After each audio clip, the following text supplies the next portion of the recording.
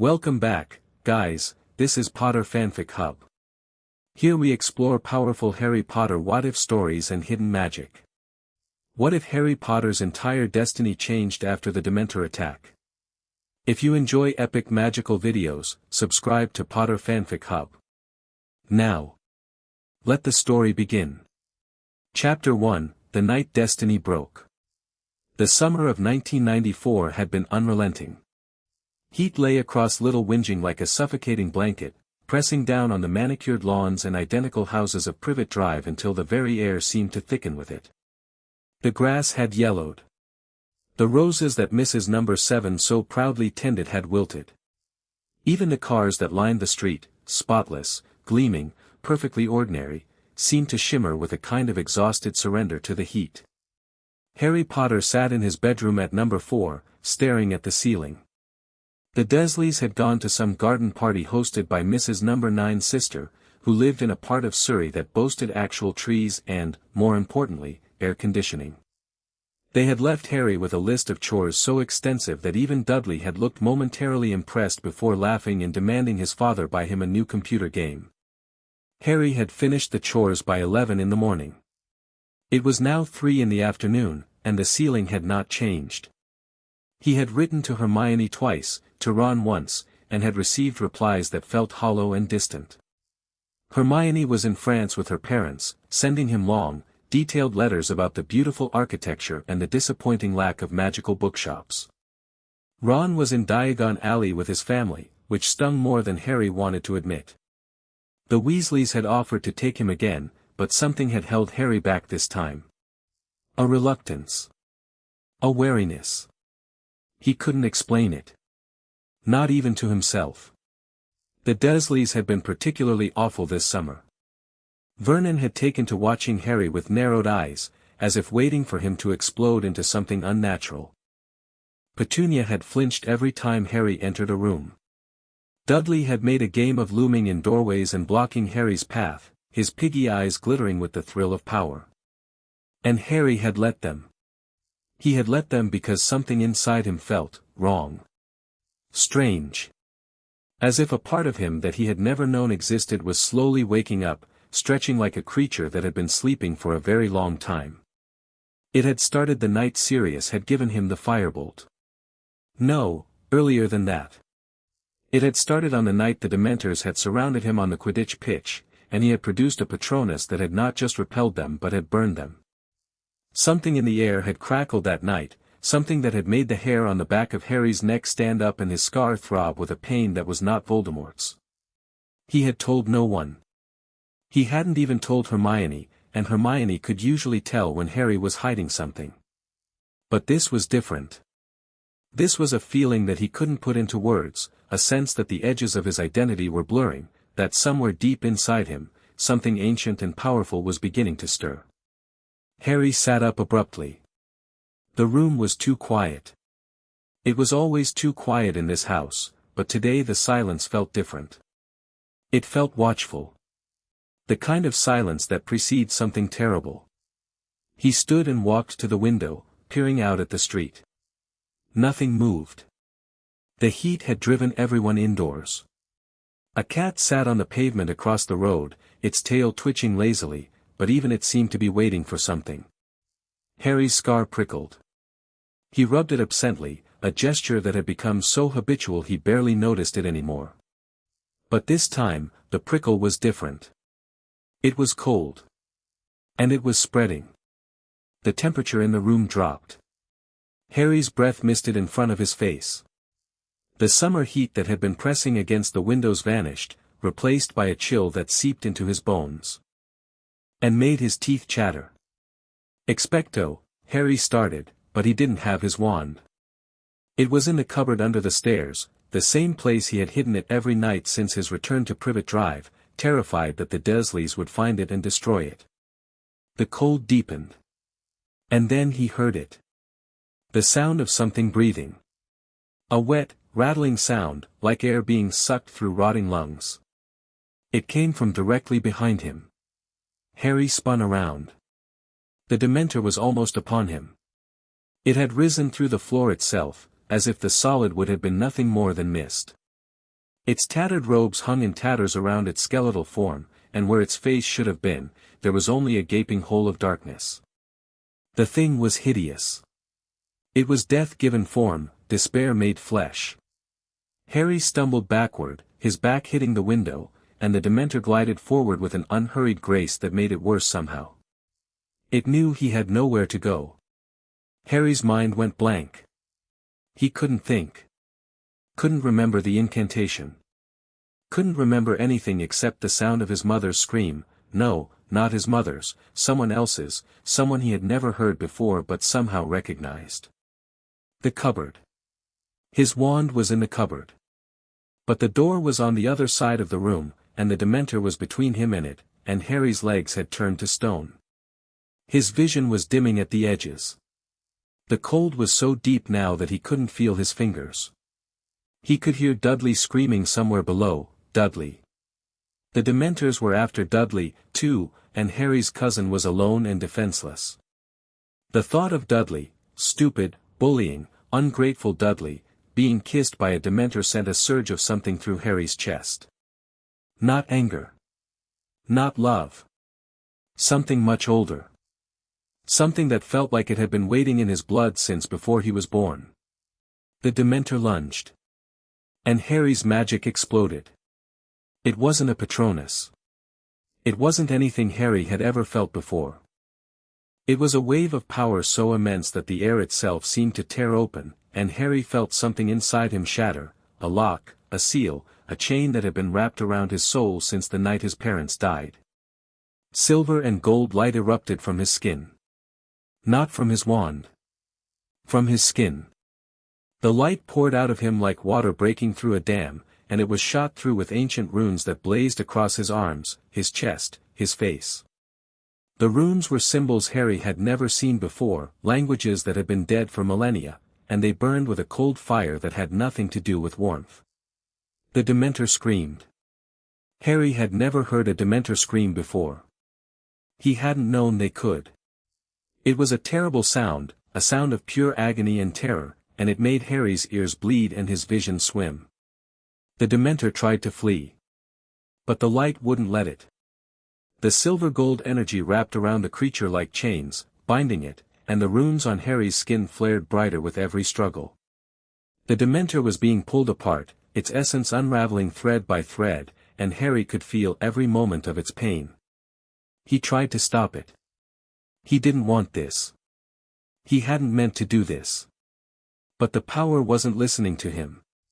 It was acting on its own, and Harry was just the vessel for something he couldn't begin to understand. The Dementor dissolved. Not faded. Not retreated. Dissolved, it came apart like smoke in a hurricane, and then it was gone, and there was nothing left but the lingering cold and the echo of its screams. Harry collapsed to his knees. The light faded from his skin, but the runes remained. They pulsed faintly, glowing silver gold in the dim light of his bedroom, and Harry stared at his arms in disbelief. They covered every inch of visible skin, intricate patterns that seemed to shift and writhe like living things. What? He gasped. What? His scar was burning. Not the usual dull ache, not the sharp stab of Voldemort's emotions. This was different. This was a pain that felt like his very soul was being branded, and Harry clutched his forehead and screamed. The world went white. And then he heard it. A voice.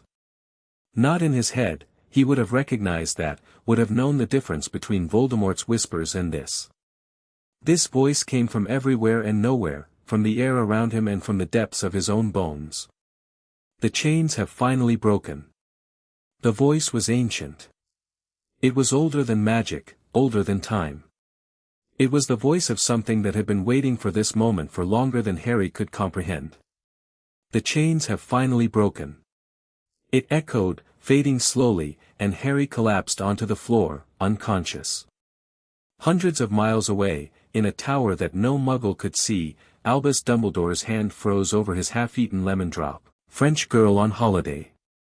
But she had felt it. A surge of power so immense that it had made her bones ache and her magic cry out in recognition. She set the coffee down with a trembling hand. "Madam? Are you all right?" The waiter was looking at her with concern, but she barely heard him. Her mind was racing, trying to make sense of what she had just experienced. She was not particularly powerful. She was not particularly sensitive.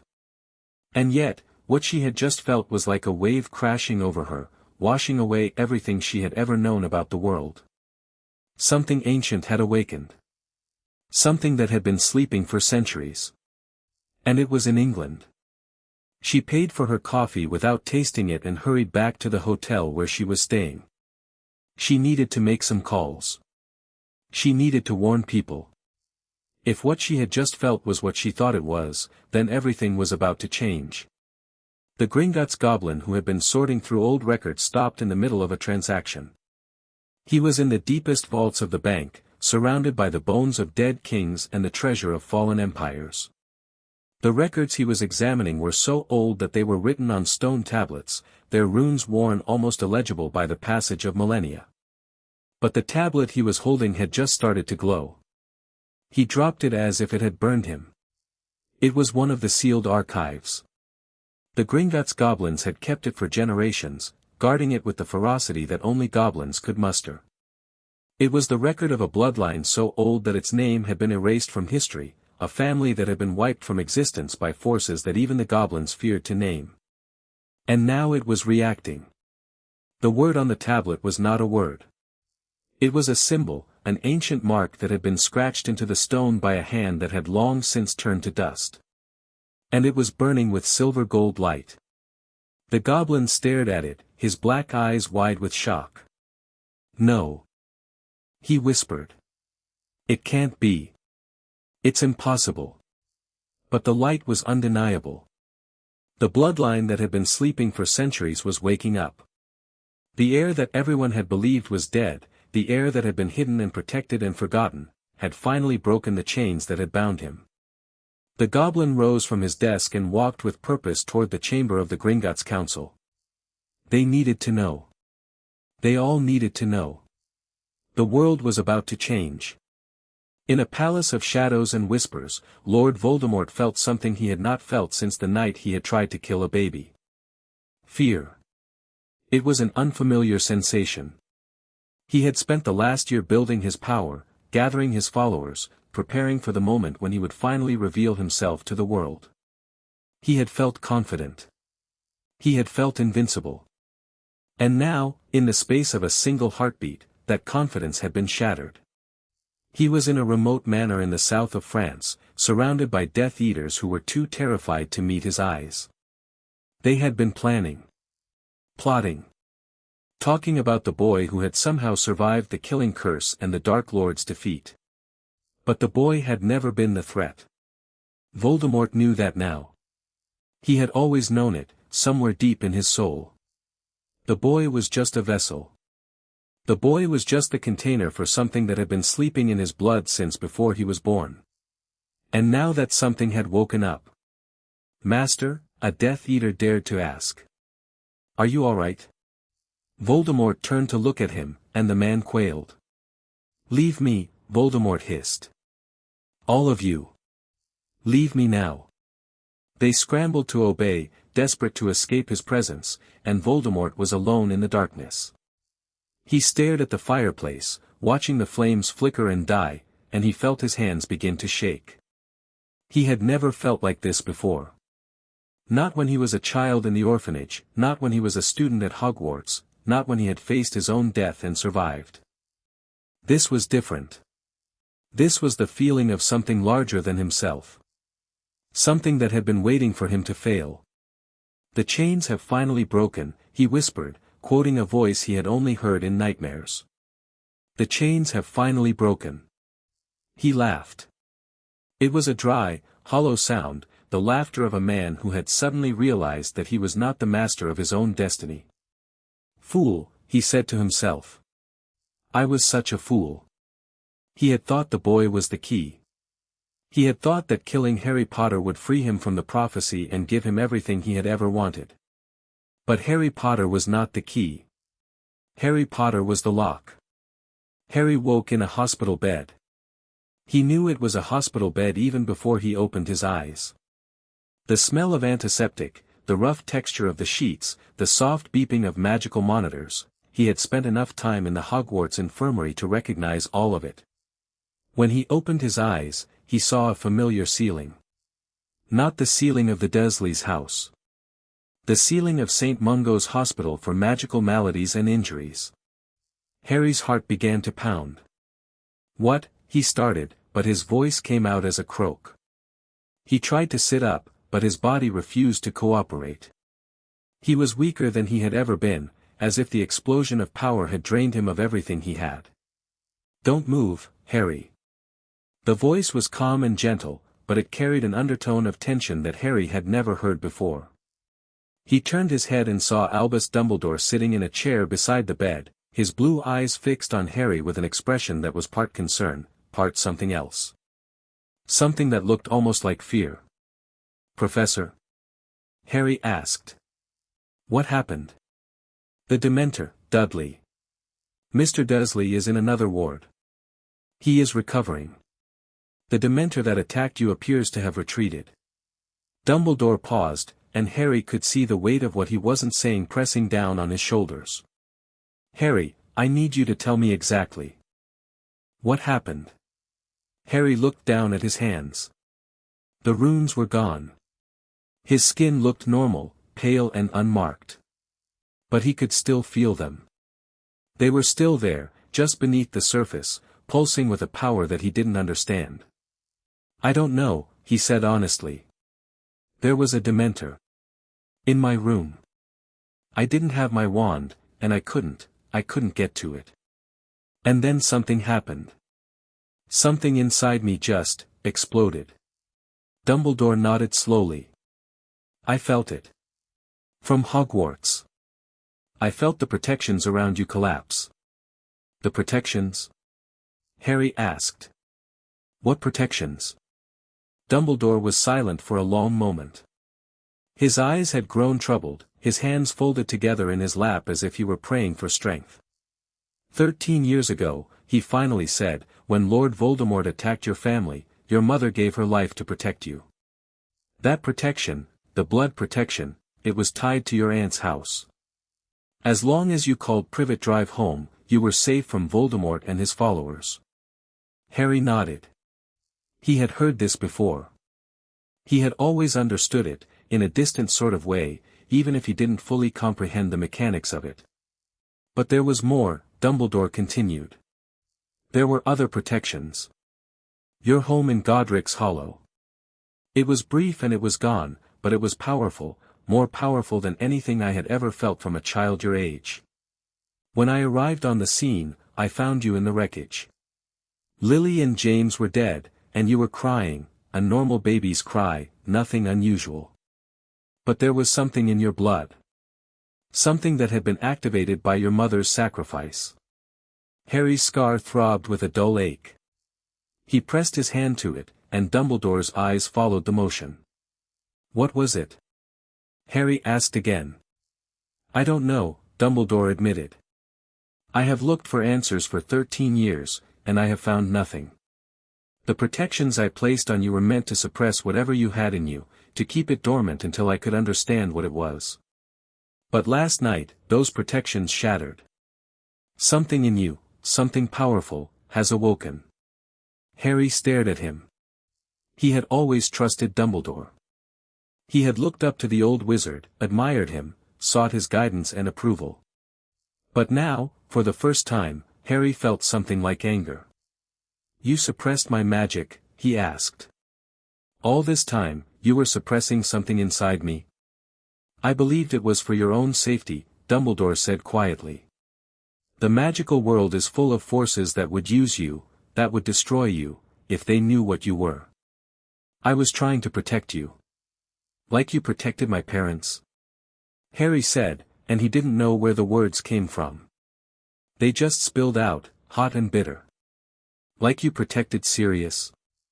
Dumbledore flinched as if he had been struck. Harry had never seen Dumbledore flinch before. "That was below the belt," Dumbledore said quietly. Harry opened his mouth to apologize, but the words wouldn't come. Because it wasn't below the belt. It was true. Dumbledore had kept things from Harry before. He had hidden things, manipulated events, allowed Harry to walk into danger without giving him the full picture. And now Harry had found out that there was something inside him. Something that Dumbledore had known about for 13 years and had never told him. "You need to get some rest," Dumbledore said, rising to his feet. "We will continue this conversation when you are stronger." "What about the Dementors?" Harry asked. "What about the minister?" "He was going to expel me for using magic."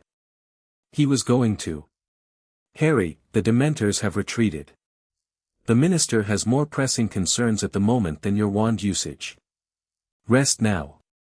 We'll speak tomorrow." Dumbledore swept out of the room. Harry stared at the closed door, his heart pounding with a mixture of anger, confusion, and something else that he couldn't quite name. Something that felt like excitement. The runes on his skin had faded, but they weren't gone. He could still feel them, pulsing beneath the surface. And Dumbledore's confession had unlocked something in his mind. Something that Voldemort had been trying to tell him, in his own twisted way, since Harry was born. Harry was not just Harry Potter. He was something else. Something that everyone, Dumbledore, Voldemort, the goblins, the Death Eaters, had been trying to figure out for 13 years. And now the chains had broken, and Harry could feel the power building inside him again. Not the wild, uncontrolled explosion that had destroyed the Dementor. Something quieter. Something deeper. Something that felt like it had been waiting for him for a very long time. He closed his eyes and let himself drift into sleep. In his dreams, he heard the voice again. "The chains have finally broken." And in his dreams, Harry smiled. The news spread through the magical world like wildfire. The Dementors had attacked a Muggle area. The boy who lived had fought them off single-handedly. There were rumors, wild, impossible rumors, that the Dementors had been destroyed, not just repelled. That Harry Potter had done something that no wizard had ever done before. The Ministry was in chaos. Cornelius Fudge was calling for investigations, demanding explanations, trying to control a narrative that was spinning out of his grasp. The Daily Prophet was running headlines so lurid that even Rita Skeeter would have blushed. But in the shadows, in the corners of the magical world where the most ancient powers lurked, the reaction was different. They had felt it too. The breaking of the seals. The awakening of a bloodline that had been considered dead for thousands of years. The emergence of the true heir. The Shadow Council met in secret, their identities hidden behind masks and cloaks that had been enchanted to hide even the most skilled magical surveillance. "It has begun," said one of the members, his voice ancient and trembling with something that could have been reverence or fear. "Already?" asked another. "We thought we had more time. We always knew it would happen. The prophecy foretold it. The prophecy only gave us pieces. The full truth is still hidden." The head of the council, a figure who was so shrouded in darkness that even the other members could not see them clearly, raised a hand. "We must decide," the figure said. "Is the boy who lived the chosen heir? Or first hand?" The member smiled. "So," they whispered to themselves. "The boy who lived has finally broken the chains. Let's see what you become, Harry Potter. Let's see what you were always meant to be." The smile widened. The world is about to change. Harry woke to the sound of someone sobbing. He opened his eyes and saw Dudley, sitting in a chair beside his bed, tears streaming down his face. "I thought you were dead," Dudley choked out. "When the Dementor attacked, I thought, I ran, I hid, I..." Harry stared at his cousin in disbelief. Dudley was crying. Dudley, who had never shown an ounce of emotion in his entire life. Dudley, who had tormented Harry for years, who had mocked him and hurt him and made his life miserable. "I thought you were dead," Dudley said again. Harry didn't know what to say. He had never known how to respond to emotions, especially not from the Dursleys. "I'm not dead," he finally managed. "I'm fine." Dudley looked up at him, and his face crumpled even further. "You're not fine," he said. "You're covered in runes." Harry looked down at his arms. The runes had returned. They were faint, barely visible in the dim light of the hospital room, but they were definitely there. Silver gold symbols that moved slowly across his skin like water flowing over stone. Harry stared at them. He had tried to pretend that they weren't real. That the Dementor attack had been a hallucination, a nightmare caused by the stress of the summer. But they were there, undeniable and permanent. "What are they?" Dudley asked. "I don't know," Harry said honestly. "I don't know what's happening to me." Dudley was silent for a long moment. And then, in a voice that was barely more than a whisper, he said. "They were on my wrist too. When I woke up. The runes. They were on my wrist, and then they faded. But they were there." Harry felt his heart stop. "What?" Dudley held up his thick, pudgy wrist. There, in the center of his arm, was a faint silver gold mark. It was fading fast, barely visible in the hospital lighting, but Harry could see it. "You felt it too?" Harry asked. "When the Dementor attacked?" Dudley nodded slowly. "I was in my room. The cold came, and I couldn't breathe, and then I felt this force. Like something exploded inside me. And then everything went white, and I woke up here." Harry stared at his cousin. He had always thought of Dudley as the enemy. The bully. The obstacle. But in that moment, Harry saw something else. He saw someone who had been affected by the same strange magic, who had felt the same power coursing through his veins. "They've been in my blood the whole time, haven't they?" Harry said. "The runes. The magic. It's always been there." Dudley nodded again, his eyes wide with fear. "I think so," he said. "I think we're the same, Harry. I think we've always been the same." Harry felt a chill run down his spine. He had spent his entire life at Privet Drive, thinking that he was the only one in his family who was magical. Thinking that his mother had been the exception, the single extraordinary person in a family of ordinary people. But what if that wasn't true? What if the magic that had been hiding in Harry's blood had also been hiding in Dudley's? What if the Dursleys weren't just ordinary muggles, they were something else entirely? Harry didn't have the answers. He couldn't find them in the hospital bed, with Dudley's terrified face staring at him and the runes pulsing beneath his skin. But one thing was certain.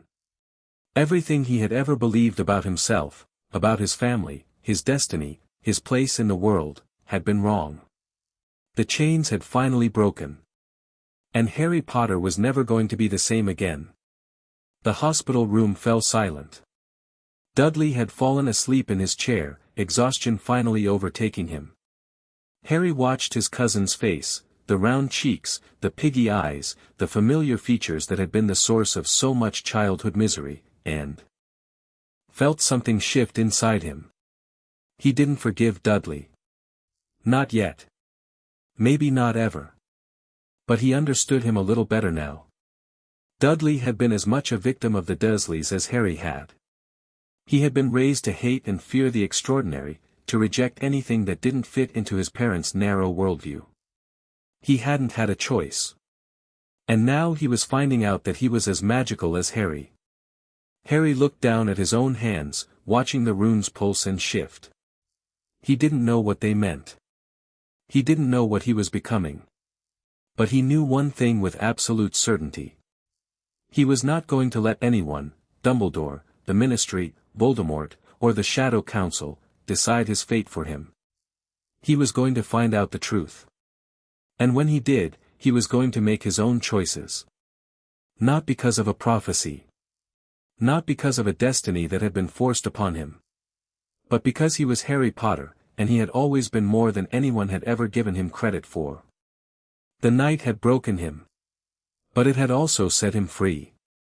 As the first rays of dawn crept through the hospital windows, Harry Potter closed his eyes and began to plan. The first thing he needed was answers. The second thing he needed was allies.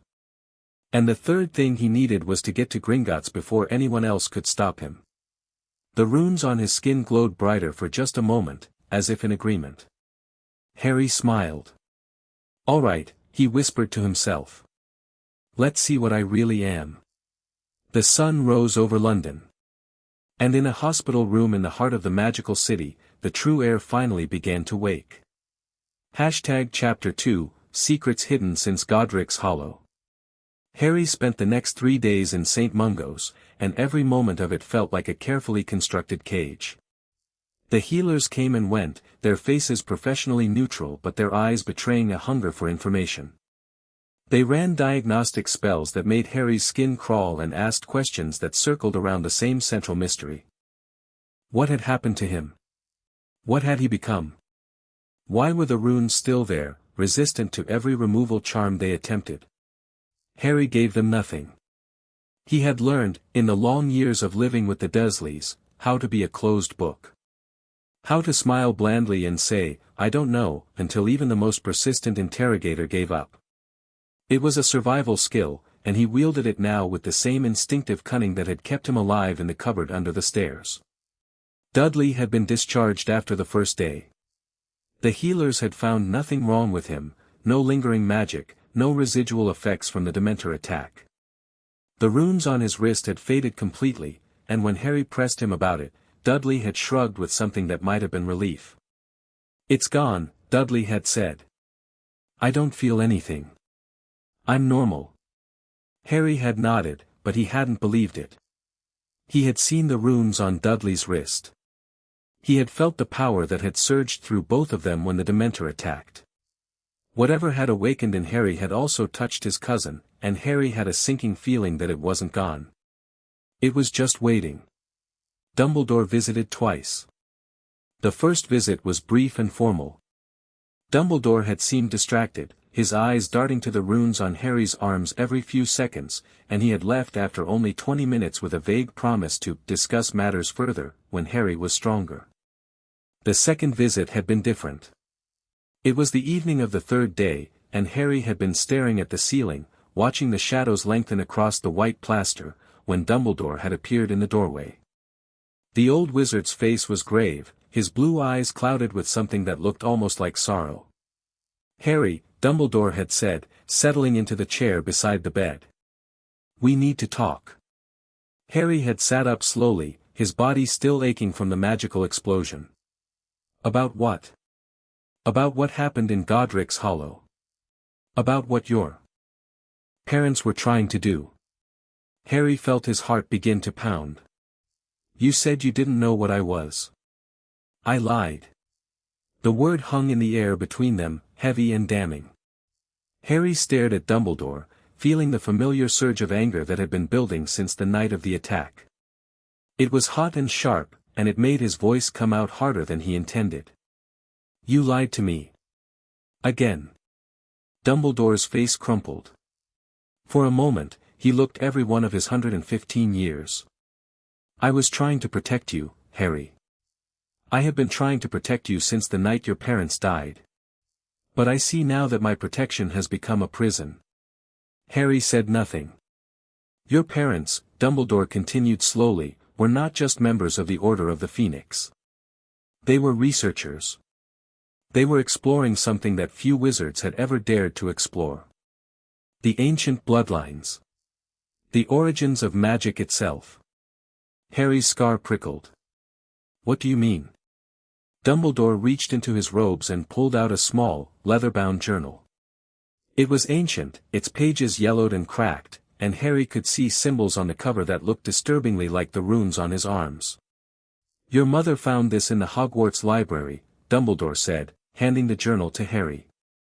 "It was hidden in a section of the restricted section that even the librarians didn't know existed. She brought it to your father, and they began to study it together." Harry opened the journal. The handwriting was spidery and old, the ink faded to a brownish shade that was almost illegible. But he could make out some of the words. Asterisk the blood of the ancients. The heir of the lost kingdom.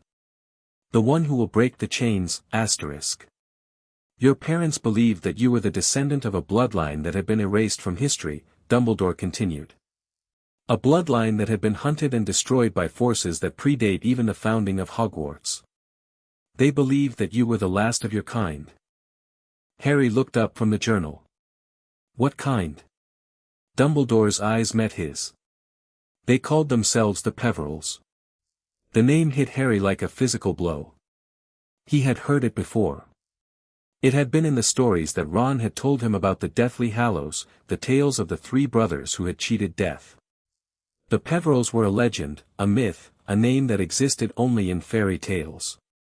They were real? Harry asked. The Peverils were real? Dumbledore nodded slowly. They were not just real. They were the founders of a magical dynasty that once ruled the British Isles. They were the keepers of magic so ancient that it had been forgotten by the rest of the wizarding world. And they were your ancestors. Harry stared at the journal in his hands. The runes on his arms pulsed faintly, as if responding to the words he was reading.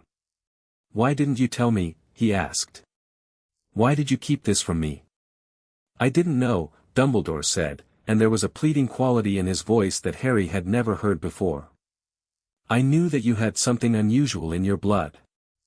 I saw it on the night of the attack. But I didn't know what it was. I didn't understand it. And I was afraid. Afraid of what? Afraid that if I dug too deep, I would find something I didn't want to find. Afraid that you were not just a child who had survived a killing curse. Afraid that you were something that the magical world had not seen in 1,000 years. Harry closed the journal. What was my parents' research trying to prove? Dumbledore was silent for a long moment. When he spoke, his voice was barely a whisper. They were trying to prove that the Peveril bloodline was not dead. That it had survived, hidden in plain sight, woven into the fabric of magical families that had intermarried and forgotten their origins. They were trying to find the last heir. Harry felt his stomach drop. Me. Dumbledore nodded. They believed that you would be the one to break the chains. That you would awaken the ancient magic and restore the kingdom that had been lost for centuries. They believed that you would change the world. Harry looked down at his hands, at the runes that pulsed beneath his skin. He had always thought of himself as ordinary. Just Harry. A boy who had been orphaned and abused and thrown into a world he didn't understand. But now, everything he had ever believed about himself was being called into question. What happened to them? He asked. Why did Voldemort kill them? Dumbledore's face darkened. Voldemort didn't know about the Peveril bloodline. He was after something else. He was after you. Me. Your parents' research had attracted attention. Voldemort had heard rumors of a prophecy, a child who would be born to those who had thrice defied him. But he didn't know the full truth. He didn't know that you were the heir of something much older than the prophecy. Harry's mind was spinning. It was too much. Too much information, too many revelations, too many secrets that had been kept from him for too long. Why are you telling me this now? He asked. Why not before? Because the seals have broken, Dumbledore said simply. The protections I placed on you have collapsed. Whatever power has been sleeping in your blood is waking up, and I cannot stop it. I cannot hide it. The only thing I can do is tell you the truth and hope that you can control it. Harry stared at the old wizard. He felt a complex whirlwind of emotions, anger, confusion, betrayal, and a strange, flickering excitement. He had always known that he was different. He had always felt that there was something more to him than what he appeared to be. But he had never imagined anything like this. What do I do now? He asked. Dumbledore's eyes met his. You need to go to Gringotts. The goblins keep records that even I cannot access. They know the truth about your bloodline. They have been waiting for you to claim it. Harry nodded slowly. And after that? Dumbledore rose from his chair. After that, you need to decide what kind of heir you want to be. The power that has awakened in you can be used for good or for ill. It can rebuild the magical world or tear it apart. That choice is yours, and yours alone. He walked to the door and paused, his hand on the handle. I am sorry, Harry, he said, without turning around. I am sorry for the secrets. I am sorry for the lies. I have spent a lifetime trying to guide the magical world toward a better future, and in doing so, I have made terrible mistakes. You are not my puppet. You are not my weapon. And I will spend the rest of my life trying to earn your trust. He left. Harry sat in the silence of the hospital room, the journal clutched in his hands, and he felt the weight of everything that had just been revealed pressing down on him. He was not just Harry Potter. He was the heir of the Peverils. The descendant of a dynasty that had once ruled the magical world. The keeper of magic that had been forgotten for 1,000 years. And he had no idea what that meant. The next morning, Harry was discharged. The healers had finally given up trying to remove the runes. They had pronounced him magically stable and fit for discharge, which Harry suspected was a polite way of saying they had no idea what was wrong with him and wanted him gone. He was given a small bag of his belongings, the few possessions he had brought from Privet Drive, plus a change of clothes that had been magically provided by the hospital. He dressed quickly, eager to escape the white walls and the too bright lights. The hospital lobby was quiet. A few witches and wizards sat in the waiting area, clutching their injuries or visiting relatives, but they barely glanced at Harry as he walked past. He was grateful for the anonymity. He had just reached the door when a familiar voice called out to him. Harry. He turned and saw Hermione Granger running toward him, her bushy hair bouncing with every step. She was carrying a large book and wearing an expression of extreme concern. What are you doing here? Harry asked, startled. I thought you were in France. Hermione reached him and threw her arms around him in a tight hug. I came back as soon as I heard. The Daily Prophet said you were attacked by Dementors. Are you all right? What happened? Your scar. She pulled back and stared at him, her eyes wide. Harry, your arms. What are those? Harry looked down at the runes. They were visible now, faint silver-gold patterns that shifted slowly across his skin like living tattoos. He had tried to hide them with his sleeves, but the runes had a habit of glowing brighter when he was stressed. It's a long story, he said. How did you get here? How did you know I was in St. Mungo's? Hermione shook her head, her curls flying. Dumbledore contacted me. He said you needed my help. He told me to meet you here and take you to Diagon Alley. Dumbledore sent you? Harry asked, surprised. Of course he did. He thinks you need someone you can trust. And honestly, Harry, after reading the Daily Prophet, I think you need all the help you can get. The headline said you single-handedly destroyed 3 Dementors. 1, Harry corrected. It was only 1. Only 1. Hermione's eyes widened even further. Harry, nobody destroys Dementors. They're supposed to be unkillable. They're made of darkness and despair. What did you do? Harry shook his head. I don't know. I really don't. But Dumbledore said I need to go to Gringotts. He said the goblins have answers. Hermione nodded, her expression shifting from concern to determination. Then let's go. I've been reading about goblin records on the way here, and if what Dumbledore says is true, then you're going to need someone who can navigate the bureaucracy. Harry smiled despite himself. Hermione, you're a lifesaver. I know, she said, and she grabbed his arm and steered him toward the door. Diagon Alley was bustling. The summer crowds were in full force, families with children clutching school lists and parents arguing about which cauldrons were best. The shops were bright and colorful, their windows filled with everything from quills to broomsticks to enchanted sweets. Harry had been here before. He had walked these streets on his first trip to the magical world, feeling overwhelmed and terrified and exhilarated all at once. But today, the familiar sights felt different. The magic in the air seemed to whisper to him. He could feel it in the stones beneath his feet, in the bricks of the buildings, in the very atmosphere of the alley. The runes on his arms pulsed in time with the magical currents, and Harry had to stop and catch his breath. "Harry?" Hermione asked, concerned. "Are you okay?" "I can feel it," Harry said. "The magic. It's everywhere. It's in everything." Hermione looked at him with a mixture of wonder and worry. "I can feel it too, but not like that. It's just background. You're reacting to it like it's a part of you." "Maybe it is," Harry said.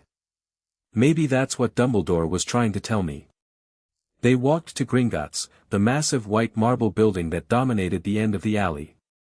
The goblin guards at the doors eyed Harry with suspicion as he approached, their sharp teeth and gleaming eyes making Hermione shrink back slightly. "We're here to see the manager," Harry said, trying to sound confident. "I need to access my family records." The goblins exchanged a look. Then one of them nodded and stepped aside. "Follow me," he said, and his voice was a low growl that made Harry's skin prickle. They were led into the main hall of the bank. It was as impressive as Harry remembered, the towering marble pillars, the long counters where goblins sat on high stools, the endless clicking of quills and the clinking of coins. But today, the hall seemed to be watching him. The goblins turned to stare as he walked past, their black eyes glittering with something. That might have been recognition. "Wait here," the guard said, gesturing to a small waiting area. "The council will see you shortly." Harry and Hermione sat down. The chairs were uncomfortable, designed for goblin proportions, and Harry shifted restlessly as he waited.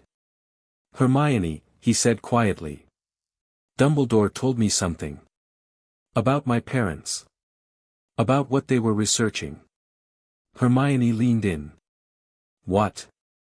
"He said they were trying to prove that I was the heir of an ancient bloodline. The Peverills. He said they were researching it before Voldemort attacked." Hermione gasped. "The Peverills?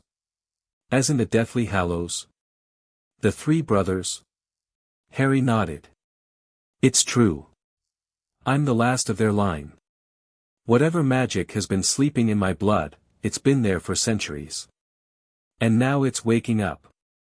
Hermione was silent for a long moment. When she spoke, her voice was quiet. "Harry, do you know what this means? The Peverills are one of the oldest magical families in history. If you're their heir, then you have access to magic that hasn't been used in generations. Magic that could change everything," Harry finished. "I know. That's what I'm afraid of." Before Hermione could respond, a goblin appeared before them. He was older than the others, his face deeply lined and his eyes sharp with age and cunning. "Harry Potter," he said. "I am Ragnarok. I am the head of the Gringotts Council. I have been waiting for you." Harry stood. "You know who I am?" Ragnarok smiled, and it was not a pleasant expression. "We have known who you are since the day you were born. We have been watching you. Waiting for you. And now that the seals have broken, we can finally speak." Ragnarok led them through the bank, deeper into the caverns beneath the marble floors. The tunnels were vast and echoing, lit with torches that burned with a cold, blue flame. The walls were covered in ancient carvings, symbols that looked disturbingly like the runes on Harry's arms. "Your parents visited us," Ragnarok said as they walked. "In the months before their death. They came to us with questions, questions about your bloodline. Questions about your heritage. We told them what we knew, but they wanted more. They wanted to break the seals themselves." "They knew about the seals?" Harry asked. Ragnarok nodded. "They understood that your bloodline had been suppressed. They understood that something was keeping your magic contained. They were trying to free you, Harry. They were trying to unlock your true potential. Harry felt a lump form in his throat. His parents. They had known. They had been working to save him. And Voldemort had killed them before they could finish. Here, Ragnarok said, stopping before a massive stone door. This is the Chamber of Records. The oldest records in Gringotts are kept here. They have not been accessed for centuries. He placed his hand on the door, and the stone rippled like water. Then it slid open, revealing a vast cavern filled with towering shelves of scrolls and books. Harry stepped inside. The magic in the room was overwhelming. It pressed against him from all sides, ancient and powerful, and the runes on his arms blazed with silver-gold light. Harry stumbled, and Hermione grabbed his arm to steady him. "What's happening?" she asked. "I don't know," Harry admitted. "The magic, it's reacting to me." Ragnarok gestured to a table in the center of the room. "Sit. I will bring you the records." Harry and Hermione took their seats, and Ragnarok disappeared into the labyrinth of shelves. They were alone in the cavern, surrounded by centuries of history. "Harry," Hermione said quietly. "Are you sure you want to do this? Whatever's in those records, you can't unlearn it. Once you know, everything changes." Harry nodded slowly. "I know. But I can't keep living in the dark. I can't keep letting other people decide my fate. I need to know who I am." The runes on his arms pulsed in agreement. Ragnarok returned, carrying a massive stone tablet. He placed it on the table in front of Harry, and the runes on the tablet began to glow in response to the runes on Harry's skin. "This is the record of your bloodline," Ragnarok said. "It has been sealed since the fall of the Peveril dynasty. But now that you are here, now that you have awakened, it will reveal itself to you." Harry reached out and touched the tablet. And the world exploded into light. He saw images. Not words. Not pictures. Images, as vivid as if he were living them. He saw a kingdom of magic, vast and powerful, ruled by a dynasty of wizards who were more than human.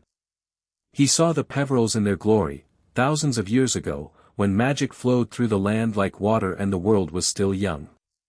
He saw the fall. He saw the war that had destroyed the kingdom. The betrayal. The slaughter. The Peverils had been hunted to extinction, their bloodlines scattered and hidden, their magic suppressed by forces that had wanted to control the power they represented. He saw his parents. He saw Lily and James, young and hopeful, standing in this very room, asking questions, demanding answers. He saw their determination to save their son, their desperation to unlock his potential before it was too late. And then he saw the night they died. The images were blurry, fragmented, but Harry saw enough. Voldemort had burst into the cottage. He had killed James, murdered Lily, and then turned to Harry. The green light of the killing curse had illuminated the room. And then something had happened. Something that the images couldn't show. Something that had been deliberately hidden. But Harry felt it in his bones. He felt the power that had surged through his infant body, the ancient magic that had protected him from Voldemort's curse. He felt the seals break for just a moment, felt the odd recognition in Voldemort's mind, and then felt the Dark Lord flee. The images faded. Harry opened his eyes. He was back in the Chamber of Records. Hermione was staring at him with wide eyes, and Ragnarok was watching him with an expression of deep satisfaction. "What did you see?" Hermione asked. Harry shook his head. "Everything," he said. "I saw everything." Ragnarok smiled. "Welcome, Harry Potter. Welcome to your legacy." Harry looked down at the runes on his arms. They were glowing brighter than ever, pulsing with a power that felt both ancient and new. "What do I do now?" he asked. Ragnarok's smile widened. "Now, you claim what is yours. There is a vault in the deepest levels of Gringotts, the Peveril Vault. It has been sealed for centuries, waiting for the last heir to arrive. If you are truly the one, the vault will open for you. Harry stood. Take me to it. The journey to the vault was long and perilous. They rode a cart that plunged deep into the earth, past caverns filled with treasure and darkness, past the bones of creatures that Harry couldn't identify. The air grew colder and the magic grew thicker, pressing against Harry like a physical weight. The cart finally stopped at a door that was unlike any Harry had ever seen. It was made of a material that seemed to be living stone, pulsing with veins of silver and gold. The runes on the door were identical to the runes on Harry's arms. This is it, Ragnarok said. The Peveril Vault. It will only open for the rightful heir. Harry stepped forward and placed his hand on the door. The runes on his arms blazed with light, and the door began to open. It swung inward, revealing a chamber filled with treasure, gold, silver, jewels, artifacts beyond Harry's imagination. But the treasure was not what drew his attention. In the center of the chamber was a pedestal, and on the pedestal was a relic. It was a small, silver-gold medallion, inscribed with the same runes that covered Harry's body. It pulsed with a soft, steady light, and Harry knew, with a certainty that went beyond logic, that this was what his parents had been looking for. Take it, Ragnarok said. It is yours. Harry reached out and took the medallion from the pedestal. The moment his fingers touched it, the runes on his arms surged with power, and Harry felt something click into place in his mind. It was like a lock opening, like a key turning in a door that had been sealed for millennia. He understood. He understood the magic in his blood. He understood the legacy of the Peverils. He understood the destiny that had been waiting for him since before he was born. He was the heir. The last of his line. The keeper of ancient magic. The one who had been born to break the chains. Harry looked down at the medallion in his hands, and he felt the full weight of everything that had just been revealed to him. The seals had broken. The truth had finally been revealed. And nothing, was ever going to be the same again. Chapter 3, The Forgotten Bloodline. The Peveril Vault was more than a repository of treasure. It was a museum of forgotten history, a testament to a dynasty that had once shaped the very foundations of magic itself. Harry stood in the center of the chamber, the medallion warm against his palm, and let his eyes wander over the artifacts that surrounded him. There were weapons that glowed with an inner fire, books bound in leather so old it had turned to something that resembled stone, and jewelry that seemed to pulse with a heartbeat of its own. Every object in the room hummed with magic, ancient and powerful and undeniably alive. This is incredible, Hermione breathed, her voice barely above a whisper. She had followed Harry into the vault, her eyes wide with wonder. Harry, do you have any idea what some of this is? That staff over there, I've read about it. It belonged to the first Peveril king. It was said to be able to command the elements themselves. Harry barely heard her. His attention was fixed on the medallion in his hands. It was warm, almost hot, and as he held it, he could feel it connecting to something deep inside him. The runes on his arms pulsed in rhythm with the medallion's glow, and Harry felt a sense of rightness that he had never experienced before. This was where he belonged. This was what he had been searching for. Mr. Potter, Ragnarok said, his voice breaking through Harry's reverie. There is more. The vault contains not only physical artifacts but also records of your bloodline that have been sealed for centuries. If you wish to understand your heritage fully, you must read them. Harry nodded. Show me. Ragnarok led him to a corner of the vault where a massive bookshelf stood. The tomes on its shelves were ancient, their spines cracked and faded, and Harry could feel the magic radiating from them. He reached out and touched one, and the book opened of its own accord. The pages were filled with runes, the same runes that covered Harry's arms. But now, for the first time, Harry could read them. The knowledge flowed into his mind as if it had always been there, waiting to be unlocked. The Line of Peveril, A History of the Heirs. Harry began to read. The Peverills had not always been wizards. According to the ancient records, they had been something else entirely, a race of beings who had existed before magic had been codified and controlled. They had been the ones who had discovered magic, who had tamed it and shaped it and taught it to the humans who would eventually become the wizarding world. They had been the first. The records described a golden age, a time when the Peverills had ruled over a kingdom that spanned the entire British Isles. They had been just and wise, using their power to protect the land and its people. They had built Hogwarts, not the founders, but the Peverills, long before the school had been established. They had created the very foundations of the magical world. But power had attracted enemies. The records told of a war that had raged for decades, a conflict between the Peverills and a rival faction that had wanted to seize their power. The war had been brutal, devastating, and in the end, the Peverills had been defeated. They had been scattered, their bloodline hidden, their magic suppressed. The survivors had gone into hiding, intermarrying with ordinary wizarding families and hoping that their heritage would be forgotten. Some had succeeded. Others had been hunted down and killed. And then, centuries later, Harry had been born. The records described Harry in glowing terms, the chosen one, the heir of the ancients, the one who would break the chains and restore the Peveril dynasty to its rightful place. But there was something else in the records, something that made Harry's blood run cold. There was a prophecy. Not the prophecy that had been foretold by Sybil Trelawney. Something older. Something that had been written thousands of years before Voldemort had ever been born. When the chains break and the heir awakens, the world will be divided. Some will seek to use the heir, others to destroy him. The heir must choose his own path, for the fate of magic itself hangs in the balance. Harry looked up from the book. Ragnarok, what is this? What does it mean? Ragnarok's face was grave. It means that your awakening has consequences. Harry couldn't believe that. Dumbledore had made mistakes, but he wasn't evil. He was just a man trying to do the right thing in impossible circumstances. But there were others. Voldemort, of course. The Death Eaters. And perhaps even the Ministry itself.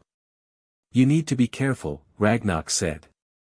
There are those who will try to use your heritage against you. They will try to manipulate you, to shape you into a weapon for their own purposes. You must be strong. You must choose your own path. Harry nodded slowly. I understand. Good, Ragnarok said. Now, there is one more thing. Your parents knew about this prophecy. They knew that you were the heir. They were trying to prepare you for what was coming. But they also discovered something else. Something that they believed was even more important. What was it? Harry asked. Ragnarok reached into his robes and pulled out a small, leather-bound journal.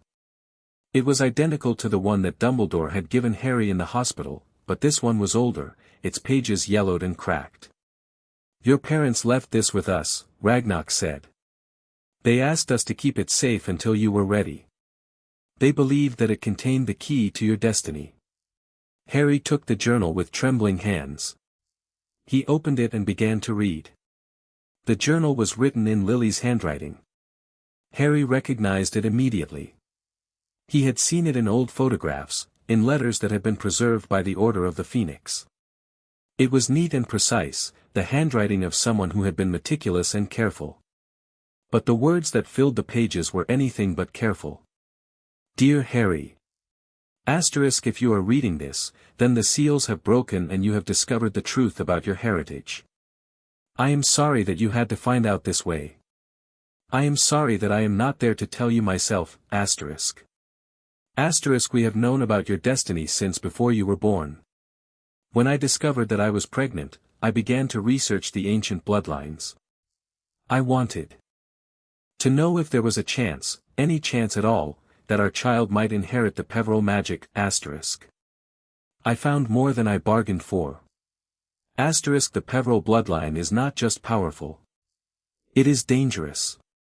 The magic that flows through your veins is older than anything that the modern wizarding world has ever seen. It is magic that can shape reality itself, that can change the very fabric of the world, asterisk. But with great power comes great cost. Asterisk. The Peveril dynasty was destroyed because of their magic. They were hunted, persecuted, and ultimately wiped out. The survivors went into hiding, hoping to escape the fate that had befallen their ancestors, asterisk. And now you are the last of them. Asterisk. Your father and I have been working to find a way to protect you. We have been researching ancient protections, exploring magical theories that have been forgotten for centuries. We believe that there is a way to unlock your potential safely, without putting you in danger, asterisk. But we are running out of time. Asterisk. Voldemort is getting closer. He has heard rumors of the prophecy, and he knows that there is a child who could threaten his power. He doesn't know the full truth, he doesn't know about your heritage, but he knows enough to be dangerous, asterisk. Asterisk. If we don't find a way to protect you, he will come for you. He will kill us and take you, or he will destroy you to eliminate the threat, asterisk. We cannot let that happen. Asterisk. We have hidden the journal in Gringotts, hoping that you would one day find it. We have also hidden something else, something that we believe will help you unlock your full potential, asterisk. Asterisk. It is in the vault. It is waiting for you, asterisk. Asterisk. I love you, Harry. Your father loves you. We would do anything to keep you safe. And we believe that one day, you will do great things, things that will change the world, asterisk. Asterisk. But you must choose your own path. Do not let anyone else decide your fate. Do not let anyone else control your destiny, asterisk. Asterisk. You are the heir. You are the one who will break the chains, asterisk. With all my love. Your mother. Harry finished reading the journal, and tears streamed down his face. He had never known his parents. He had grown up with the Dursleys, hearing lies about his mother and father, believing that they had been worthless and ordinary. But now, for the first time, he felt a connection to them. He understood what they had been trying to do. They had loved him. They had sacrificed everything to protect him. And they had believed in him. Harry, Hermione said softly, placing a hand on his shoulder. Are you okay? Harry wiped his eyes and nodded. I'm fine.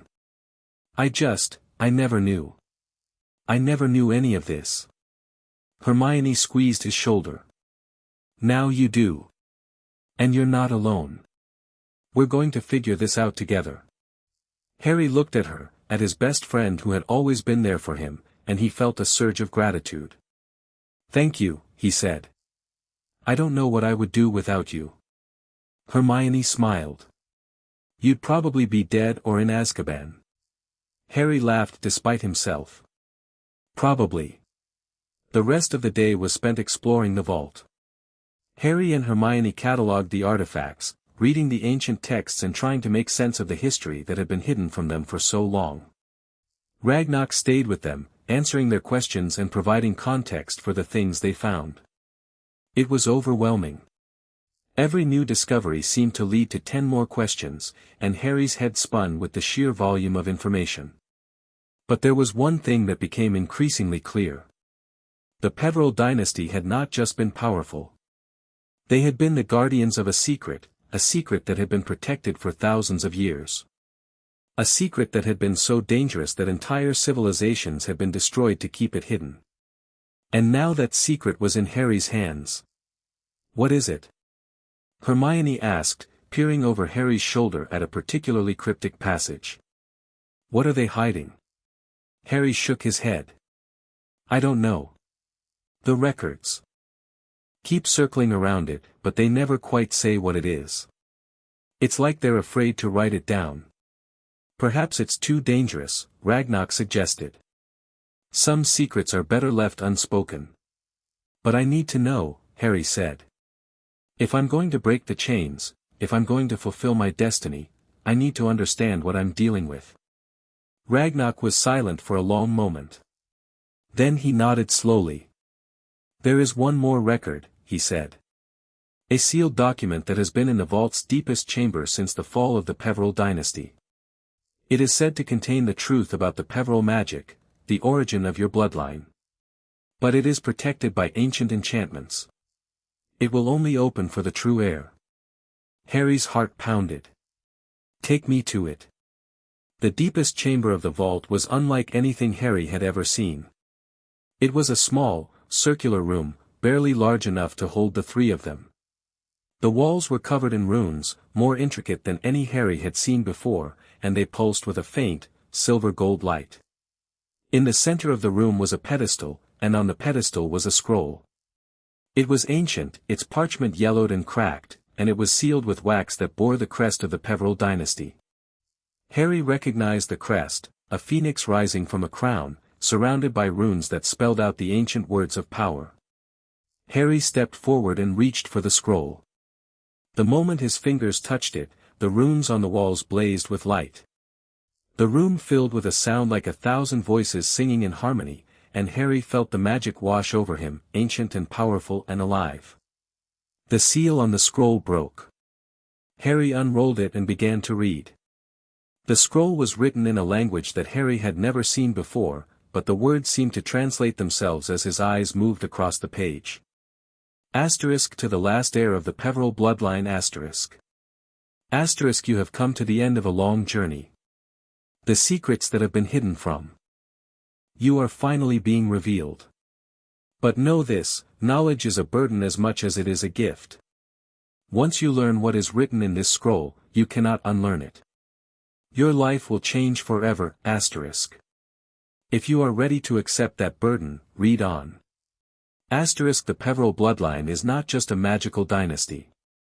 It is a responsibility. Thousands of years ago, our ancestors discovered that magic was dying. The forces that had created the magical world were fading, and without intervention, magic would disappear entirely, asterisk. Asterisk, our ancestors found a way to save it. They created a wellspring of magic, a source of power that would sustain the magical world for thousands of years.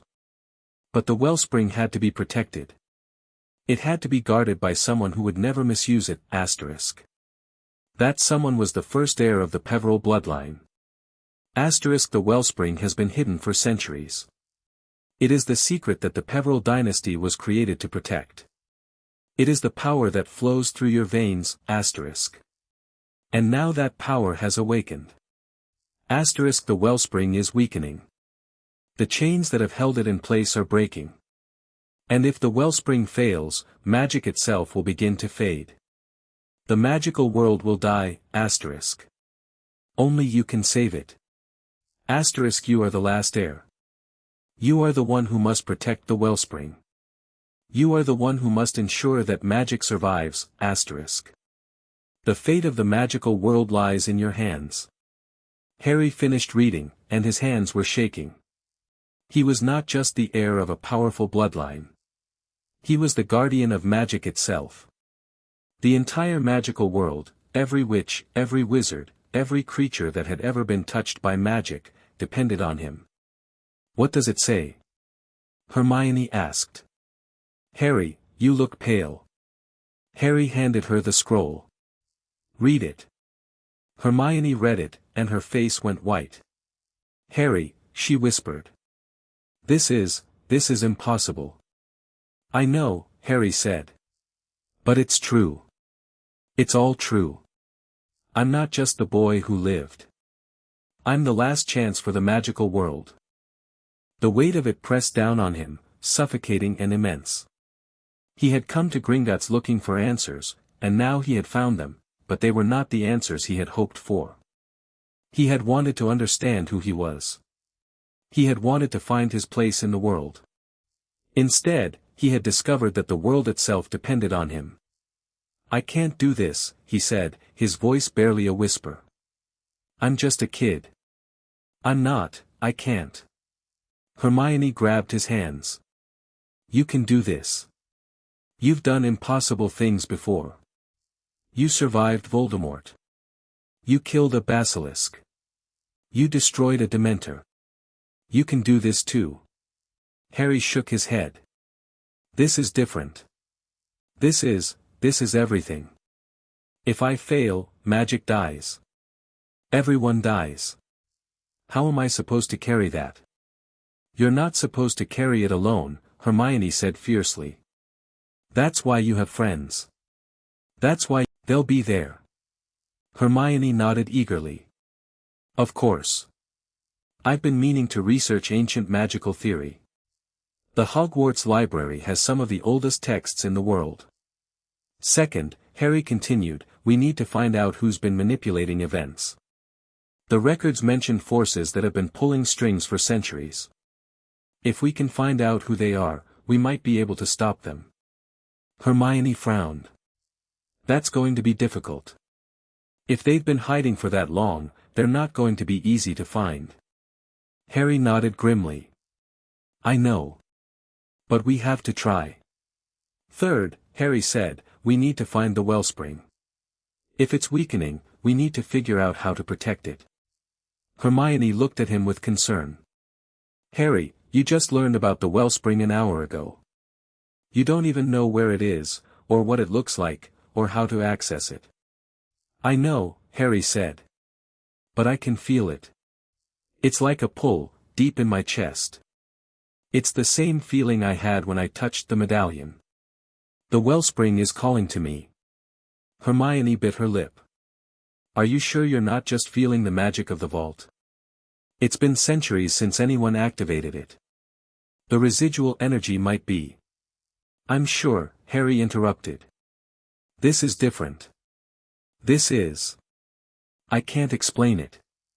It's like a part of me that I didn't know existed is waking up. And it's telling me that the wellspring is in danger. Hermione was silent for a long moment. Then she nodded. All right, she said. We'll go to Hogwarts. We'll find the answers you need. And we'll figure out how to protect the wellspring. Harry felt a surge of gratitude for his friend. Thank you, Hermione. Don't thank me yet, Hermione said with a small smile. We haven't even started. Harry smiled back. I know. But I have a feeling that this is only the beginning. They fled to Hogsmeade and walked the familiar path to Hogwarts. The castle loomed before them, ancient and magnificent, and Harry felt a wave of relief wash over him. Hogwarts had always felt like home, and now more than ever, he needed the comfort of its familiar halls. But as they approached the castle, Harry noticed something strange. The walls seemed to shimmer in the late afternoon light, as if they were alive. The windows glowed with a faint, silver gold light, and the stones themselves seemed to pulse with a heartbeat of their own. Hermione, Harry said slowly. Do you see that? Hermione followed his gaze. The castle is a sound. Beyond the door was a staircase, spiraling down into darkness. The wellspring, Harry said, his voice barely a whisper. It's down there. He started down the staircase, and Hermione followed without hesitation. The descent was long and winding, and the walls were covered in the same runes that covered Harry's arms. The magic grew thicker with every step, pressing against Harry like a physical weight. And then, at the bottom of the staircase, they found it. It was a chamber, vast and circular, filled with a blinding silver gold light. In the center of the chamber was a pool of liquid light, shimmering and pulsing with a power that Harry could feel in his very bones. The wellspring, Harry breathed. He stepped forward, and the liquid light rose to meet him. It enveloped him, warm and welcoming, and Harry felt the power of his ancestors flowing through him. He understood, in that moment, what he was. He was the heir. The last of his line. The guardian of the wellspring. And he was the one who had been chosen to protect the magical world. Harry, Hermione said, her voice trembling. Is this what I think it is? Harry nodded slowly. This is the source of magic, he said. This is what the Peverills were created to protect. And I'm the only one who can save it. He reached out and touched the liquid light, and he felt the power of the wellspring surge through him. And in that moment, Harry Potter knew his destiny. He was the last heir of a forgotten dynasty. He was the guardian of magic itself. And he was ready to fight for everything he believed in. The magical world would never be the same. Chapter 4, The Trial That Changes Everything. Harry slept fitfully that night, dreams of liquid light and ancient runes swirling through his mind like a storm. The wellspring called to him even in sleep, its power humming through his blood like a second heartbeat. When he woke in the morning, he felt as though he had barely rested at all. The sun was streaming through the windows of Gryffindor Tower, painting the common room in warm shades of gold and red. Harry sat up in his four-poster bed, his scar throbbing with a dull ache that had become almost constant since the Dementor attack. He looked down at his arms. The runes were there, as always, pulsing faintly with silver-gold light. They had become as familiar to him as his own skin, though he still didn't fully understand what they meant. The door to the dormitory opened, and Ron Weasley stuck his head in. His face was pale, his freckles standing out like spots on white paper. "Harry," Ron said, his voice strained. "The minister is here. He's got Aurors with him. They want to take you to the ministry for your hearing." Harry's stomach dropped. He had almost forgotten about the hearing, the charges of using underage magic. In the chaos of the past few days, it had slipped to the back of his mind, overshadowed by the revelations about his heritage and the wellspring. "Now?" Harry asked, swinging his legs out of bed. "Now," Ron confirmed. "Dumbledore's downstairs, trying to stall them, but Fudge is furious. He's been calling for your head since the Dementor attack." Harry dressed quickly, his mind racing. He had known this was coming. Dumbledore had warned him that the ministry would try to make an example of him. But he hadn't expected it to happen so soon. He descended the stairs to the common room and found a scene of controlled chaos. Hermione was standing by the fireplace, her face set in a determined expression. Ron had followed him down, and his hand rested on his wand, ready to defend his friend if necessary. But the center of attention was Cornelius Fudge. The Minister of Magic stood in the middle of the room, flanked by two Aurors. He was red-faced and sweating, his bowler hat clutched in his hands, and he was glaring at Dumbledore with barely concealed fury. "Albus, I will not be denied," Fudge was saying. "The boy used magic in the presence of a Muggle. He violated the decree for the reasonable restriction of underage sorcery. He must face the consequences." Dumbledore's face was calm, his eyes twinkling with a serenity that seemed to infuriate Fudge even more. "Cornelius, I assure you," Harry acted in self-defense. "The Dementors attacked him and his cousin. Underage magic is permitted in cases of life-threatening danger." "Self-defense?" Fudge spluttered. "He destroyed a Dementor. No one destroys a Dementor. It's impossible." Harry stepped forward, and all eyes turned to him. "Minister," Harry said, his voice steady despite the pounding of his heart. "I'm ready to go." Fudge blinked in surprise, clearly not expecting such cooperation. He recovered quickly, gesturing to the Aurors. "Very well, Potter. Come with us." Hermione stepped forward. "I'm coming too. Harry shouldn't have to face this alone." "Miss Granger, this is not a social call," Fudge said dismissively. "The hearing is closed to the public." "I don't care," Hermione said firmly. "I'm coming." Harry put a hand on her arm. "Hermione, it's all right. I can handle this." Hermione looked at him with concern, but she nodded reluctantly. "Fine. But if you need me, send word. I'll be waiting right here." Harry turned to follow the minister and his Aurors out of the common room. But before he could leave, Dumbledore caught his arm. "Harry," Dumbledore said quietly, "do not let them intimidate you. You are stronger than they know. The power that flows through your veins is older and deeper than anything the ministry can comprehend." Harry nodded. "I know, Professor. But I don't think that's going to stop them." Dumbledore's eyes flickered with something that might have been concern. "Be careful, Harry. The ministry is full of people who want to see you fail. Do not give them the satisfaction. Harry smiled grimly. I won't. And then he followed the Aurors out of the common room.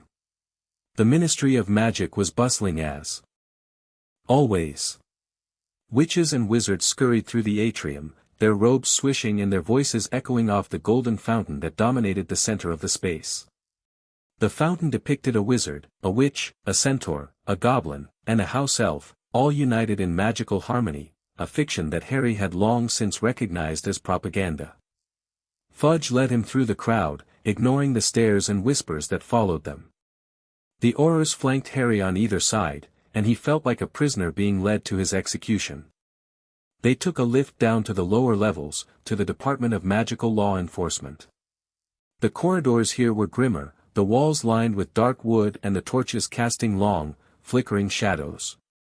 Fudge stopped outside a heavy door and turned to Harry. The hearing is before the full Wizengamot, he said, his voice laced with barely concealed glee. I've made sure of it. You'll get a fair trial, Potter. As fair as the law allows. Harry didn't respond. He had seen the look in Fudge's eyes, the hunger for retribution, the desire to see the boy who lived brought down. This was not about justice. This was about politics. They entered the courtroom. It was vast, its walls lined with tiers of seats that rose into the shadows. The Wizengamot sat in full force, their purple robes gleaming in the torchlight. At the center of the room, on a raised dais, sat Fudge, flanked by Amelia Bones and Dolores Umbridge. Harry felt the weight of their gazes on him as he was led to the chair in the center of the room. It was the same chair he had sat in at his disciplinary hearing for underage magic in his 5th year, a lifetime ago, it felt, though it had only been months.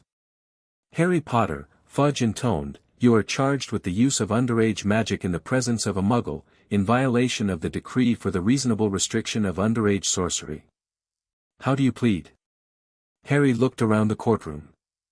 He saw faces he recognized, members of the Wizengamot, who had supported him in the past, and others who had opposed him. He saw Amelia Bones, her monocle glinting as she studied him with sharp, assessing eyes. He saw Dolores Umbridge, her simpering smile hiding the malice that he knew lurked beneath. And then he saw something that made his blood run cold. A group of Wizengamot members at the back of the room were watching him with an intensity that went beyond curiosity. Their eyes were dark, their expressions unreadable, and Harry felt the runes on his arms pulse in warning. They were not just ministry officials. They were something else. Something ancient and dangerous. And they knew who he really was. I plead not guilty, Harry said, his voice echoing in the chamber.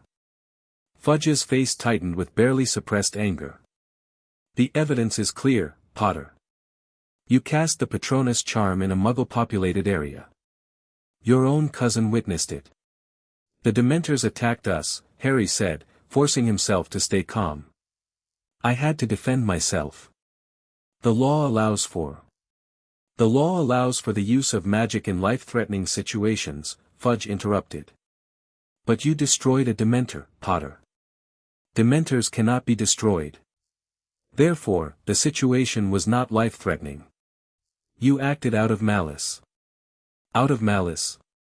Harry repeated, incredulous. I was defending my life, and my cousin's life. Your cousin claims he saw you casting magic, Fudge said smoothly. He also claims that you were acting irrationally, that you attacked the Dementor without provocation. Harry stared at him. Dudley had never said any such thing. The only words his cousin had spoken about the incident were in the hospital, when Dudley had been sobbing and apologizing. Where is Dudley? Harry asked. Did you even talk to him? He's a Muggle, for Merlin's sake. How could he be a credible witness? The courtroom fell silent. Fudge's face reddened. The Muggle in question was interviewed by Aurors. His statement is on record. He's lying, Harry said. Flatly. Dudley would never have said that.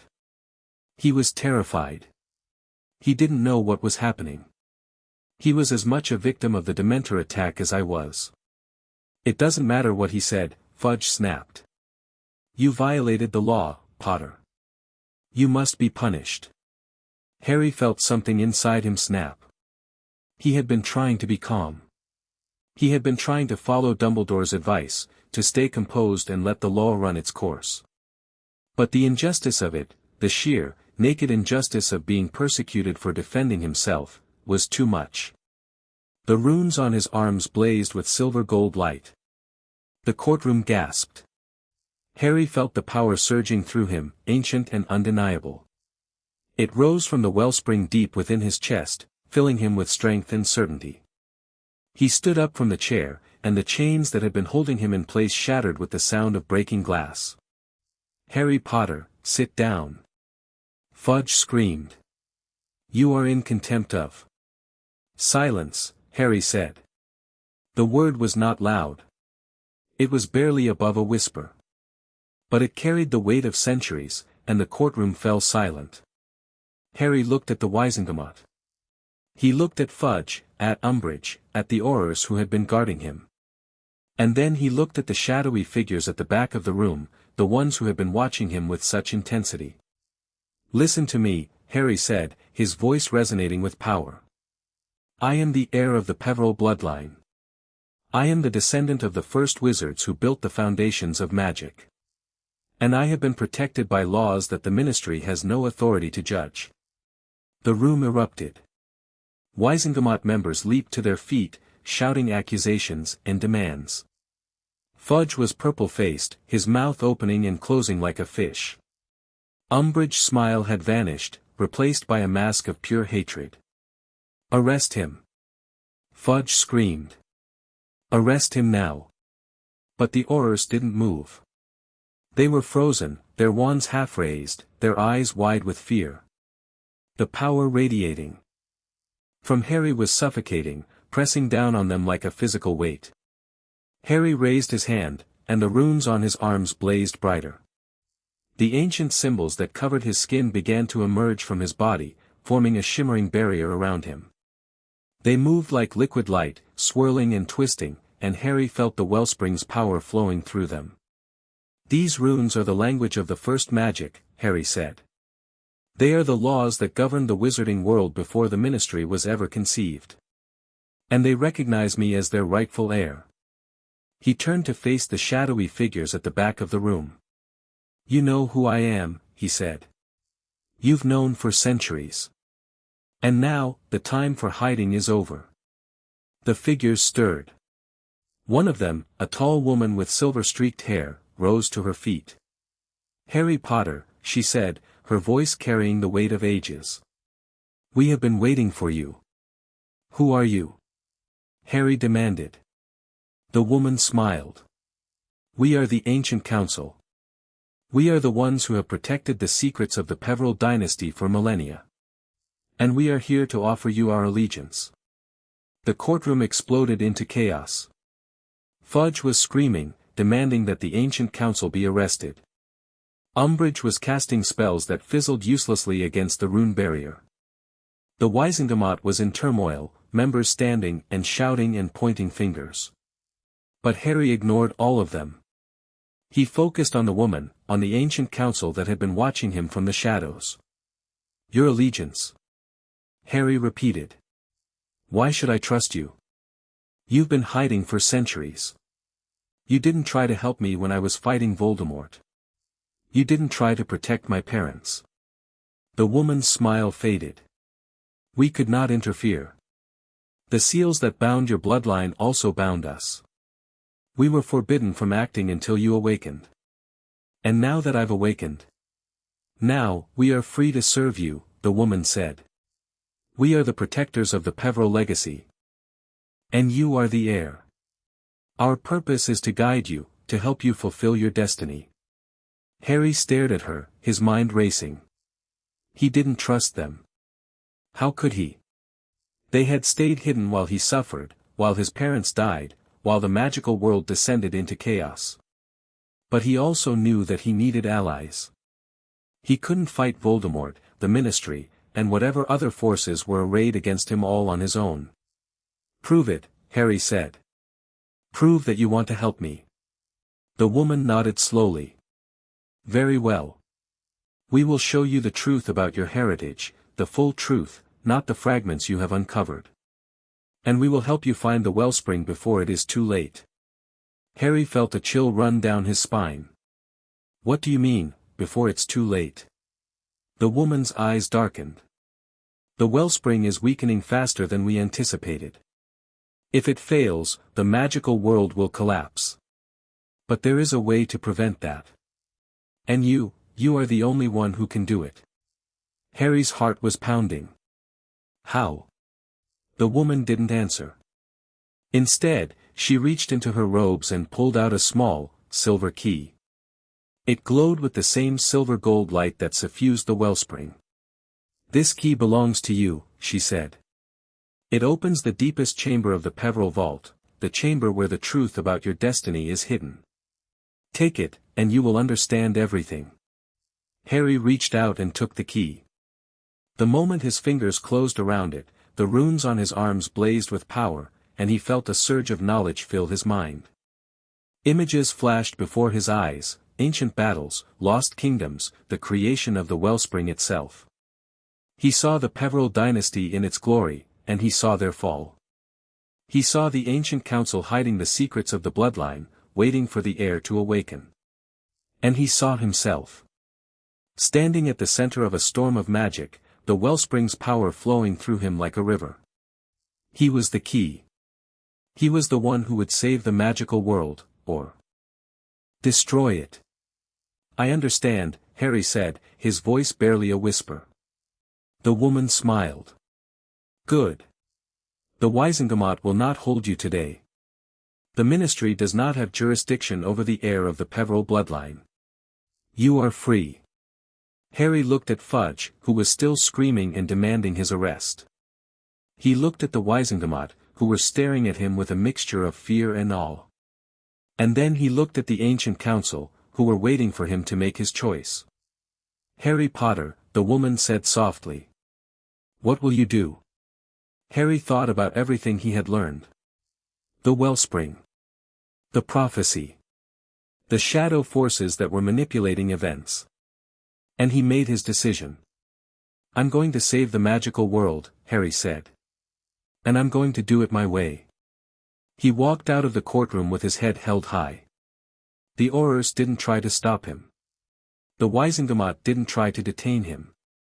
Even Fudge had fallen silent, his face pale and his eyes filled with something that looked almost like fear.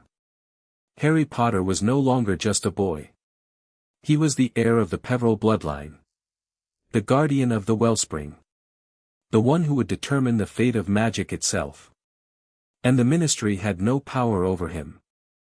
As he walked through the atrium of the ministry, he felt the runes on his arms pulsing in time with his heartbeat. The silver-gold light reflected off the golden fountain, and Harry saw his own reflection in the water. He looked different. Older. More powerful. The boy who had entered the courtroom was gone. In his place stood the heir, the last descendant of a forgotten dynasty, the keeper of ancient magic, the one who would change the world. And the world would never be the same again. Harry operated back to Hogwarts, arriving in the entrance hall with a soft crack. The castle greeted him with warmth, the torches burning brighter and the walls shimmering with approval. Hermione was waiting for him, her face pale with worry. Harry, she exclaimed. Rushing over to him. Are you all right? What happened? The Daily Prophet is saying that I'm the heir of the Peveril bloodline. Harry finished. Yeah. It's true. Hermione stared at him. Harry, this is enormous. The Peverils are the most ancient magical family in history. If you really are their heir, then everything changes, Harry said. I know. I'm still trying to process it myself. Hermione shook her head. But how did the Wizengamot react? Did they believe you? Did they? Harry held up the silver key. The ancient council gave me this. It unlocks the deepest chamber of the Peveril Vault. They say it will show me the truth about my destiny. Hermione's eyes widened. The Ancient Council. I've read about them. They're mentioned in some of the oldest magical texts, but I thought they were just a legend. They're real, Harry said. And they're on my side. Hermione was silent for a long moment. Then she reached out and took Harry's hand. Harry, I know this is all overwhelming. But you're not alone. I'm here. Ron's here. We're going to figure this out together. Harry squeezed her hand. I know. And I'm grateful. But Hermione, there's something else. Something I need to tell you. What? Harry looked into her eyes, and he saw the fear and hope reflected in them. The wellspring is weakening, he said. The Ancient Council says it's failing faster than they anticipated. If it fails, magic will die. Hermione's face went pale. Harry, that's impossible. Magic can't die. It's a fundamental force of the universe. Not according to the Peveril records, Harry said grimly. Magic is sustained by the wellspring. Without it, everything we know, everything we are, will disappear. Hermione shook her head slowly. This is bigger than anything we've ever faced. Bigger than Voldemort. Bigger than the Ministry. This is the fate of the entire magical world. I know, Harry said. And I'm the only one who can stop it. The weight of it pressed down on him again, as heavy as it had been in the vault. But this time, Harry felt something else too. Something that felt almost like determination. He had been given a destiny he hadn't asked for. He had been burdened with a power he hadn't understood. But he was not going to let that define him. He was going to choose his own path. He was going to save the magical world on his own terms. And nothing, not Voldemort, not the Ministry, not the Ancient Council itself, was going to stop him. The sun was setting over the Hogwarts grounds, casting long shadows across the grass. Harry stood at the window of the headmaster's office, looking out at the lake and the forbidden forest beyond. Dumbledore was behind him, his face unreadable. So, him a home, a purpose, a chance to be something more than the orphaned boy in the cupboard. I know, Harry said softly. And I forgive you. But I can't be your pawn anymore. I have to make my own choices. Dumbledore nodded. I know. And I will support you in whatever you decide. Harry smiled. Thank you, Professor. And Harry, Dumbledore added, his voice dropping to a whisper, be careful of the Ancient Council. They have been waiting for the heir to awaken for millennia. They have plans for you, plans that may not align with your own. Harry's smile faded.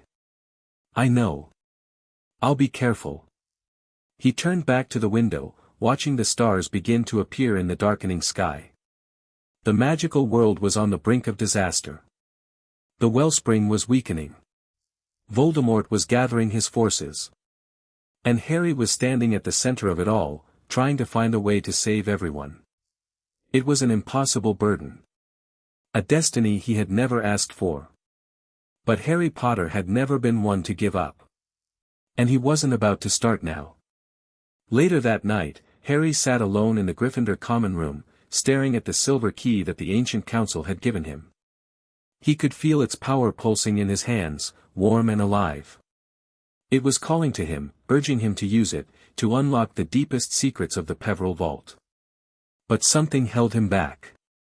The Ancient Council had been waiting for the heir to awaken for centuries. They had protected the secrets of the Peveril dynasty, hidden the truth about the wellspring. And now they were offering him their allegiance. But what did they really want? Were they truly trying to help him, or were they manipulating him for their own purposes? Harry didn't know. And that uncertainty was the most dangerous thing of all. He heard a soft footstep behind him and turned to see Hermione, still dressed in her robes, her hair slightly disheveled from a long day of research. Still awake? She asked, settling onto the sofa beside him. Couldn't sleep, Harry admitted. too much on my mind. Hermione nodded. I know. I've been reading about the ancient council. They're mentioned in some of the oldest texts in the library. They were the guardians of the Peveril dynasty, but they were also feared. Some texts suggest they had their own agenda. Harry looked at her. What do you think? Hermione was silent for a long moment. I think they're dangerous, she finally said.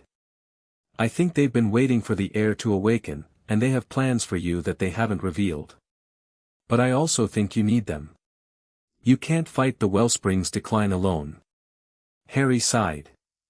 I know. That's what I'm afraid of. I don't want to be a pawn in their games. Then don't be, Hermione said fiercely. You're stronger than they know, Harry. You've faced Voldemort and the Ministry and Dementors. You can face them too. Harry smiled. You always believe in me. Because I know you, Hermione said. And I know that you'll do the right thing. No matter what. Harry looked at the key in his hands, feeling its power pulse in time with his heartbeat. Tomorrow, he said. Tomorrow, I'll use the key. I'll unlock the deepest chamber of the vault and find out what the ancient council is hiding. Hermione nodded. And I'll be right there with you. Harry felt a surge of gratitude for his friend. She had been with him through everything, the worst moments of his life and the best. And now, as he faced the greatest challenge of all, she was still by his side. Thanks, Hermione, he said softly. You don't have to thank me, she replied. That's what friends are for. Harry smiled and looked out the window at the stars. The night was quiet, the castle silent, and for just a moment, everything felt almost normal. But Harry knew it wouldn't last. The Wellspring was weakening. The ancient council was watching. And Voldemort was out there, waiting for his chance to strike. The war was coming. And Harry would be ready. Chapter 5, Hogwarts feels different. The morning sun crept through the windows of Gryffindor Tower like liquid gold, painting the common room in warm hues that did nothing to dispel the chill that had settled in Harry's bones. He had barely slept, the silver key burning a hole in his pocket and the weight of everything he had learned pressing down on his chest like a physical burden. When he finally descended the stairs, he found Hermione already awake, surrounded by a mountain of books that had materialized from somewhere in the depths of the library. Her hair was wilder than usual, and there were dark circles under her eyes that suggested she had slept even less than he had. You look terrible, Ron said, emerging from the boys' dormitory with a yawn. He stopped short when he saw the expression on Harry's face. Right. Bad timing. Sorry. Harry shook his head. It's fine, Ron. I just have a lot on my mind. We all do, Hermione said, not looking up from her book. I've been reading about the Peveril dynasty, and there's something I think you need to see. Harry crossed the room and peered over her shoulder. The book was ancient, its pages cracked and yellowed, and the words were written in a script that Harry could barely decipher. But the images on the page were clear enough, a series of runes that looked disturbingly like the ones on his arms. These are the same symbols that appeared on you during the Dementor attack, Hermione said, tapping the page. According to this text, they're the mark of the heir. They appear on the skin of the Peveril descendant when their magic first awakens. And then they never go away, Harry said grimly, looking down at his own arms. The runes were faint in the morning light, but he could still see them pulsing gently beneath his skin. Actually, Hermione said, that's the interesting part. According to this text, the runes are supposed to fade once the heir accepts their heritage. They only remain visible when the heir is in danger. Or when they're using their power. Harry stared at his arms. The runes had been visible since the Dementor attack, and they had only grown brighter as he had learned more about his heritage. But Hermione's words suggested that the runes were trying to tell him something, that they were a warning of some kind. Maybe they're not fading because I haven't fully accepted who I am, Harry said slowly. Maybe there's still something I'm holding back. Ron snorted. You've accepted it more than anyone would in your shoes, mate. You walked into the ministry, told the entire Wisengamot you were the heir of an ancient bloodline, and walked out without a scratch. If that's not accepting who you are, I don't know what is. Harry shook his head. It's not that simple. There's more to being the heir than just claiming the title. There's a responsibility, a burden, that I don't think I've fully understood yet. Hermione looked up at him, her brown eyes filled with concern. Harry, no one expects you to understand everything at once. You've only known about your heritage for a few days. Give yourself time. I don't have time, Harry said. The wellspring is weakening. The ancient council is waiting for me to make a decision. And Voldemort is out there, getting stronger every day. I can't afford to be patient. Hermione opened her mouth to respond, but before she could speak, the portrait hole swung open and Ginny Weasley stepped into the common room. Her face was flushed, her red hair pulled back in a messy ponytail, and she was holding a copy of the Daily Prophet in her hands. Harry, she said breathlessly. You need to see this. She thrust the newspaper into his hands, and Harry read the headline with a sinking feeling in his stomach. Heir of the Peverell dynasty. The boy who lived shocking revelation. The article was accompanied by a moving photograph of Harry walking out of the ministry, the runes on his arms glowing silver gold. He looked powerful and commanding. Nothing like the scared boy who had entered the courtroom. Read a Skeeter, Harry said flatly. Of course. Read it, Ginny urged. It's not what you think. Harry read the article, his eyes scanning the words quickly. To his surprise, the article wasn't the hatchet job he had expected. Instead, it was a surprisingly balanced account of the hearing, complete with quotes from several Wisengamot members who had expressed support for Harry. The ministry is in chaos, Ginny said. Half of them want to arrest you, and the other half want to offer you a job. It's all anyone is talking about. I'm not surprised, Hermione said, finally closing her book. Harry's revelation has turned the political landscape on its head. The Peverell dynasty is one of the most ancient and powerful bloodlines in history. Having an heir suddenly appear, someone with Harry's power and connections, is going to change everything. Harry set the newspaper down. I don't care about politics. I care about saving the wellspring. And you will, Hermione said firmly. But first, we need to figure out what we're dealing with. The ancient council gave you that key for a reason. I think we should use it. Harry nodded. I was going to suggest the same thing. Ron looked between them. What key? What are you two talking about? Harry pulled the silver key out of his pocket. It glowed faintly in the morning light, pulsing with the same silver-gold energy that suffused the runes on his arms. The ancient council gave me this, Harry said. It unlocks the deepest chamber of the Peverell vault. They said it would show me the truth about my destiny. Ron's eyes widened. And you're going to use it? Just like that? I don't have a choice, Harry said. The wellspring is weakening.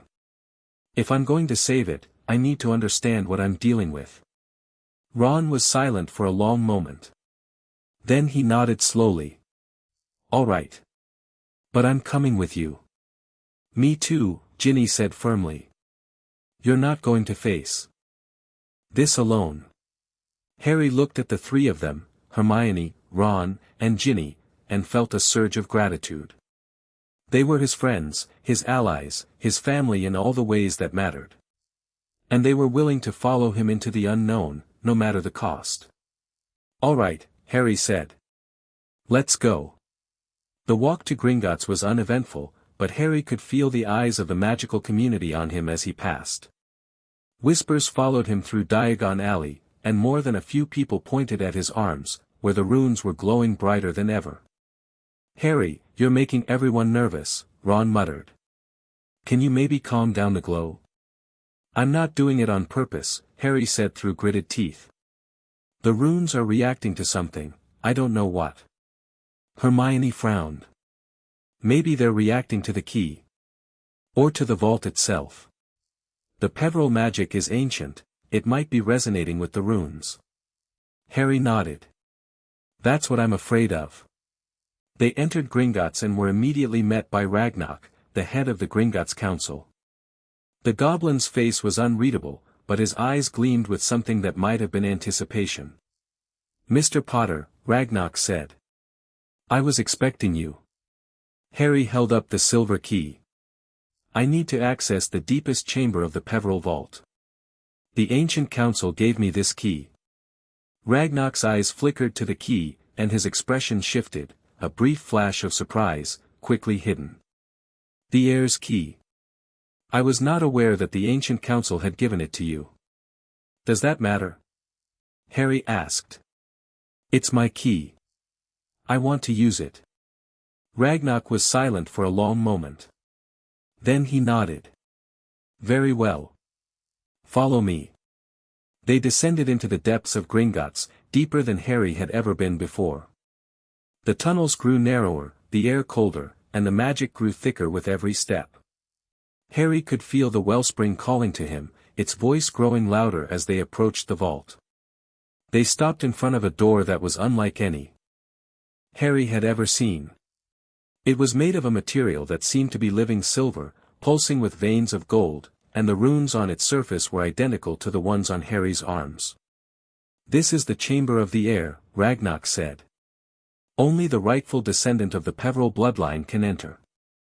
The key is the first step, but the door will also test you. It will test whether you are truly worthy of the Peveril legacy. Harry stepped forward, his heart pounding. He inserted the key into the lock, and the door began to glow with silver-gold light. The runes on his arms blazed in response, and Harry felt the wellspring's power surge through him. The door swung open. Inside the chamber was a vast room filled with artifacts and records. Books lined the walls, their spines glowing with ancient magic. Weapons and armor hung from the ceiling, and at the center of the room was a pedestal, on which rested a crystal that pulsed with liquid light. Harry stepped into the chamber, and the runes on his arms flared with power. The room seemed to recognize him, the artifacts glowing brighter as he passed. This is incredible, Hermione breathed, following him inside. The texts in here are thousands of years old. Some of them might predate the founding of Hogwarts itself. Harry approached the pedestal. The crystal was warm to the touch, and when he picked it up, he felt a surge of knowledge fill his mind. Images flashed before his eyes, images of the Peveril dynasty, the wellspring, the fall of the ancient kingdom. And then he saw something that made his heart stop. The wellspring was not just weakening. It was being drained. Someone, or something, was siphoning its power, feeding off the magic that sustained the wizarding world. Harry? Hermione asked, her voice filled with concern. What did you see? Harry's hands were shaking. Someone is draining the wellspring. That's why it's weakening. It's not natural, it's being deliberately attacked. Ron's face went pale. Who? Who would do something like that? Harry shook his head. I don't know. But I'm going to find out. He pocketed the crystal and turned to leave the chamber. But before he could take a step, the door swung shut, sealing him inside. What's happening? Ginny asked, her voice rising with panic. Why won't the door open? The chamber is testing Harry, Ragnarok said from outside. The heir must prove his worth before he can leave. Harry felt a chill run down his spine. He had been through tests before, the Philosopher's Stone, the Chamber of Secrets, the Triwizard Tournament. But this felt different. This felt like something far more dangerous. The chamber began to shift. The walls rippled like water, and the artifacts on the shelves began to move. Books flew off the shelves, their pages glowing with runes, and the weapons on the ceiling clattered together with a sound like thunder. Harry, what's happening? Ron shouted, drawing his wand. I don't know. Harry yelled back. But I think the chamber is trying to show me something. A column of silver-gold light erupted from the center of the room, and from within it emerged a figure, a woman with silver-streaked hair and eyes that glowed with the same light that suffused the wellspring. She was beautiful and terrible, ancient and powerful, and Harry felt a surge of recognition. "Greetings, heir," the woman said, her voice echoing in the chamber. "I am the guardian of the Peveril legacy. I have been waiting for you." Harry stared at her. "You're the one who's been draining the wellspring." The guardian laughed, a sound like tinkling bells, cold and hollow. "No, child. I am the one who has been protecting it. The draining is the work of another, a force that has been trying to destroy the wellspring for centuries." "Who is it?" Harry demanded. "Who's trying to destroy the wellspring?" The guardian's eyes darkened. "The Shadow Council. They are the ones who have been manipulating events for millennia. They are the ones who created Voldemort, who set him on his path, who orchestrated the fall of the Peveril dynasty. They want to drain the wellspring and use its power to conquer the magical world." Harry felt his blood run cold. The Shadow Council? Who are they? Why haven't I ever heard of them? "Because they have been hiding in the shadows," the Guardian said. "They are the most powerful magical beings in existence, and they have been pulling the strings of history for thousands of years. They are the reason the Peveril dynasty fell. They are the reason magic is dying." Harry's mind was racing. The ancient council had mentioned forces that were manipulating events, but they had never named the Shadow Council. Were they connected? Were they the same? "Who leads the Shadow Council?" Harry asked. "I need to know." The Guardian shook her head. "That knowledge is not mine to give. You must find it for yourself. But know this, heir, the Shadow Council is more powerful than anything you have ever faced. Voldemort is just a pawn in their game. They are the true threat." Harry felt a surge of desperation. "How do I stop them?" The Guardian smiled, a cold, knowing smile. "You must embrace your heritage fully. You must accept your destiny and claim the power that is rightfully yours. Only then will you have the strength to defeat the Shadow Council." She extended her hand, and the runes on Harry's arms blazed brighter. "Are you ready, Harry Potter?" she asked. "Are you ready to accept your destiny?" Harry looked at his friends, at Hermione, her face pale with fear, at Ron, his wand raised in defense, at Ginny, her eyes filled with determination. They were all looking at him, waiting for his decision. And in that moment, Harry knew what he had to do. "I'm ready," he said. "I accept my destiny. I accept my heritage. I am the heir of the Peveril bloodline, and I will do whatever it takes to save the magical world." The Guardian smiled, and the silver-gold light enveloped Harry. When the light faded, Harry was standing in the center of the chamber, and the runes on his arms were no longer just glowing, they were moving. They swirled across his skin like liquid silver, forming new patterns, new symbols that pulsed with power. "What happened?" Hermione asked, rushing to his side. "Harry, are you all right?" Harry looked down at his arms. The runes had transformed, they were more intricate now, more complex, and he could feel the power surging through them. "I accepted my heritage," he said slowly. "The runes they're evolving. They're reflecting my true power." Hermione stared at him with wide eyes. "Harry, the runes you had before were already ancient. If they've evolved, that means your magic is growing stronger." Harry nodded. "I know. But I don't think it's just my magic that's changing. I think I'm changing too." He felt different. Stronger. More connected to the magic that flowed through his veins. He could feel the wellspring pulsing in the distance, could hear its voice calling to him. "Let's go," he said. "We need to tell Dumbledore. We need to plan." They left the chamber, and Ragnarok was waiting for them, his face unreadable. "You have passed the test," the goblin said. "The Peveril bloodline has accepted you as its heir. You are now the true master of the Peveril Vault." Harry nodded. Thank you, Ragnarok. I won't forget the help you've given me. Ragnarok's eyes glinted. I expect you won't, Mr. Potter. The goblins are watching you closely. The decisions you make in the coming days will shape the future of the magical world. Harry didn't respond. He was already thinking about what came next, the Shadow Council, the Wellspring, the war that was coming. He had accepted his heritage. He had accepted his destiny. Now it was time to fight. When they returned to Hogwarts, Harry went straight to Dumbledore's office.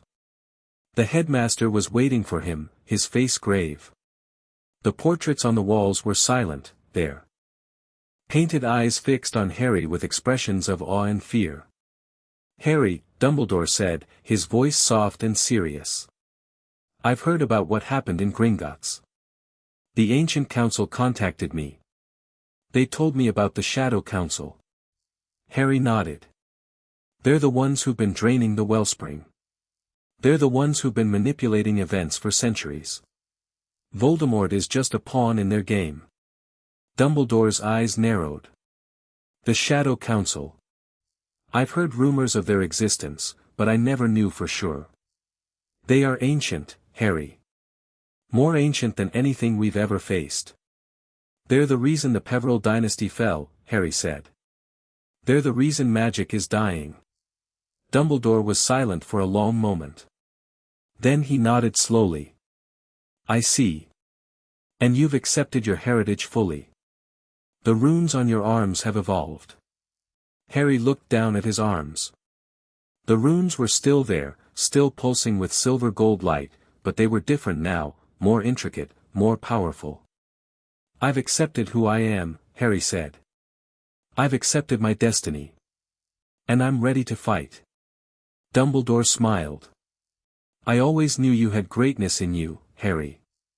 But I didn't realize how much greatness until now. You are truly the heir of the Peverell dynasty. Harry shook his head. I'm not doing this for the glory, Professor. I'm doing this because it's the right thing to do. The magical world is in danger, and I'm the only one who can save it. Dumbledore's eyes twinkled. That, Harry, is exactly what makes you the heir. The days that followed were a blur of research and planning.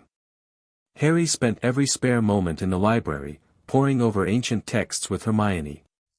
They were searching for any information about the Shadow Council, but the records were sparse. The Council had been careful to erase their tracks. The Shadow Council is mentioned in some of the oldest texts, Hermione said, frustrated. But the references are vague. They're always described as the ones in the shadows or the ancient puppeteers. There's never any specific information. Harry didn't respond. He was staring at his arms, watching the runes pulse and shift. They had been changing ever since he had accepted his heritage, growing stronger, more intricate. But there was something else too. Something he hadn't told anyone. He could feel the Shadow Council. It wasn't a clear connection. It was more like a presence at the edge of his consciousness, a whisper in the back of his mind. They were watching him, and they were not happy about what he had become. Harry? Hermione asked. What is it? Harry shook his head.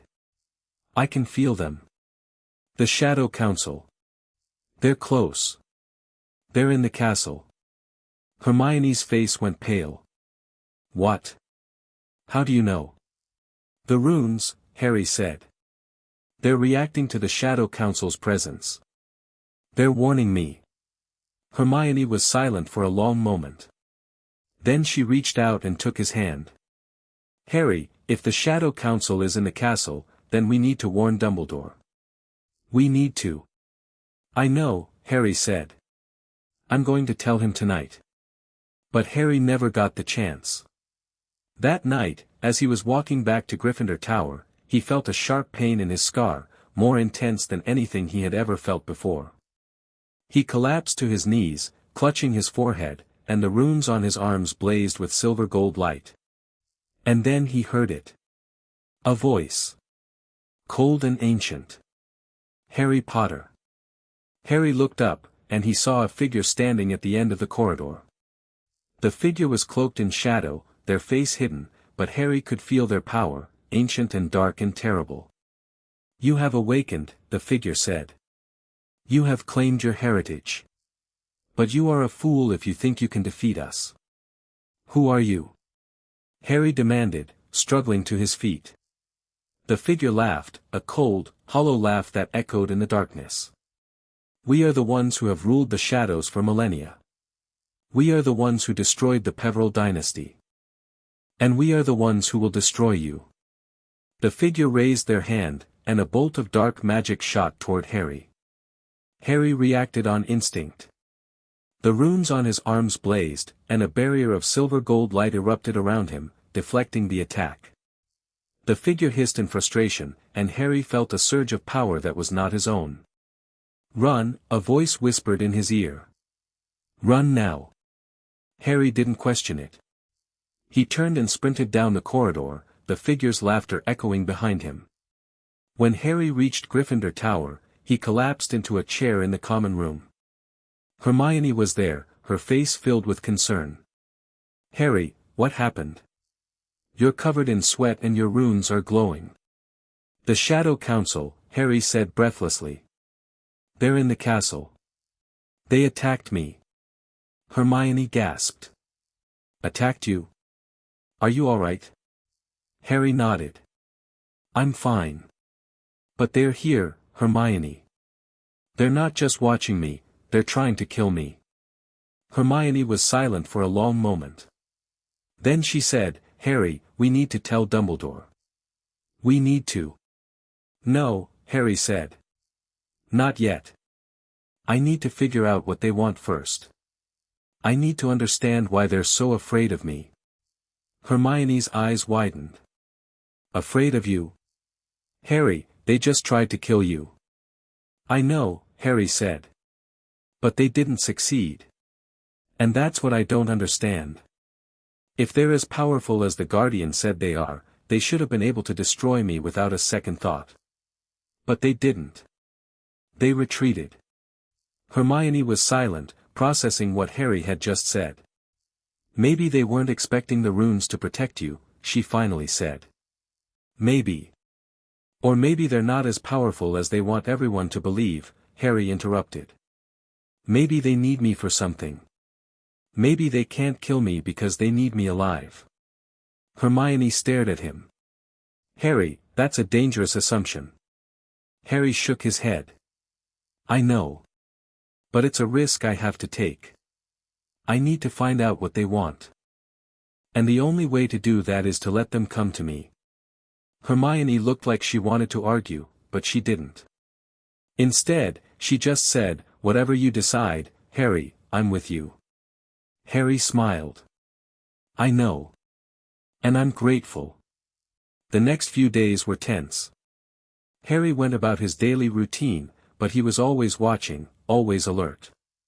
He could feel the Shadow Council's presence in the castle, a constant pressure at the edge of his consciousness. They were waiting for something. Biding their time. But Harry was waiting too. He was waiting for the right moment to strike back. And when that moment came, he would be ready. Chapter 6, The Castle's Hidden Guardian. The attack in the corridor had changed something in Harry. He could feel it in the way the castle responded to him now. The stones seemed to hum with a recognition that hadn't been there before, the portraits watched him with knowing eyes, and the very air seemed to thicken with ancient magic whenever he passed. Hogwarts was awakening to him, and Harry was awakening to Hogwarts. It had been 3 days since the Shadow Council's attack, and Harry had barely slept. Every time he closed his eyes, he saw the figure in the corridor, heard their cold laughter echoing in the darkness. The runes on his arms pulsed constantly now, a silver-gold heartbeat that matched the rhythm of the wellspring deep beneath the castle. "Harry, you need to rest," Hermione said for the 5th time that morning. They were in the library, surrounded by books that seemed to multiply every time Harry turned his back. "You can't keep going like this." "I can't rest," Harry said, not looking up from the ancient text he was studying. Every moment I waste is another moment the Shadow Council gets closer to their goal. I need to find out what they want. Hermione sighed. And you think burying yourself in books that haven't been read in centuries is going to help? Harry finally looked up. The runes on his arms caught the torchlight, shimmering with their familiar silver-gold glow. I don't know what else to do. The Guardian told me the Shadow Council created Voldemort, that they've been manipulating history for millennia. If I'm going to stop them, I need to understand their history. I need to understand their weaknesses. Hermione's expression softened. Harry, I understand. But you're not going to find all the answers in books. Some knowledge has to be experienced. Harry frowned. What do you mean? Hermione hesitated. I've been doing some research, on the side, just in case, and I found something. There's a legend about Hogwarts. About a hidden guardian that protects the castle's oldest secrets. The legend says that the guardian only reveals itself to the true heir of the Peverell bloodline. Harry's heart skipped a beat. A guardian? The Peverells built Hogwarts, Hermione continued. They didn't just found it, they created the very foundations, wove the ancient magic into the stones. They built something into the castle, something that would protect it long after they were gone. Something that would only awaken when the heir returned. Harry was on his feet in an instant. Where is it? Where do I find this guardian? Hermione shook her head. I don't know. The texts I found are vague, they talk about a hidden chamber, a place where the castle's heart beats. But they don't say where it is. Harry's mind raced. A hidden chamber. A place where the castle's heart beats. He thought about the wellspring, about the liquid light that pulsed beneath Hogwarts. Was that the heart of the castle? Or was there something else, something even older and more powerful?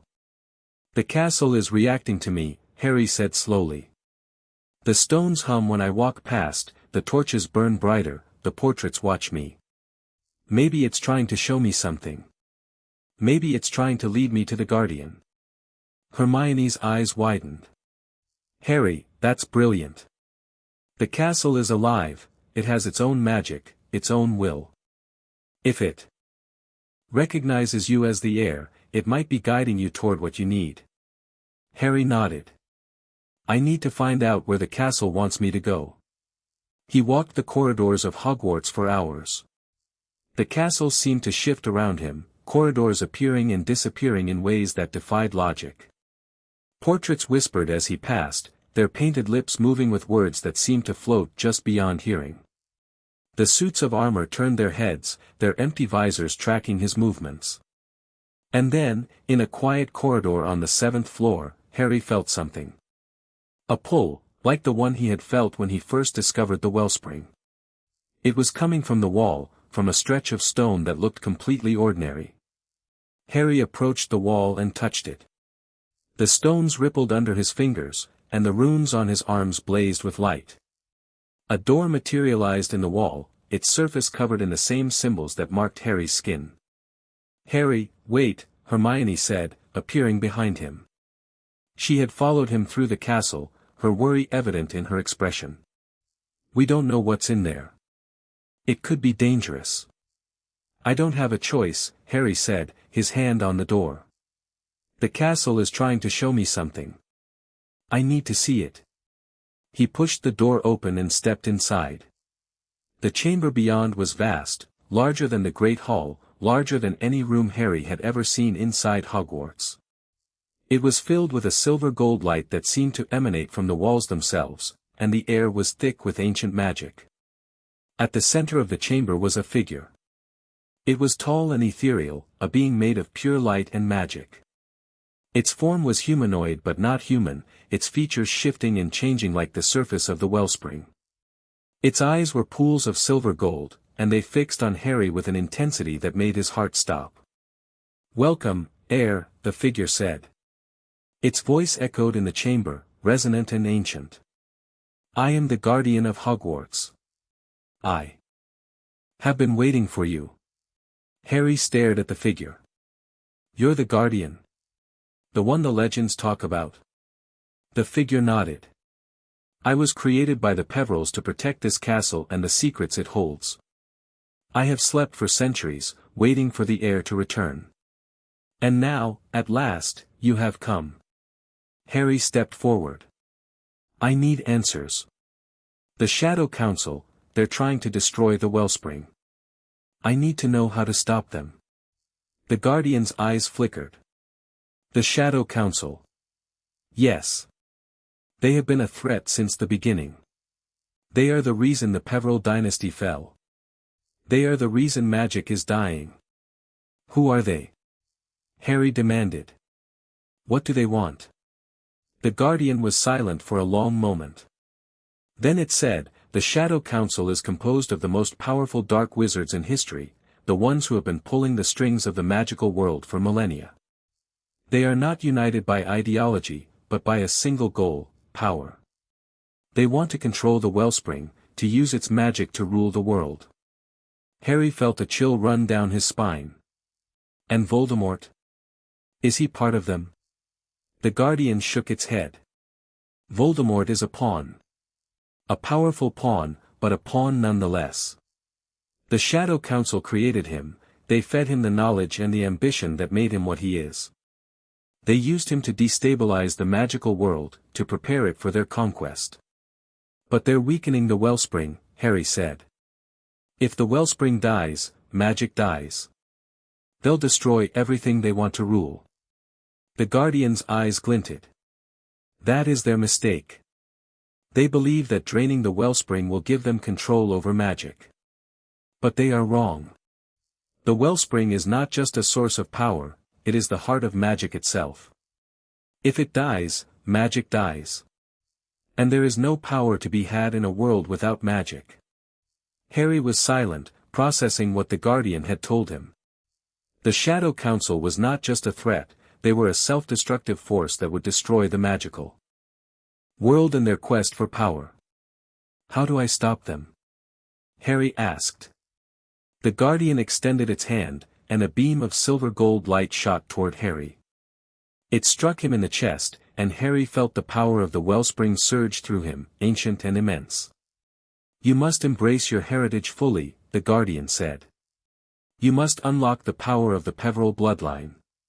Only then will you have the strength to defeat the Shadow Council. Harry felt the power flowing through him, filling every cell of his body. He could feel the runes on his arms burning with the intensity of the magic, could feel the wellspring pulsing in time with his heartbeat. What else? Harry asked. What else do I need to know? The Guardian's eyes flickered, and for a moment, Harry saw something like sorrow in its ancient gaze. Your greatest enemy has not yet awakened, the Guardian said. The Shadow Council is just a shadow of what is to come. There is something else, something older and darker, that has been sleeping beneath the magical world for millennia. When it awakens, you will need all the power you can muster to face it. Harry felt his blood run cold. What is it? What's awakening? The Guardian shook its head.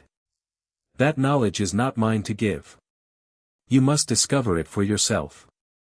But know this, heir, the war you are preparing to fight is not the final war. It is just the beginning. Harry emerged from the chamber hours later, his mind reeling with everything the Guardian had told him. Hermione was waiting in the corridor, her face pale with worry. Harry. You were in there for hours. I tried to go in after you, but the door wouldn't open. What happened? Are you alright? Harry nodded slowly. I'm fine. I spoke to the Guardian. It told me about the Shadow Council, about what's really at stake. Hermione's eyes widened. What did it say? Harry told her everything, about the Shadow Council's plan, about Voldemort's role, about the ancient evil that was awakening beneath the magical world. When he finished, Hermione was silent for a long moment. Harry, this is bigger than anything we've ever faced, she finally said. The Shadow Council, the ancient evil, we don't even know what we're dealing with. I know, Harry said. But I also know that I can't face this alone. I need allies. I need people I can trust. Hermione nodded. And you have them. Ron, Ginny, Neville, Luna, they'll all stand with you. But Harry, we need to plan.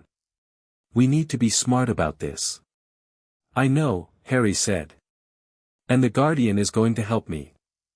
It's going to teach me the ancient branches of magic, the magic that the Peverils used.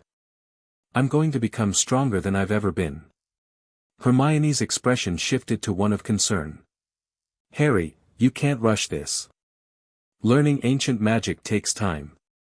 If you push yourself too hard, you could. I don't have time, Harry interrupted. The Shadow Council is moving, and the ancient evil is awakening. If I don't act now, I'll lose my chance to stop them. Hermione opened her mouth to argue, but before she could speak, the door to the chamber swung open. The Guardian stood in the doorway, its silver gold form shimmering in the torchlight. Heir, it said. It is time for your training. Follow me. Harry nodded and stepped toward the Guardian. But before he could enter the chamber, Hermione grabbed his arm.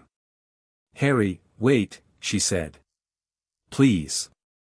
Just be careful. Harry looked at her, at the concern and fear in her eyes, and he felt a surge of affection for his friend. I will, he said. I promise. And then he followed the Guardian into the chamber. The training was brutal. The Guardian pushed Harry to his limits and beyond, forcing him to channel the power of the wellspring in ways he had never imagined. He learned to summon the ancient runes, to weave them into shields and weapons. He learned to sense magic, to feel its flow and manipulation in the world around him. And he learned about the forbidden branches of magic, the magic that the Peverils had created and the Ministry had outlawed. Soul magic, blood magic, the deep structures that underpinned reality itself. The Peverils understood that magic is not just a tool, the Guardian explained. It is a living force. It has its own will, its own purpose. The Peverils created the wellspring to channel that force, to keep it from tearing the world apart. Harry nodded, his mind racing with the implications. So the wellspring isn't just a source of power, it's a regulator. It keeps magic in balance. The Guardian nodded. Exactly. And the Shadow Council, in their greed, is destroying that balance. They are draining the wellspring, destabilizing the magical world. If they continue, the world will tear itself apart. How do I stop them? Harry asked. The Guardian's eyes flickered. You cannot stop them directly. They are too powerful, too entrenched. But you can protect the wellspring. You can strengthen its bonds. And you can prepare for the war that is coming. Harry nodded. Then that's what I'll do. I'll protect the wellspring. I'll prepare for the war. The Guardian smiled, a cold, knowing smile. I knew you were the right heir, Harry Potter. Your heart is in the right place. Harry emerged from the chamber each day exhausted but determined. The training was taking a toll on him, he could feel it in his bones, in the way his magic seemed to crackle with excess energy, in the way his scar throbbed more painfully than it ever had before. But he was getting stronger. He could feel it in the way the castle responded to him, in the way the runes on his arms blazed with power, in the way his magic seemed to bend to his will with increasing ease. What are you doing? Ron asked one evening, walking into the common room to find Harry practicing spells, spells that Ron had never seen before, spells that made the air shimmer and the stones glow. Harry, you've been at this for hours. You need to take a break. I can't, Harry said, not breaking his concentration. The Shadow Council is getting closer. I need to be ready. Ron frowned. The Shadow Council? What's that? Harry explained everything, about the ancient evil, about the Guardian's warning, about the training. When he finished, Ron's face was pale. Blimey, Harry, Ron said. You really don't do things by half, do you? First the bloody Dementors, then the hearing, now this. It's like you're looking for trouble. Harry shook his head. I'm not looking for trouble, Ron. Trouble is looking for me. And I can't run from it anymore. Ron was silent for a long moment. Then he said, all right, mate. If you're going to face this Shadow Council, I'm going to be right there with you. But you need to rest. You can't fight them if you're too exhausted to stand. Harry relented. Fine. But I'm going to keep training tomorrow. Ron smiled. I wouldn't expect anything less. Over the next few days, Harry continued his training with the Guardian. He learned to manipulate the ancient runes, to use them to change the very structure of reality. He learned to create shields that could withstand the darkest magic, to sense the presence of evil before it could strike. And he learned about the Shadow Council. The Shadow Council was created by the most powerful dark wizards in history, the Guardian explained. They have been manipulating the magical world for centuries, using their power to shape events to their liking. You said they created Voldemort, Harry said. How is that possible? The Guardian's eyes flickered. Voldemort was not born evil. He was made evil. The Shadow Council saw his potential, fed him knowledge, corrupted his soul. They turned him into a weapon that would destabilize the magical world and prepare it for their conquest. Harry felt a surge of anger. They destroyed lives. They killed my parents. They're responsible for everything that's happened. The Guardian nodded. Yes. And they will answer for it. But you must be careful, heir. The Shadow Council is patient. They have been waiting for millennia. They will not be defeated easily. I'm not afraid of them, Harry said. The Guardian shook its head. You should be. They are more powerful than you can imagine. But you are also powerful, more powerful than you know. If you embrace your heritage fully, you will have the strength to defeat them. Harry nodded. I will. I'm going to embrace my heritage. I'm going to become the heir they were afraid of. The Guardian smiled. I believe you will. Weeks passed. Harry's training became more intense as the Shadow Council grew bolder. There were more attacks on the castle, more whispers in the corridors, more dark magic seeping into the wards. But Harry was ready. He had spent every waking moment preparing for this, learning the ancient magic, strengthening the Wellspring's bonds, building alliances with the creatures and beings who had once served the Peverills. And now, it was time to act. The Shadow Council is making its move, Harry said to Hermione and Ron one evening, his voice grim. The Guardian says they're going to try to drain the Wellspring completely. If they succeed, magic will die. Hermione's face was pale. What do we do? Harry's eyes blazed. We fight. We stop them. We protect the Wellspring. Ron nodded. Right. Then let's go. I've been waiting to give these Shadow Council blokes a proper punch. Harry smiled.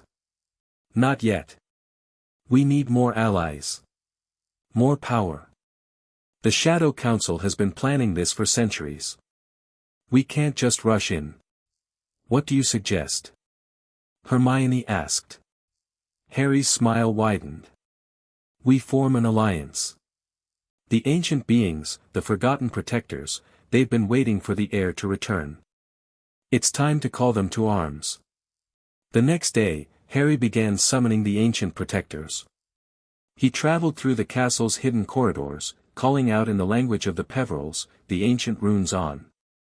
His arms blazing with light. One by one, the protectors appeared, elementals, spirits, creatures that had been sleeping for millennia.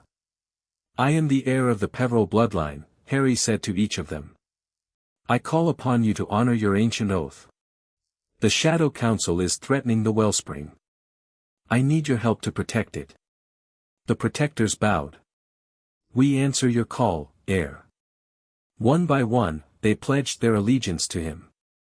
As the protectors gathered around him, Harry felt a surge of power unlike anything he had ever experienced.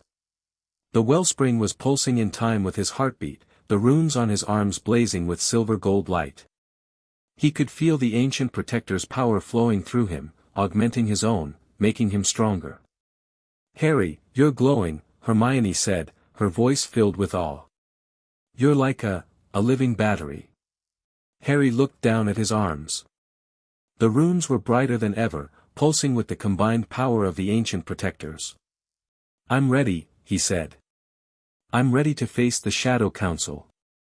I'm ready to save the magical world." The protectors roared in approval. And Harry Potter, the heir of the Peveril bloodline, stood at the head of an army of ancient magic. The war for the Wellspring had begun. Chapter 7, The prophecy was incomplete. The ancient protectors had taken up residence throughout Hogwarts, their presence adding a new layer of magic to the already enchanted castle. Elementals of earth and air drifted through the corridors, their forms shimmering like heat haze. Water spirits gathered in the lake, their silver-gold light visible even from the castle windows. And deep beneath the school, in the chamber where the guardian held watch, the oldest protectors slumbered, waiting for the heir's call. Harry had never felt more powerful, or more burdened. The training with the guardian continued, each session pushing him further into the depths of ancient magic. He had learned to weave the runes into complex patterns, to draw on the wellspring's power without exhausting himself, to sense the ebb and flow of magic in the world around him. But there was still so much he didn't understand. "You are progressing well, heir," the guardian said one evening, its silver-gold form flickering in the torchlight. "But there is something you must know. Something that has been kept from you."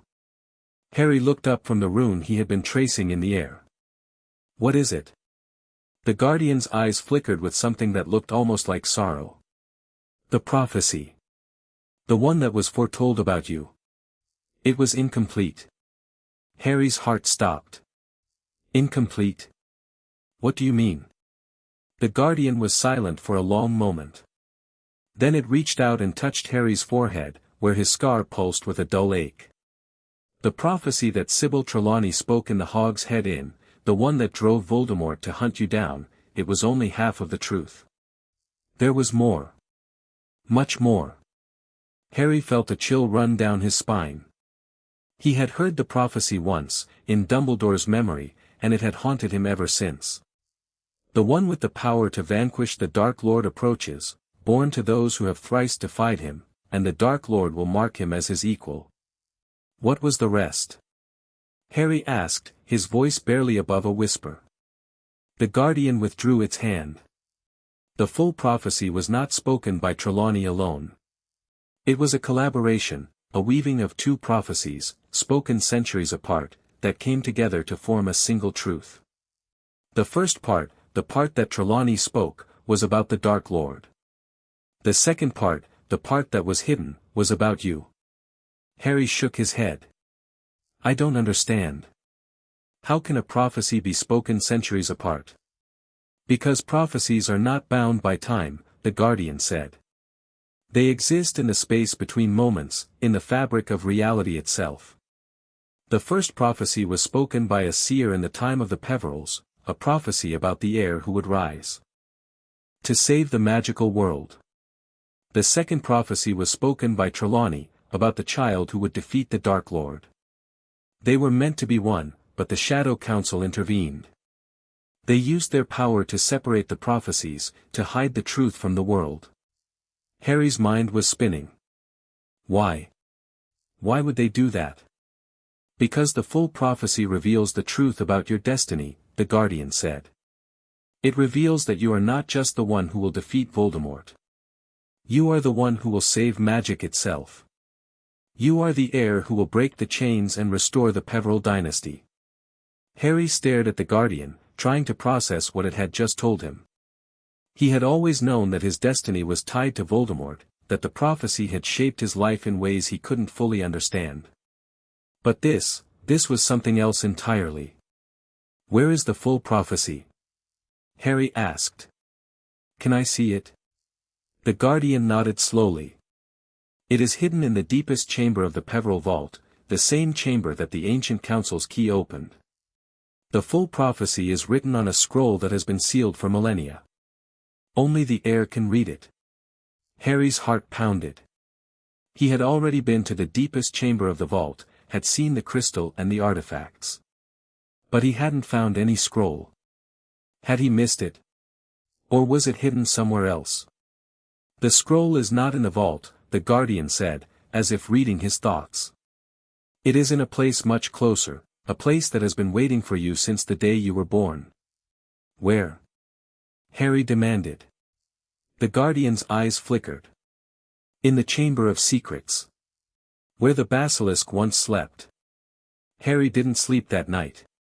He lay in his four-poster bed, staring at the canopy, his mind racing with everything the guardian had told him. The prophecy was incomplete. The Shadow Council had hidden the truth. And the full prophecy, the one that revealed his true destiny, was waiting for him in the Chamber of Secrets. He had been there once before, in his second year, when he had faced the basilisk and saved Ginny Weasley's life. It had been one of the most terrifying experiences of his life, and he had hoped never to return. But now, he had no choice. The next morning, Harry gathered Hermione and Ron in the common room and told them everything. The Chamber of Secrets? Ron repeated, his face pale. Harry, you can't be serious. That place it's cursed. It's the most dangerous place in the castle. I know, Harry said. But the Guardian says the full prophecy is hidden there. I have to go. Hermione's expression was troubled. Harry, this doesn't make sense. The Chamber of Secrets was created by Salazar Slytherin, not the Peverils. Why would the prophecy be hidden there? Harry shook his head. I don't know. But the Guardian wouldn't lie to me.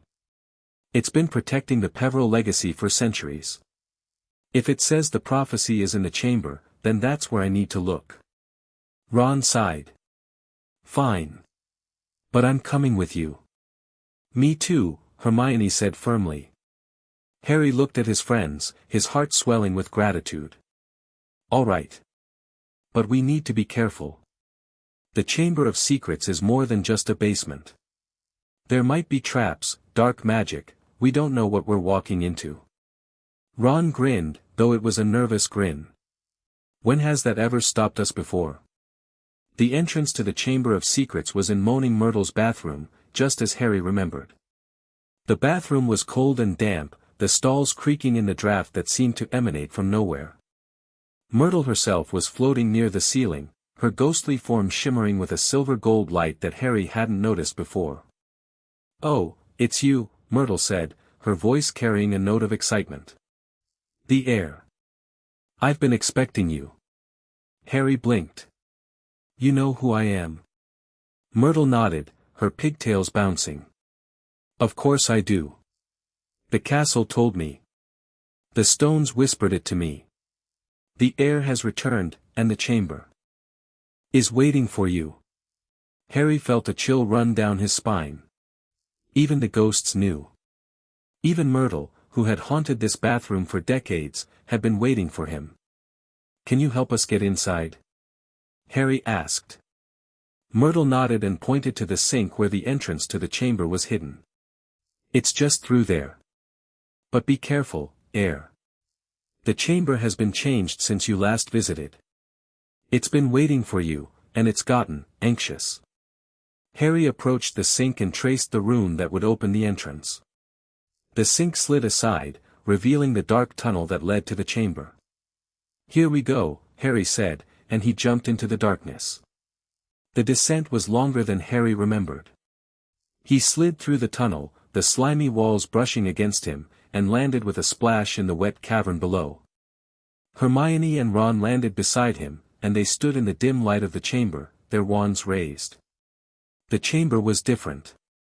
The massive basilisk skeleton that had once dominated the space was gone, replaced by something far stranger. The walls were covered in runes, the same runes that adorned Harry's arms, and they pulsed with silver-gold light. The air was thick with ancient magic, and Harry could feel the wellspring's power thrumming through the stones. Harry, look, Hermione said, pointing to the far end of the chamber. "There's something there." Harry followed her gaze and saw a pedestal rising from the floor, its surface covered in glowing runes. On the pedestal sat a scroll, its parchment yellowed with age, sealed with wax that bore the Peveril crest. Harry approached the pedestal, his heart pounding. This was it. The full prophecy. The truth that had been hidden from him for so long. He reached out and touched the scroll. The seal broke, and the scroll unfurled, its words glowing with silver gold light. Harry began to read, his voice echoing in the chamber. When the heir of the Peveril bloodline awakens, the chains of magic will break, and the ancient power will flow once more. The heir will face the Shadow Council, the puppeteers of fate, and will stand against the darkness that has slept beneath the world for millennia. And in the final battle, the heir will not destroy the Dark Lord, but will unite the magical world, bringing peace to the warring factions and restoring the balance of magic. Harry stopped reading, his hands shaking. That's it? Ron asked, confused. That's the full prophecy. It doesn't say anything about Voldemort. Harry shook his head. It's not about Voldemort. It's about something else. Something bigger. He continued reading. The Dark Lord is but a shadow of the true threat, a vessel created by the Shadow Council to destabilize the magical world. The heir must not be distracted by the shadow, but must focus on the true enemy, the Ancient One who sleeps beneath the earth, the first of the Dark Wizards, the one who created the Shadow Council to do his bidding. Harry's blood ran cold. The Ancient One. The being that the Guardian had warned him about. The one who had been sleeping beneath the magical world for millennia. What is it? Hermione asked, her voice trembling. Harry, what does it say? Harry's voice was barely a whisper. It says that Voldemort isn't the real threat. He's just a tool. The real threat is something else, something that's been asleep for thousands of years. And it's about to wake up. Ron's face went white. Blimey, Harry. That's worse than I thought. Harry nodded. We need to tell Dumbledore.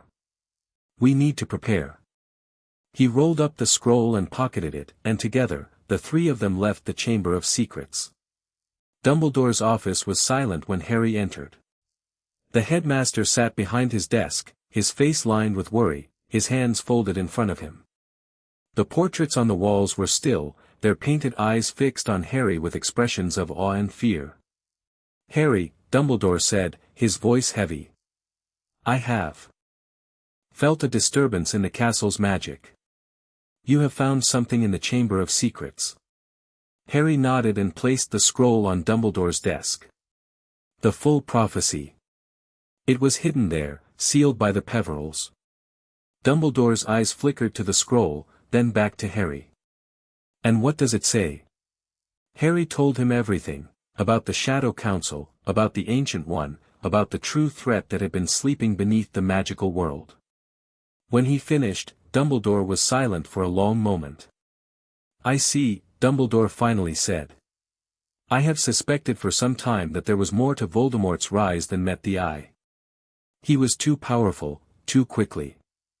It seemed unnatural. But I never imagined this. Harry felt a surge of frustration. Why didn't you tell me? Why did you keep this from me? Dumbledore's eyes met Harry's, and for the first time, Harry saw something like guilt in them. Because I didn't know, Harry. I didn't know the full extent of the prophecy. I only knew the part that Trelawney spoke.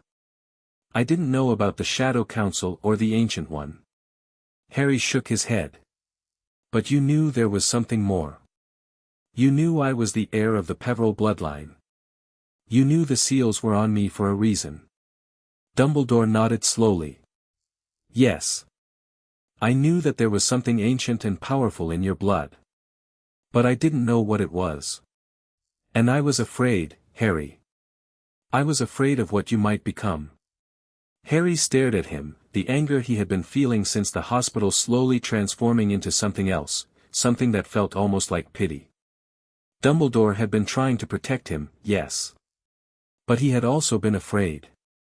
Afraid of the unknown, afraid of what Harry might become, afraid of losing control. "I'm not afraid of what I am anymore," Harry said quietly. "I've accepted my heritage. I've accepted my destiny. And I'm going to face whatever comes. Whether it's Voldemort, the Shadow Council, or the Ancient One." Dumbledore's eyes softened. "I know, Harry. I have never doubted your courage." Harry reached out and took the scroll from Dumbledore's desk. "Then help me prepare. Help me get ready for what's coming." Dumbledore nodded.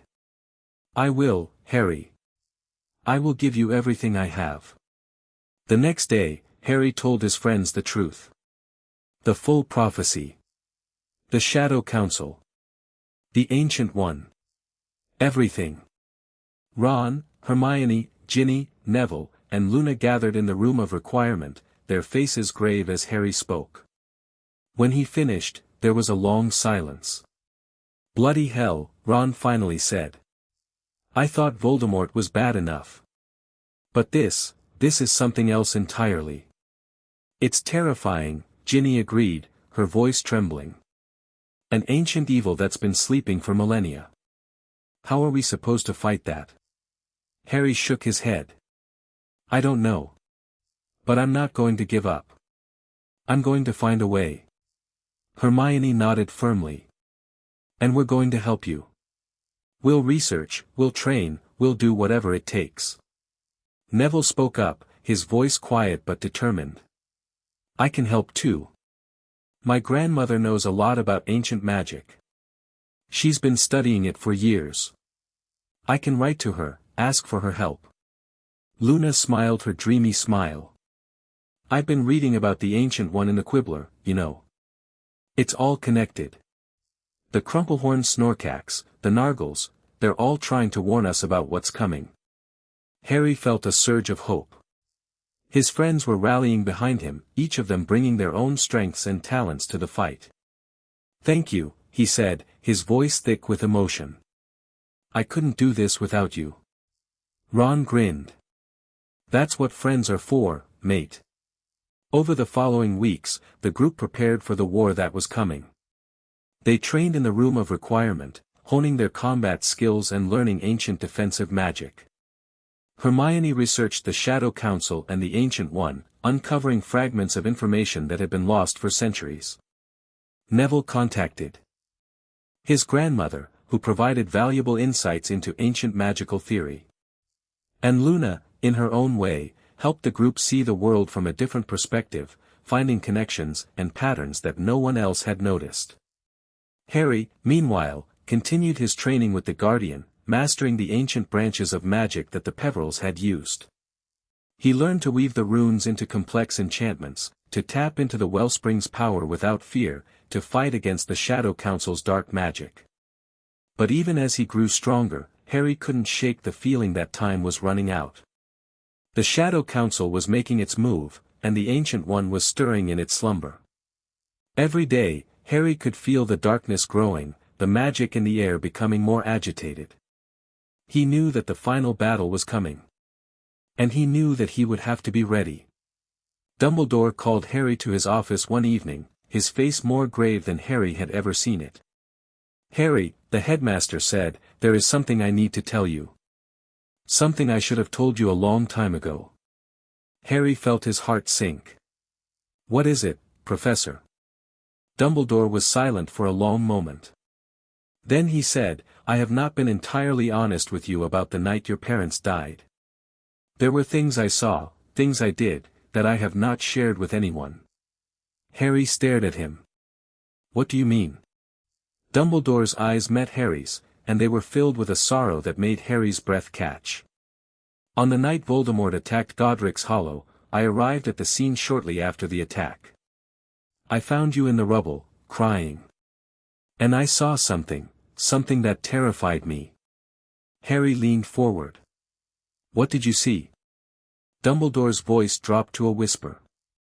"I saw the runes on your arms. They were already there, burning with silver gold light.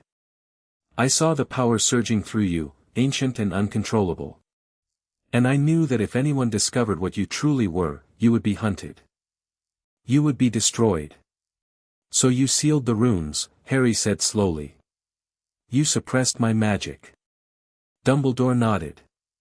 I believed it was for your own safety. I believed that if I could keep your true heritage hidden, I could protect you. But I was wrong. The seals were not protecting you, they were holding you back. They were keeping you from your destiny. Harry felt a surge of anger. Why didn't you tell me this before? Why did you wait until now? Dumbledore's eyes were filled with regret. Because I was afraid, Harry. I was afraid of what would happen if you knew the truth. I was afraid that you would be consumed by the power in your blood.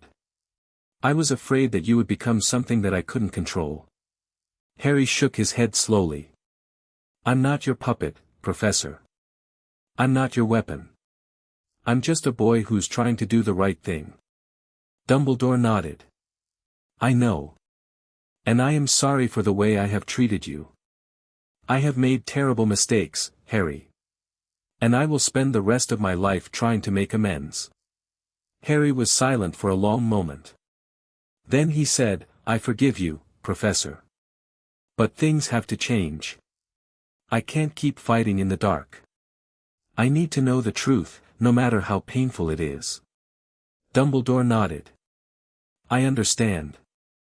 And from now on, I will tell you everything. As Harry left Dumbledore's office, his mind was reeling. He had always known that Dumbledore kept secrets. But learning the full extent of those secrets, the manipulation, the suppression, the fear, was like a knife in his chest. His relationship with Dumbledore had changed irrevocably. But Harry also understood something else. Dumbledore had done what he had done out of love, out of a desire to protect him. He had been wrong, but his intentions had been good. And Harry knew that he would need Dumbledore's help in the coming days. He would need all the help he could get. The Shadow Council was closing in, the Ancient One was awakening, and the magical world was on the brink of destruction. Harry had to be ready. He had to be strong. And he had to trust in the people who loved him, even when they had made mistakes. As he walked back to Gryffindor Tower, Harry felt a new determination settling over him. He was no longer just a boy who had been victimized by fate. He was a man who would shape his own destiny. He was the heir of the Peverell bloodline. And he would not let anyone stand in his way. Chapter 8, The Shadow Council. The air in Hogwarts had grown thick with tension. Harry could feel it in the way the castle's stones seemed to hum with a restless energy, in the way the portraits whispered more urgently than usual, in the way the very magic of the school seemed to coil and tighten like a serpent preparing to strike. The ancient protectors moved through the corridors with increasing frequency, their silver gold forms a constant reminder that war was coming. 3 weeks had passed since Harry had read the full prophecy in the Chamber of Secrets, and in that time, the Shadow Council had grown bolder. There had been attacks on Hogsmeade, mysterious disappearances in the wizarding community, and whispers of dark magic spreading through the countryside like a plague.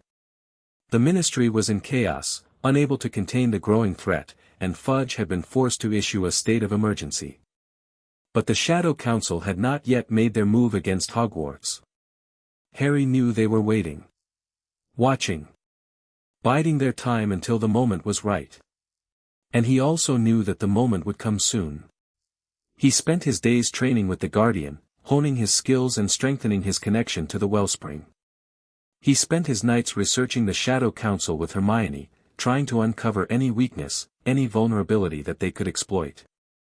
The Ancient Council had provided some information, but it was frustratingly vague. The Shadow Council had been operating in the shadows for millennia, and they had become experts at hiding their tracks. Ragnarok sent word, Hermione said one evening, her voice tight with worry. The goblins have detected unusual magical activity at the edges of the British Isles. They think the Shadow Council is establishing a foothold, preparing for an invasion.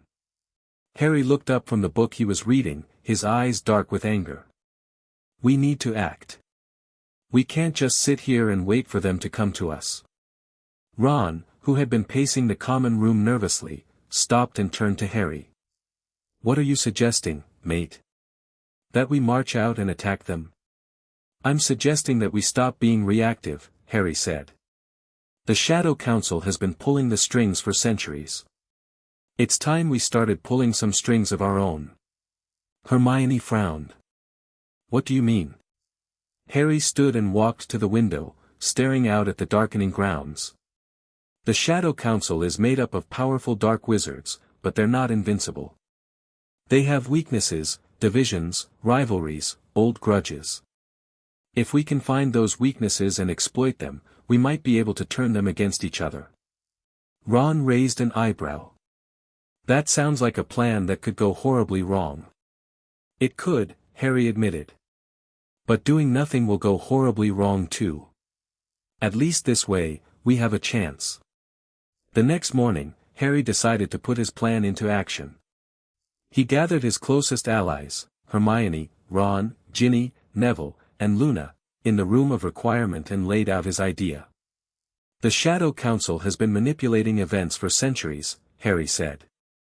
They've created divisions within the magical world, pitted factions against each other, and used those divisions to maintain their power.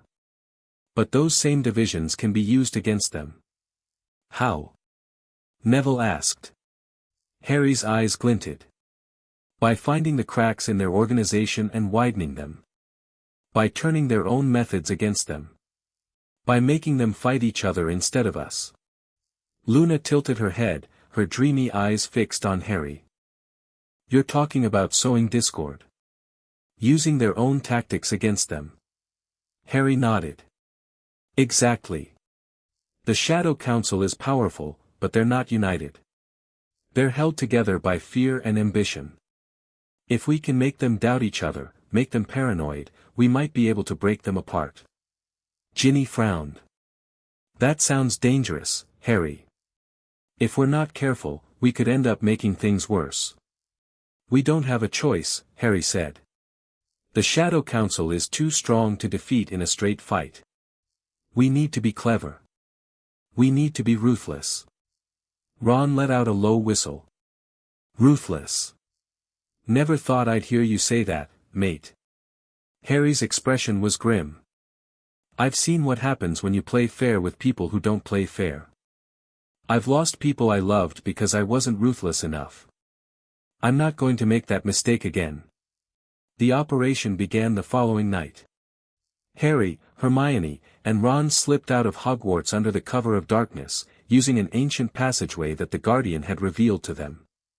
They traveled to a remote village in the Scottish Highlands, where the ancient council had established a safe house. The safe house was hidden behind layers of powerful enchantments, its appearance shifting and changing to blend in with its surroundings.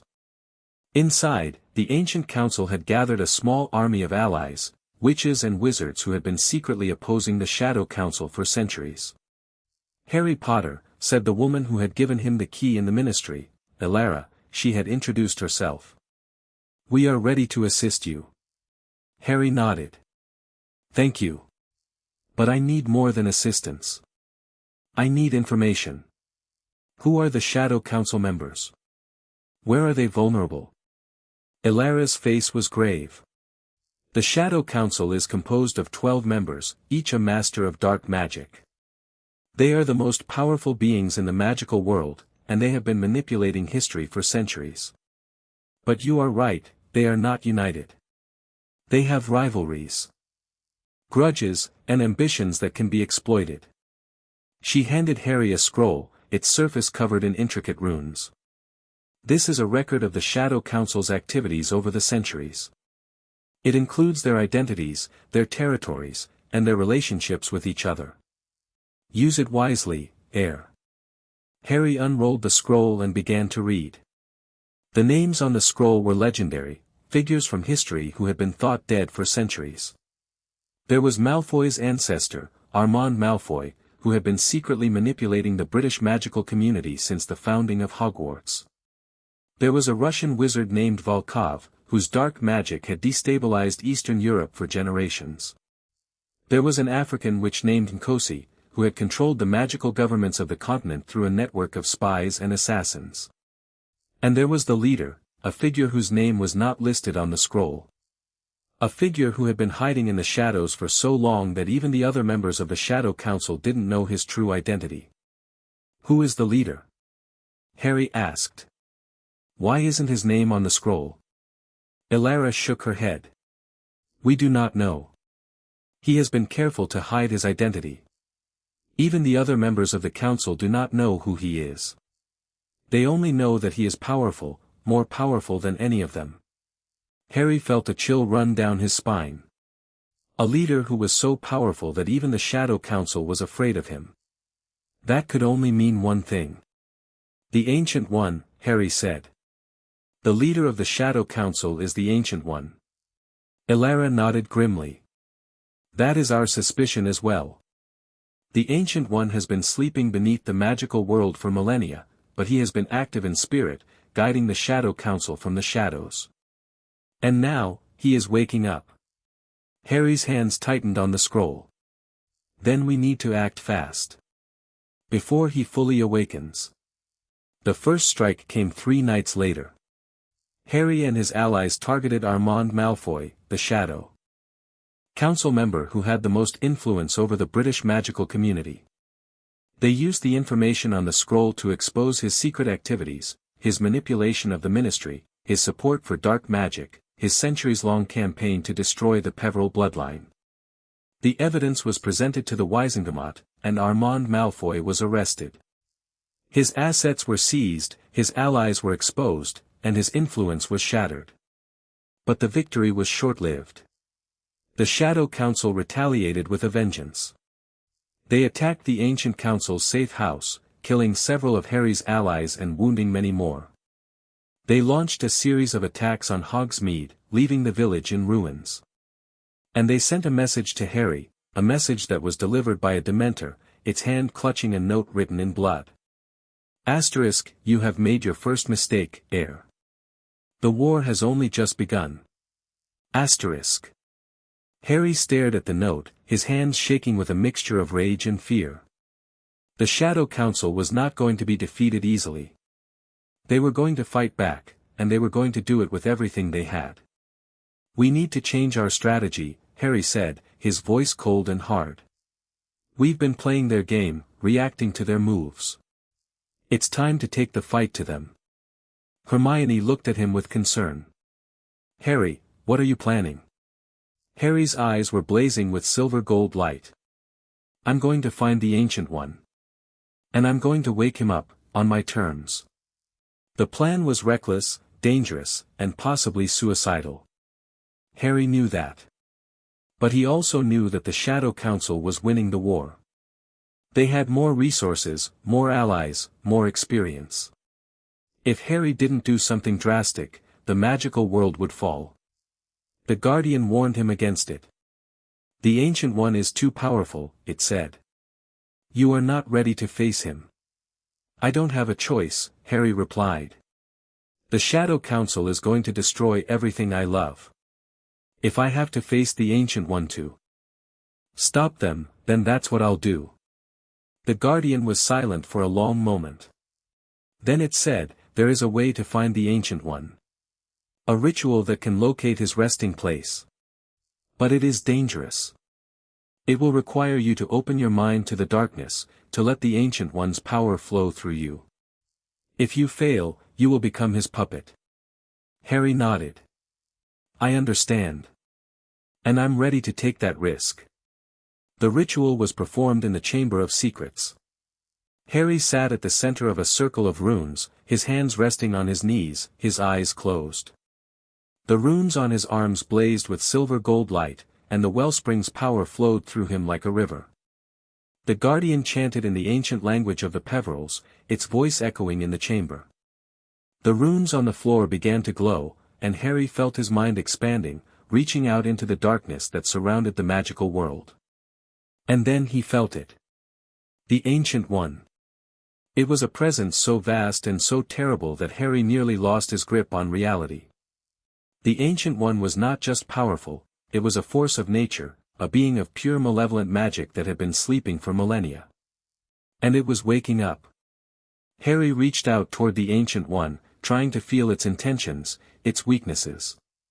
But the darkness was overwhelming, suffocating. He could feel the Ancient One's power pressing against his mind, trying to break through his defenses, trying to consume him. "You cannot defeat me, heir," a voice whispered in his mind.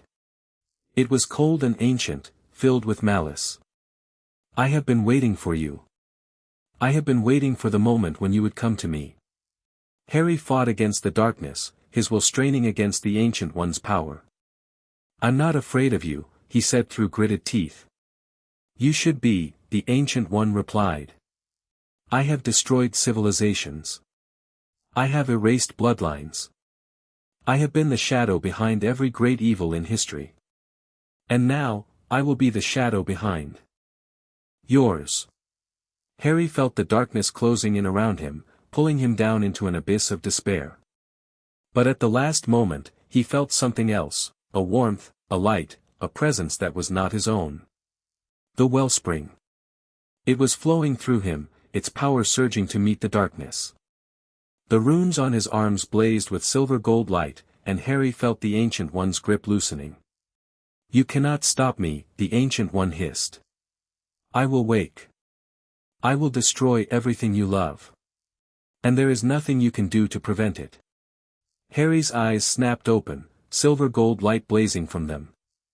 "I don't have to prevent it," he said, his voice resonating with power. "I just have to be ready." And then he broke the connection. Harry collapsed to the floor, gasping for breath. The runes on the floor had faded, and the Guardian was standing over him, its silver-gold form flickering with concern. "Heir," it said. "Are you all right?" Harry nodded weakly. "I'm fine. I found him. The Ancient One. He's in a cavern beneath the sea, somewhere in the North Atlantic. He's almost fully awake." The Guardian's eyes flickered. "Then we do not have much time. The Ancient One's awakening will trigger a series of cataclysmic events. The magical world will be thrown into chaos." Harry struggled to his feet. "Then we need to prepare. We need to gather our allies. We need to make sure that when the Ancient One wakes, we're ready to fight." The Guardian nodded. "I will assist you, heir. But you must also prepare yourself. You are the only one who can defeat the Ancient One. The prophecy demands it." Harry felt the weight of those words pressing down on him. The prophecy. The destiny that had been forced upon him since birth. "I'm not going to let the prophecy control me," Harry said. "I'm going to fight the Ancient One because it's the right thing to do, not because some ancient text told me I had to." The Guardian smiled, a cold, knowing smile. "That, heir, is exactly why you will succeed." The following days were a blur of preparation. Harry and his allies gathered every resource they could find, ancient artifacts, powerful allies, secret knowledge. They fortified Hogwarts, strengthening the ancient wards that protected the castle. They trained tirelessly, honing their skills and preparing for the battle to come. But even as they prepared, Harry could feel the Ancient One's presence growing stronger. The darkness was seeping into the magical world, poisoning it from within. The Shadow Council was growing bolder, their attacks more frequent and more brutal. "We can't keep this up," Ron said one evening, his voice weary. "The Shadow Council is bleeding us dry. We need to hit them where it hurts." Harry nodded. "I know. That's why I'm going to do something reckless." Hermione frowned. "Reckless?" "Harry, we've been reckless. We need to be smart. We need to be bold," Harry corrected. "The Shadow Council is expecting us to defend. They're not expecting us to attack." Ron's eyes widened. "You're going to attack them? All of us? Against 100 dark wizards?" "No," Harry said. "Not all of us. Just me." The common room fell silent. "Harry, you can't be serious," Hermione said, her voice trembling. You're going to walk into the Shadow Council's stronghold alone. I'm not going to walk in, Harry said. I'm going to do something better. I'm going to turn their own weapons against them. The plan was simple, and insane. Harry would use the power of the wellspring to create a magical feedback loop, turning the Shadow Council's dark magic against them. It was a technique that the Guardian had taught him, a dangerous piece of magic that required immense control and precision. The Shadow Council is connected to each other through their dark magic, Harry explained. If I can disrupt that connection, I can turn their own power against them. They'll destroy themselves from within. Hermione shook her head. Harry, if you make a mistake, the feedback loop could kill you. It could destroy you. I know, Harry said. But it's our only chance. If I don't do this, the Shadow Council will win. And then the Ancient One will wake, and everything we love will be destroyed. Ron and Hermione exchanged a look, a silent conversation passing between them. Then Ron stepped forward and placed a hand on Harry's shoulder. All right, mate. If you're going to do this, we're going to help you. We'll be your backup, your support. Whatever you need. Harry felt a surge of gratitude. Thank you, Ron. Both of you. Hermione nodded, her face pale but determined. We're with you, Harry. Whatever happens. The attack came on the night of the new moon. Harry stood at the edge of the forbidden forest, his eyes fixed on the distant horizon. The Shadow Council's stronghold was hidden in the Scottish Highlands, protected by layers of dark magic that would have killed anyone else who tried to approach. But Harry was not anyone else. He closed his eyes and reached out with his magic, feeling the wellspring's power surging through him. The runes on his arms blazed with silver-gold light, and the ancient protectors gathered around him, their forms shimmering in the darkness. It's time, Harry said.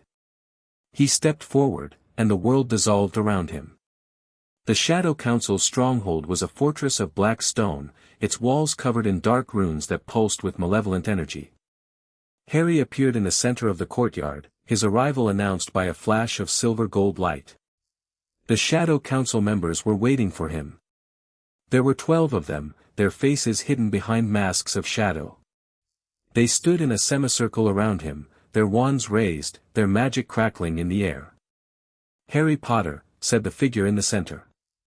We knew you would come. Harry's eyes blazed with silver-gold light. Then you know what I'm going to do. The figure laughed, a cold, hollow sound. You think you can defeat us? We have been manipulating the magical world for centuries.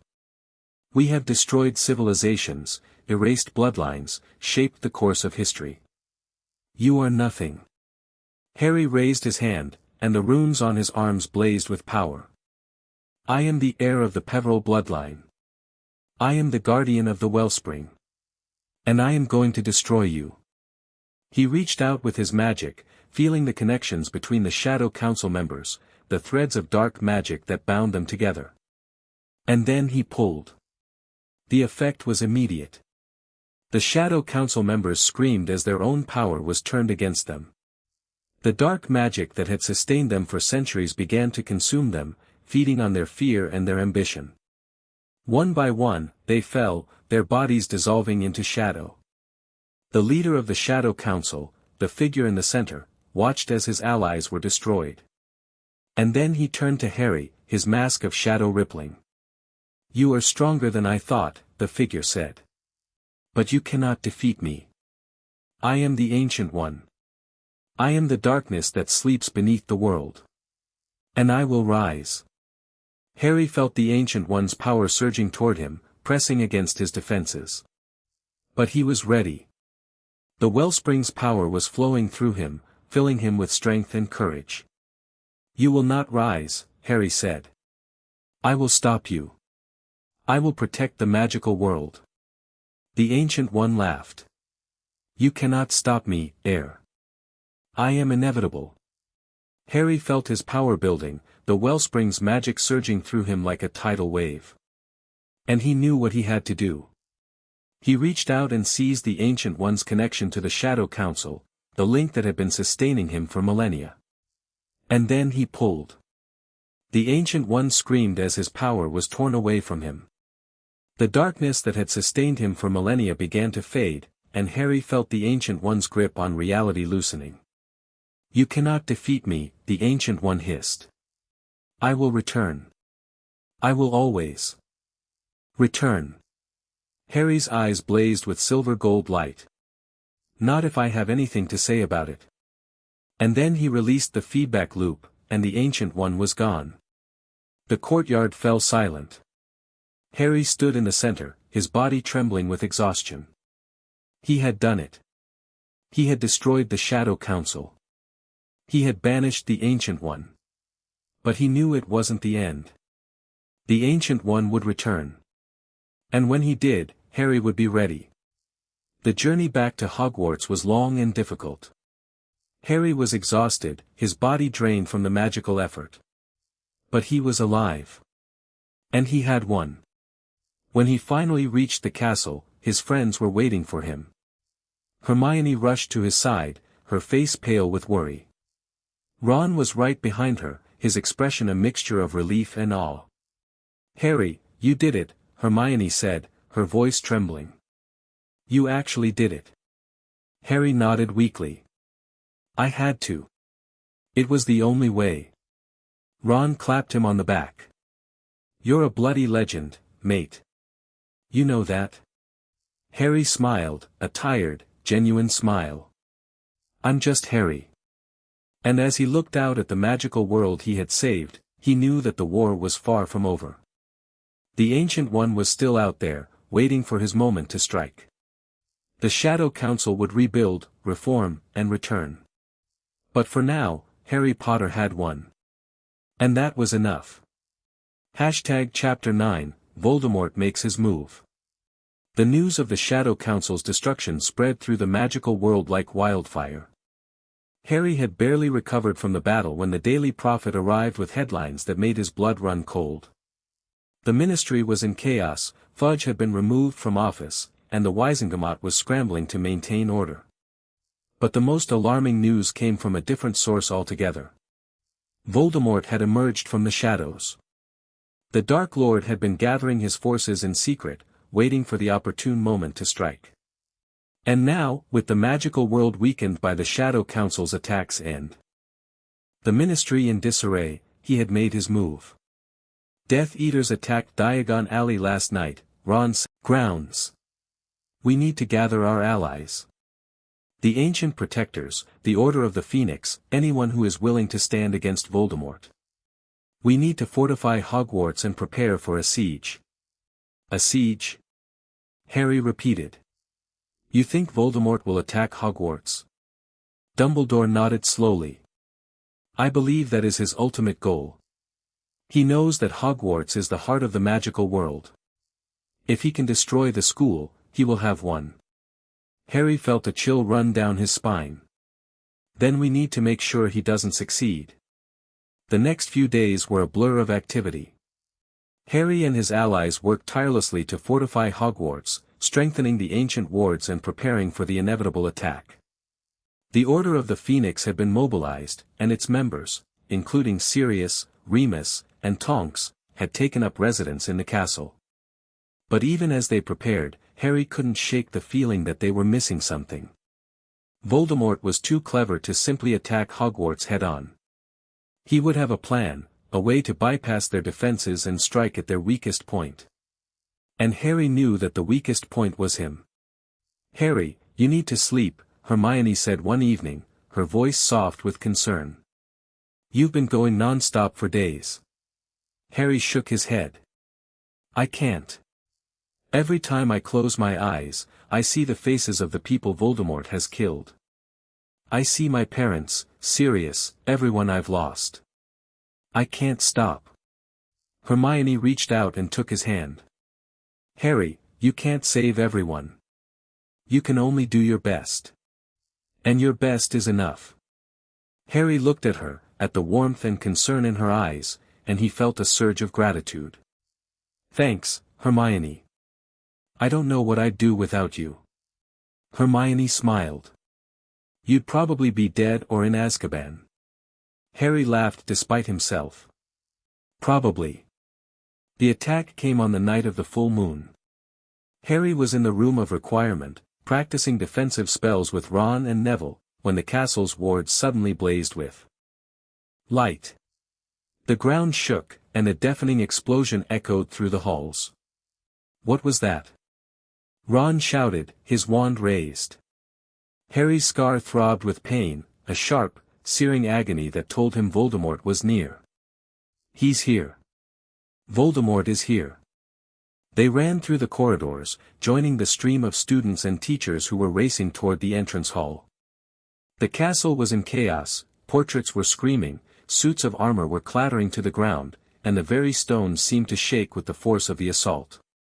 When Harry reached the entrance hall, he saw the full extent of the attack. Voldemort's forces were pouring through the main gates, Death Eaters, giants, Dementors, and creatures that Harry had never seen before. They were overwhelming the defenders, their dark magic cutting through the castle's wards like a knife through butter. Harry, get back! Sirius shouted, his wand raised as he fought off a Death Eater. They're too strong. Harry ignored him. He pushed through the crowd, his eyes fixed on the figure at the center of the battle, a figure that was unmistakable even in the chaos. Voldemort. The Dark Lord stood at the head of his army, his red eyes blazing with triumph. He was more powerful than Harry had ever seen him, his magic crackling with an intensity that made the air itself seem to burn. Harry Potter, Voldemort said, his voice carrying over the din of battle. I have been waiting for this moment.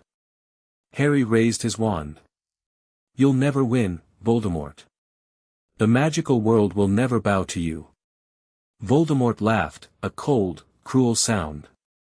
You are a fool, Potter. You think you can defeat me with your childish magic? I have been preparing for this moment for decades. I have gathered power beyond your imagination. You're nothing but a puppet, Harry said, his voice filled with contempt. The Shadow Council created you. They used you as a weapon. And now that they're gone, you're nothing. Voldemort's eyes flickered with something that might have been anger. The Shadow Council is gone, but I remain. I am the Dark Lord, and I will not be defeated by a boy who knows nothing of real power. Harry felt the wellspring's power surging through him, filling him with strength and courage. Then let's end this, he said. You and me. Right now. Voldemort smiled, a cold, predatory smile. With pleasure. The battle between Harry and Voldemort was unlike anything the magical world had ever seen. They fought in the courtyard, their spells colliding in bursts of silver, gold and green light. The ancient protectors gathered around Harry, their power flowing through him, augmenting his own. But Voldemort was stronger than ever, his dark magic fueled by the chaos of the battle. Your power is impressive, Potter, Voldemort said, his voice laced with mockery. But it is not enough. I have spent decades perfecting my magic. You have spent weeks. Harry gritted his teeth, pushing back against Voldemort's assault. I've spent my whole life fighting people like you. Voldemort laughed. And yet you always fail. Your parents died. Sirius died. Everyone you love has been destroyed by the darkness. And now, you will join them. Harry felt the words like a physical blow. He thought of his parents, of Sirius, of all the people he had lost.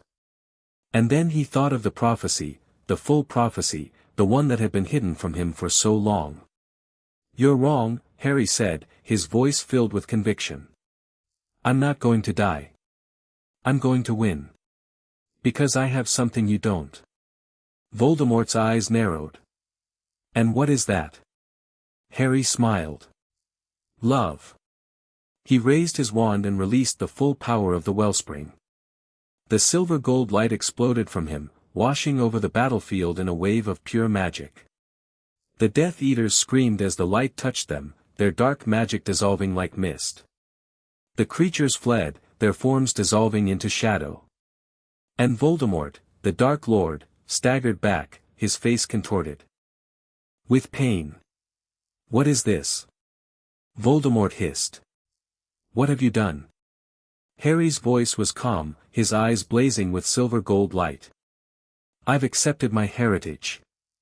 I've embraced my destiny. And I've become something that even you cannot defeat. Voldemort screamed, a sound of pure rage and despair, and then he vanished, his form dissolving into darkness. The battle was over. The aftermath was a blur of exhaustion and relief. Harry stood in the courtyard, surrounded by the bodies of fallen friends and enemies. His hands were shaking, his body drained of magic, but he was alive.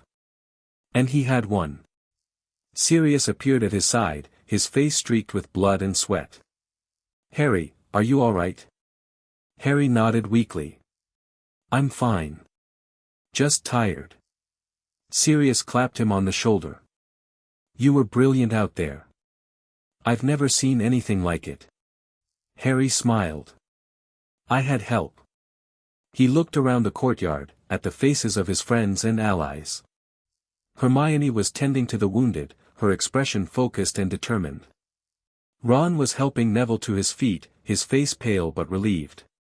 Ginny was standing at the edge of the crowd, her eyes fixed on Harry with an expression of awe and love. And on the walls of the castle, the ancient protectors gathered, their silver-gold forms shimmering in the moonlight. They had stood with Harry, and they had helped him win. But Harry knew the victory was only temporary. Voldemort was still alive. He had retreated, but he would return. And the Ancient One was still out there, waiting for his moment to strike. The war was not over. But for now, Harry Potter had won the battle.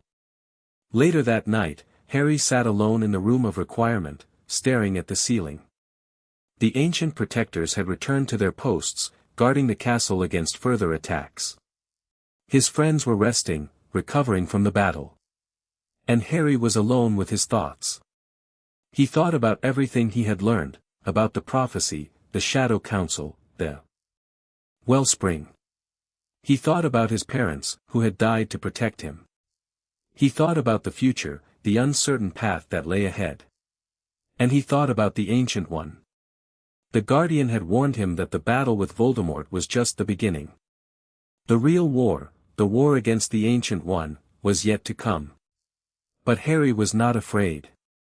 He had faced Voldemort and survived. He had destroyed the Shadow Council and banished the Ancient One.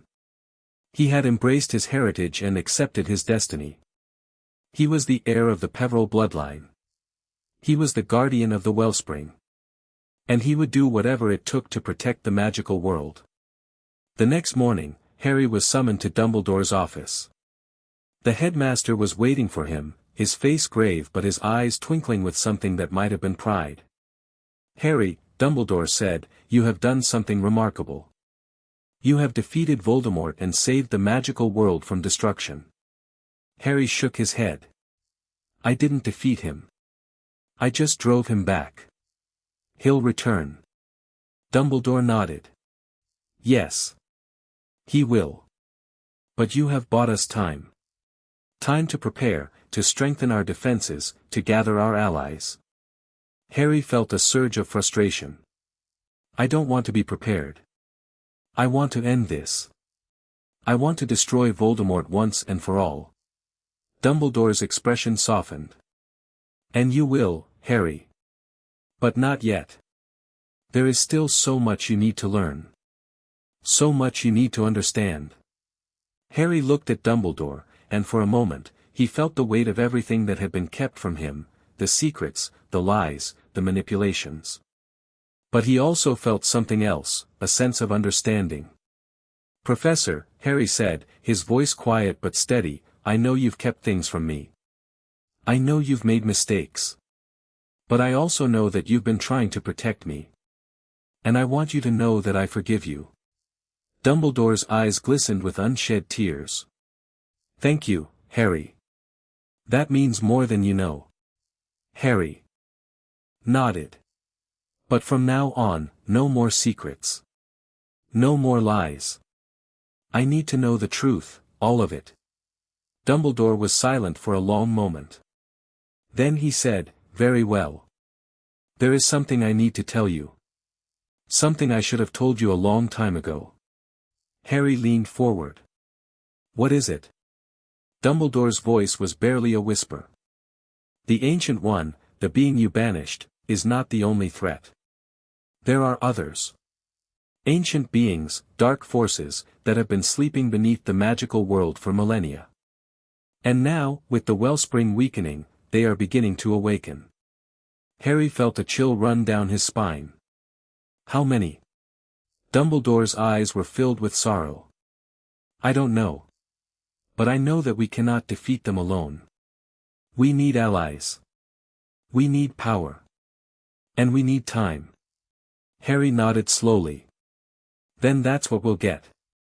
We'll gather our allies, we'll strengthen our defenses, and we'll prepare for the war that's coming. Dumbledore smiled. That, Harry, is exactly why you are the heir. As Harry left Dumbledore's office, he felt a new sense of purpose settling over him. He had faced Voldemort and driven him back. He had destroyed the Shadow Council and banished the Ancient One. But the war was far from over. There were other threats, ancient beings, dark forces, that were awakening beneath the magical world. And Harry would have to face them all. But he would not face them alone. He had his friends, his allies, and the power of the wellspring flowing through his veins. He had the guidance of the Guardian and the support of the Ancient Council. And he had the love of the people who believed in him. He was the heir of the Peverell bloodline. He was the guardian of the wellspring. And he would protect the magical world with everything he had. The days that followed were quiet. Voldemort had retreated, licking his wounds and planning his next move. The Shadow Council was destroyed, its members vanquished or scattered.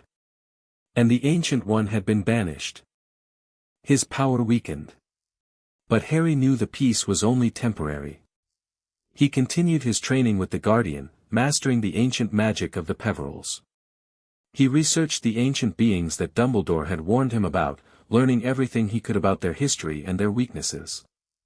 And he strengthened his connection to the wellspring, feeling its power flow through him like a river. And he waited. Waited for the next threat to emerge. Waited for the next battle to begin. Waited for the moment when he would have to prove himself once again. But he was ready. The heir of the Peverell bloodline was ready to face whatever came next. And nothing, not Voldemort, not the Ancient One, not the forces of darkness themselves, was going to stop him.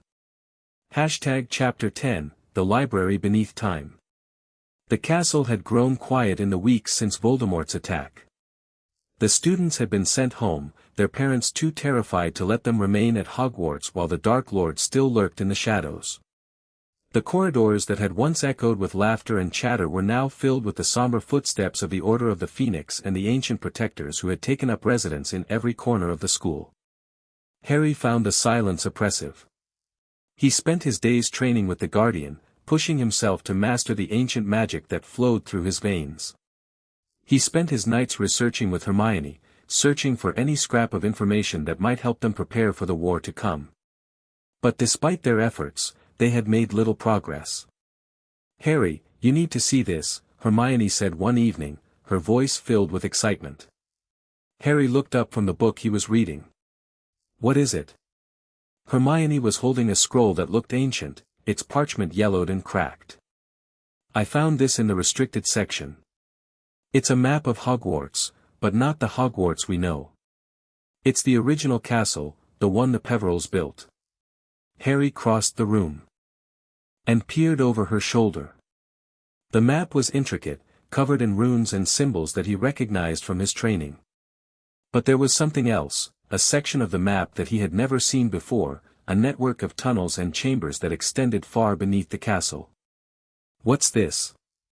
Harry asked, pointing to the unknown section. Hermione's eyes gleamed with discovery. "I think it's a hidden library. A library that the Peverells built beneath Hogwarts, one that's been sealed for centuries." Harry felt his heart race. A hidden library. A repository of ancient knowledge that had been lost to the magical world. It could contain the answers they needed, answers about the wellspring, about the Ancient One, about the ancient beings that Dumbledore had warned him about. "We need to find it," Harry said. "If there's a hidden library beneath Hogwarts, it could hold the key to everything." Hermione nodded eagerly. "I already know where the entrance is. It's in the Chamber of Secrets, behind a wall that was sealed by the Peverils themselves." The Chamber of Secrets was dark and cold when Harry and Hermione descended into its depths. The basilisk skeleton was gone, removed by the ancient protectors who had taken control of the chamber. In its place was a series of runes that pulsed with silver-gold light, marking the entrance to the hidden library. "The Peverils built this library to protect their most dangerous knowledge," Hermione said, her voice hushed with awe. "They sealed it with blood magic, so that only the heir could open it." Harry approached the wall and placed his hand on the runes. The silver-gold light flared, and the wall began to ripple like water. A doorway opened, revealing a staircase that spiraled down into darkness. "Are you sure about this?" Hermione asked, her voice trembling slightly.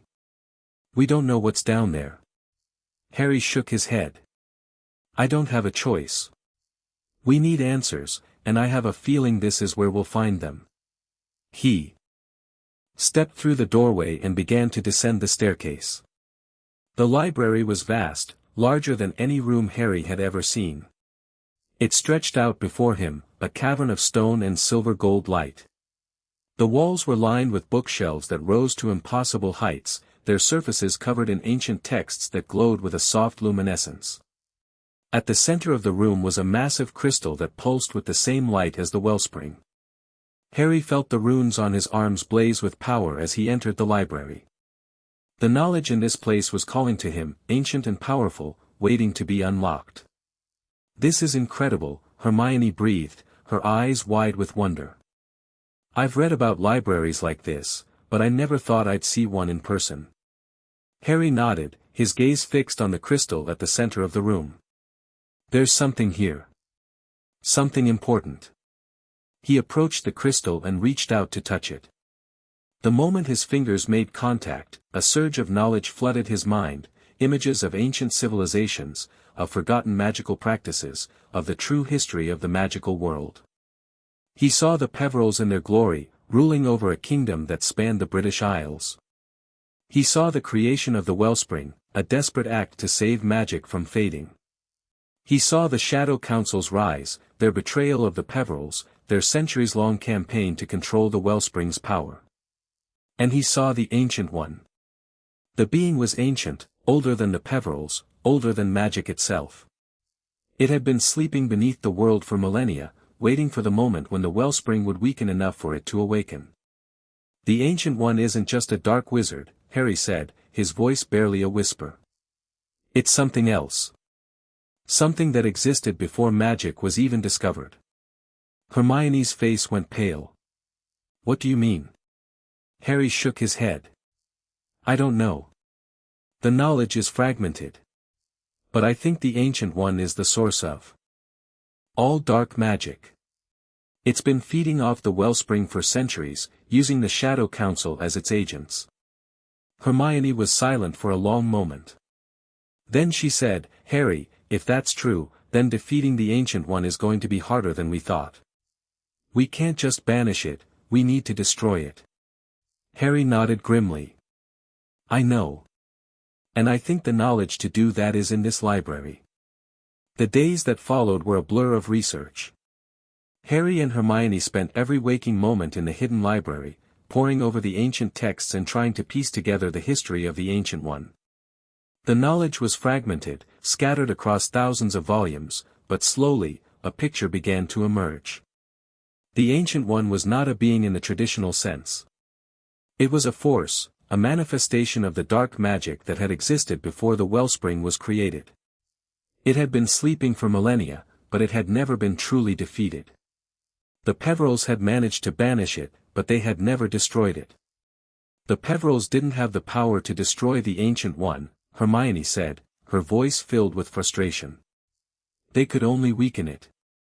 And now it's waking up." Harry shook his head. "There has to be a way. The Peverils were the most powerful magical beings in history. If they couldn't destroy it, how can I? Hermione was silent for a long moment. Then she said, the Peverils didn't have the wellspring. They created it, but they never fully tapped into its power. You have that power, Harry. You can use it to destroy the Ancient One. Harry felt a surge of hope. How? Hermione's eyes gleamed. There's a ritual. It's mentioned in one of the oldest texts in this library. It's dangerous, it could kill you, but it's the only way. Harry nodded slowly. Tell me what I need to do. The ritual required 3 things, a piece of the Ancient One's essence, a connection to the wellspring, and a sacrifice of pure magic. The piece of the Ancient One's essence is the hardest part, Hermione said, her voice filled with concern. You can't just find it, you have to draw it out of the Ancient One itself. That means confronting it directly. Harry nodded. I figured as much. What about the sacrifice? Hermione's face was troubled. The sacrifice is your magic. All of it. You would have to give up your connection to the wellspring, your ability to use magic, everything. You would become a muggle. Harry felt a chill run down his spine. Giving up his magic. It was unthinkable, like giving up a part of himself. But if it was the only way to destroy the Ancient One, then he would do it. When do we start? Harry asked. Hermione's voice was barely a whisper. We need to find the Ancient One's physical location. It's been hidden for millennia, but I think I know where to look. She unrolled a map on the table, the same map she had found in the restricted section. The Ancient One is sleeping beneath the sea, in a cavern that was sealed by the Peverils. It's in the North Atlantic, near the coast of Scotland. Harry studied the map, his eyes tracing the lines that led to the cavern. We need to go there. We need to confront the Ancient One and draw out its essence. Hermione nodded. But we can't go alone. We need allies, people who can protect you while you perform the ritual. Harry was silent for a long moment. Then he said, we'll bring the ancient protectors. They'll keep the Ancient One's forces at bay while I do what needs to be done. Hermione reached out and took his hand.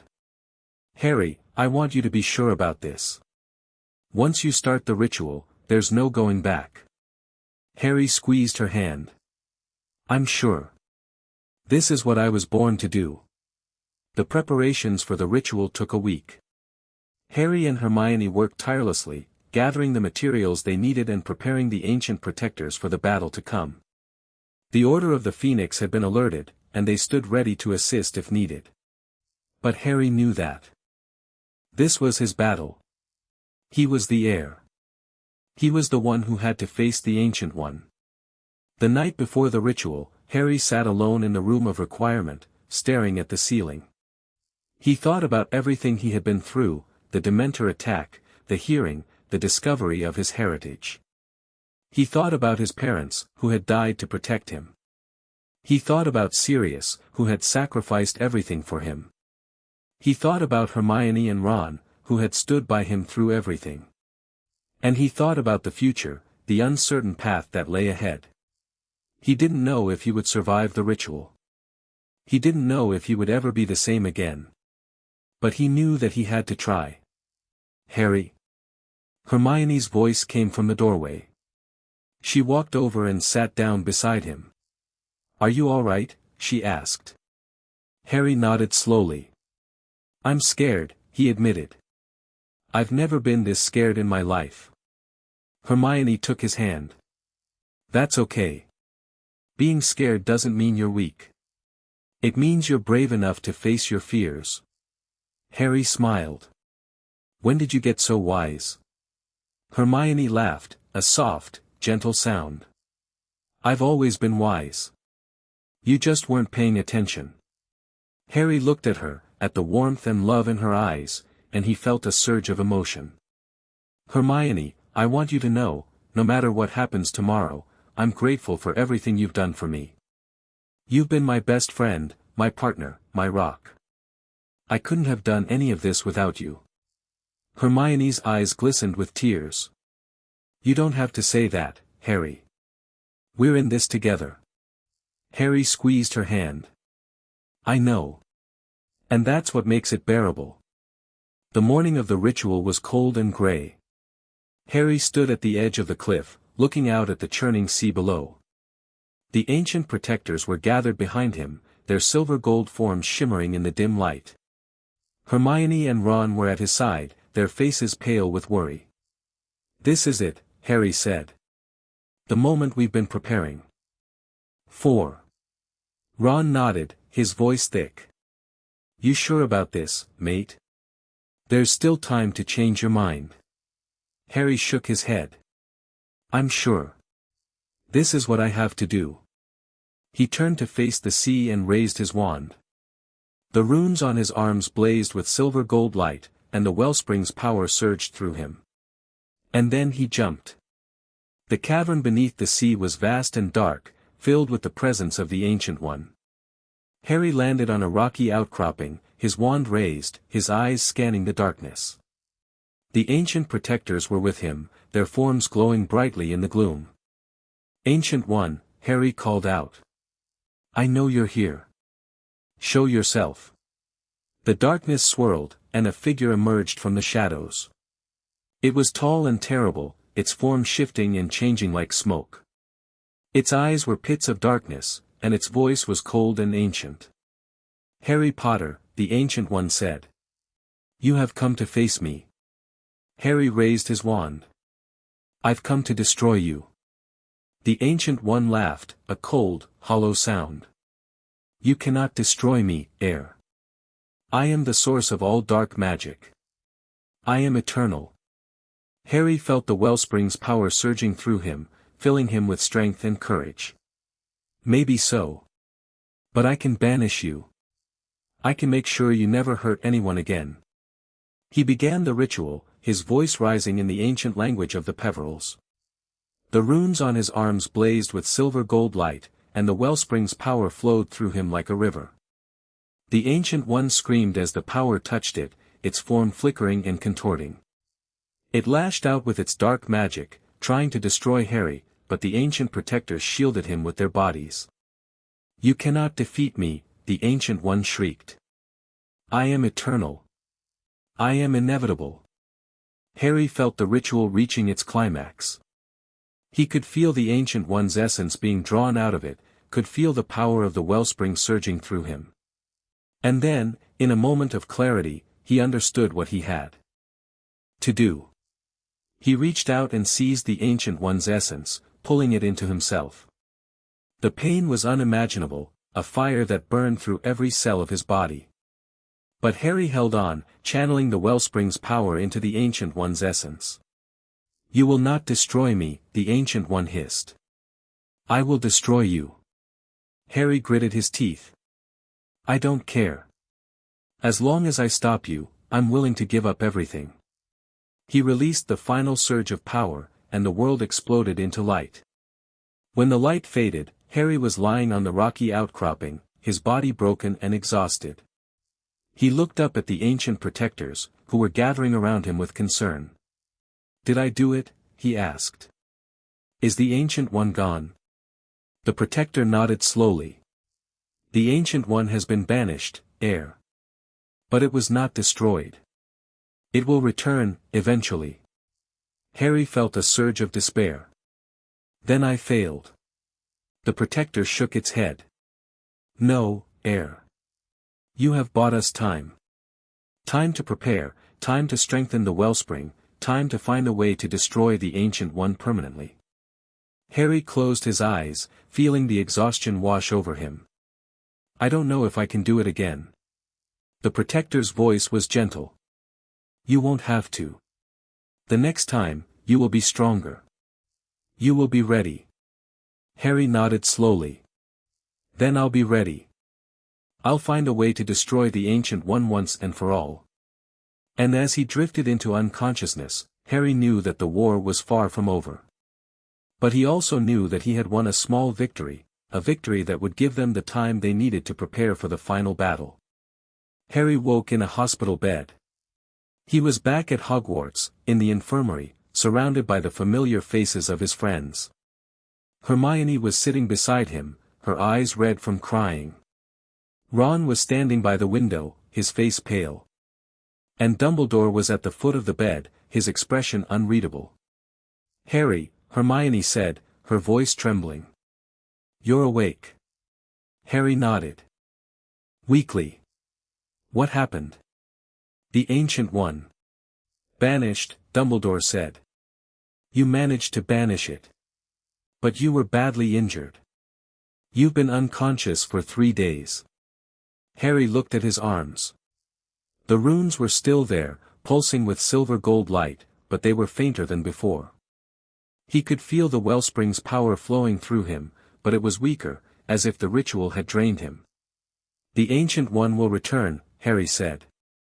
"I couldn't destroy it. I could only banish it." Dumbledore nodded slowly. "I know. But you have bought us time, precious time.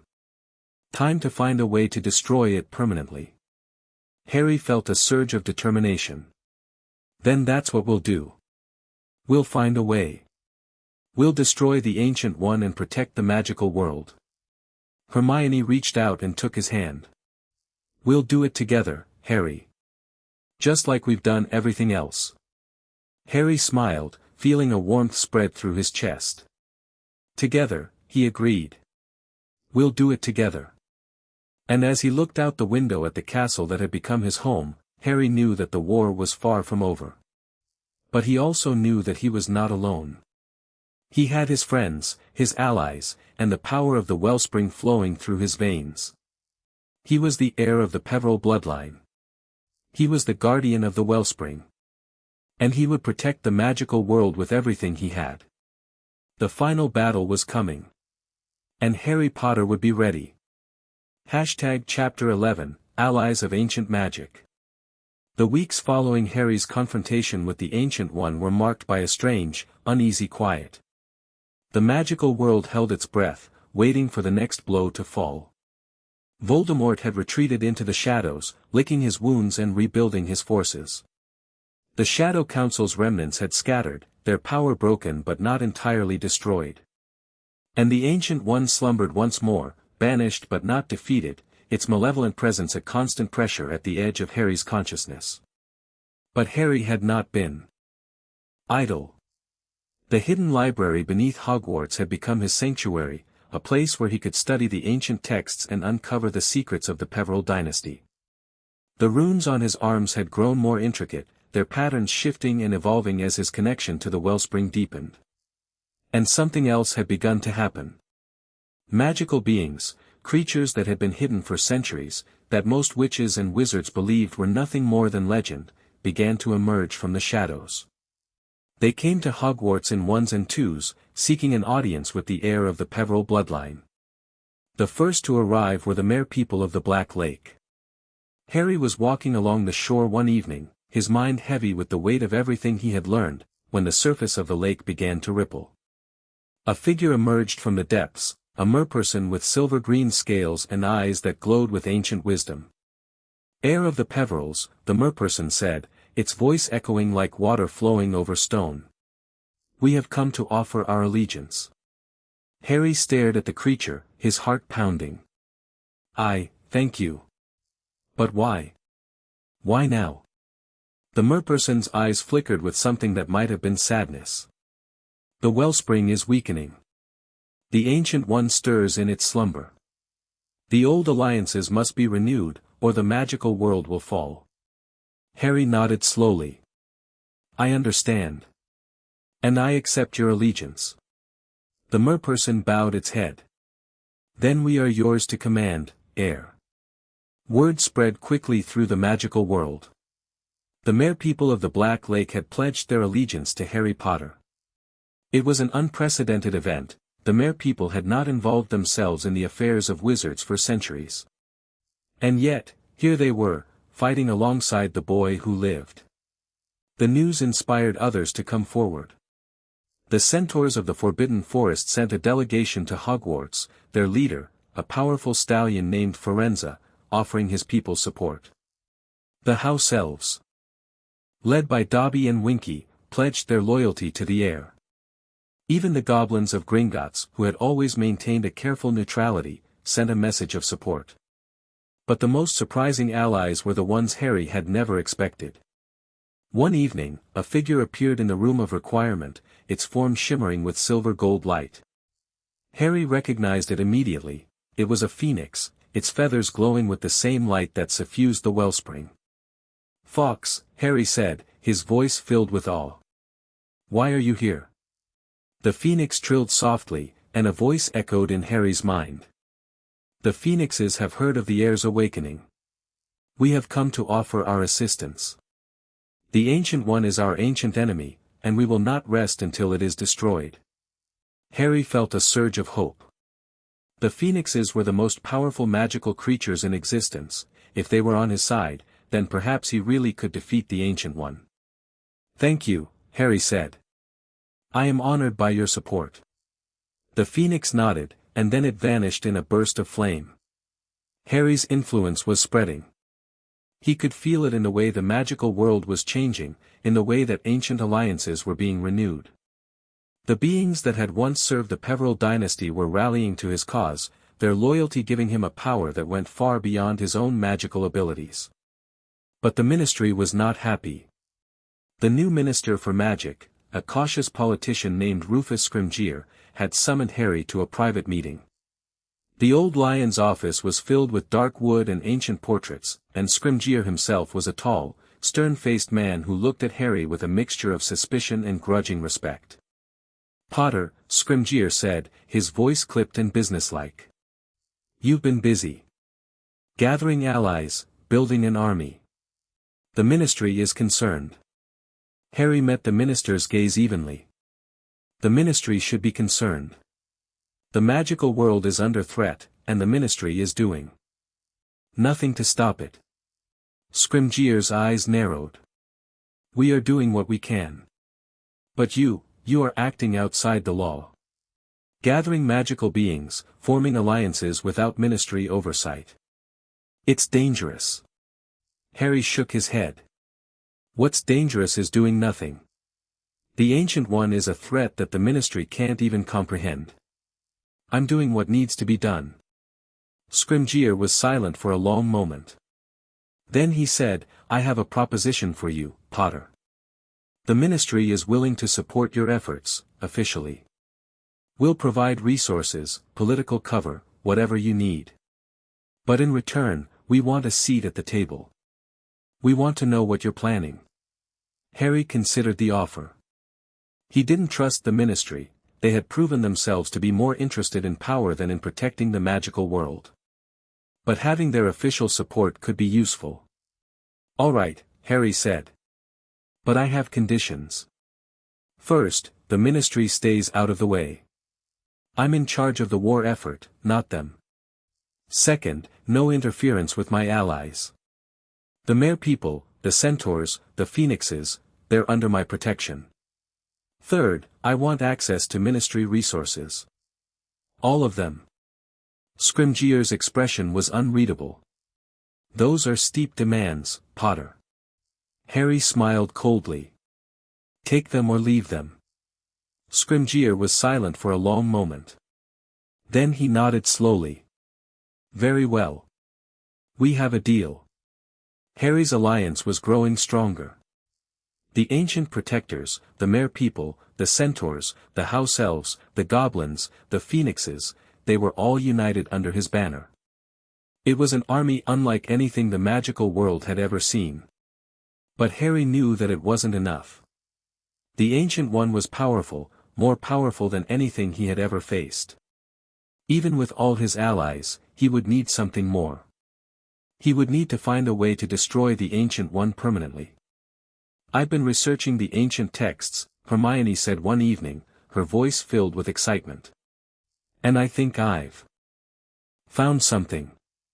There's a weapon, an ancient artifact that was created by the Peverils to destroy the Ancient One. It's called the Peveril Blade." Harry leaned forward. "Where is it?" Hermione's expression faltered. "That's the problem. The blade was hidden by the Peverils to keep it from falling into the wrong hands. It's in a location that's protected by powerful enchantments, enchantments that only the air can break. Harry nodded slowly. Then we need to find it. I need that blade if I'm going to destroy the Ancient One. Hermione nodded. I've already started looking. The clues are scattered across the hidden library. It's going to take time. Then we better get started, Harry said. The search for the Peveril blade took them deep into the hidden library. Harry and Hermione spent hours poring over the ancient texts, piecing together the clues that had been left by the Peverils. The blade had been hidden in a location that was connected to the wellspring, a place where the magic of the Peverils was strongest. The blade is in a chamber beneath Hogwarts, Hermione said, her voice filled with discovery. It's in the same chamber where the wellspring is located. The Peverils built the wellspring to protect the blade. Harry felt a surge of hope. Then that's where we need to go. We'll retrieve the blade and use it to destroy the Ancient One. Hermione's expression was troubled. There's a problem, Harry. The blade is protected by a test that only the air can pass. If you fail, the blade will be destroyed. Harry nodded grimly. Then I'll just have to pass the test. The descent to the wellspring was familiar now. Harry walked through the winding tunnels, his footsteps echoing in the silence.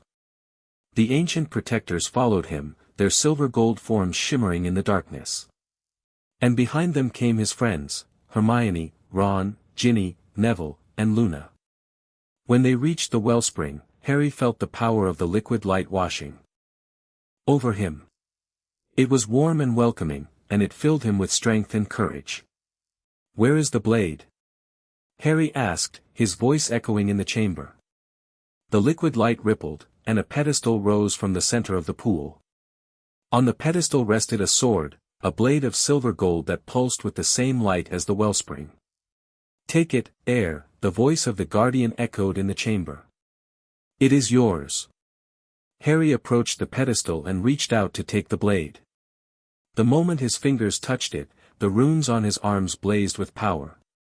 The blade began to glow, its light filling the chamber, and Harry felt a surge of knowledge flood his mind. He understood, in that moment, what the blade was. It was not just a weapon.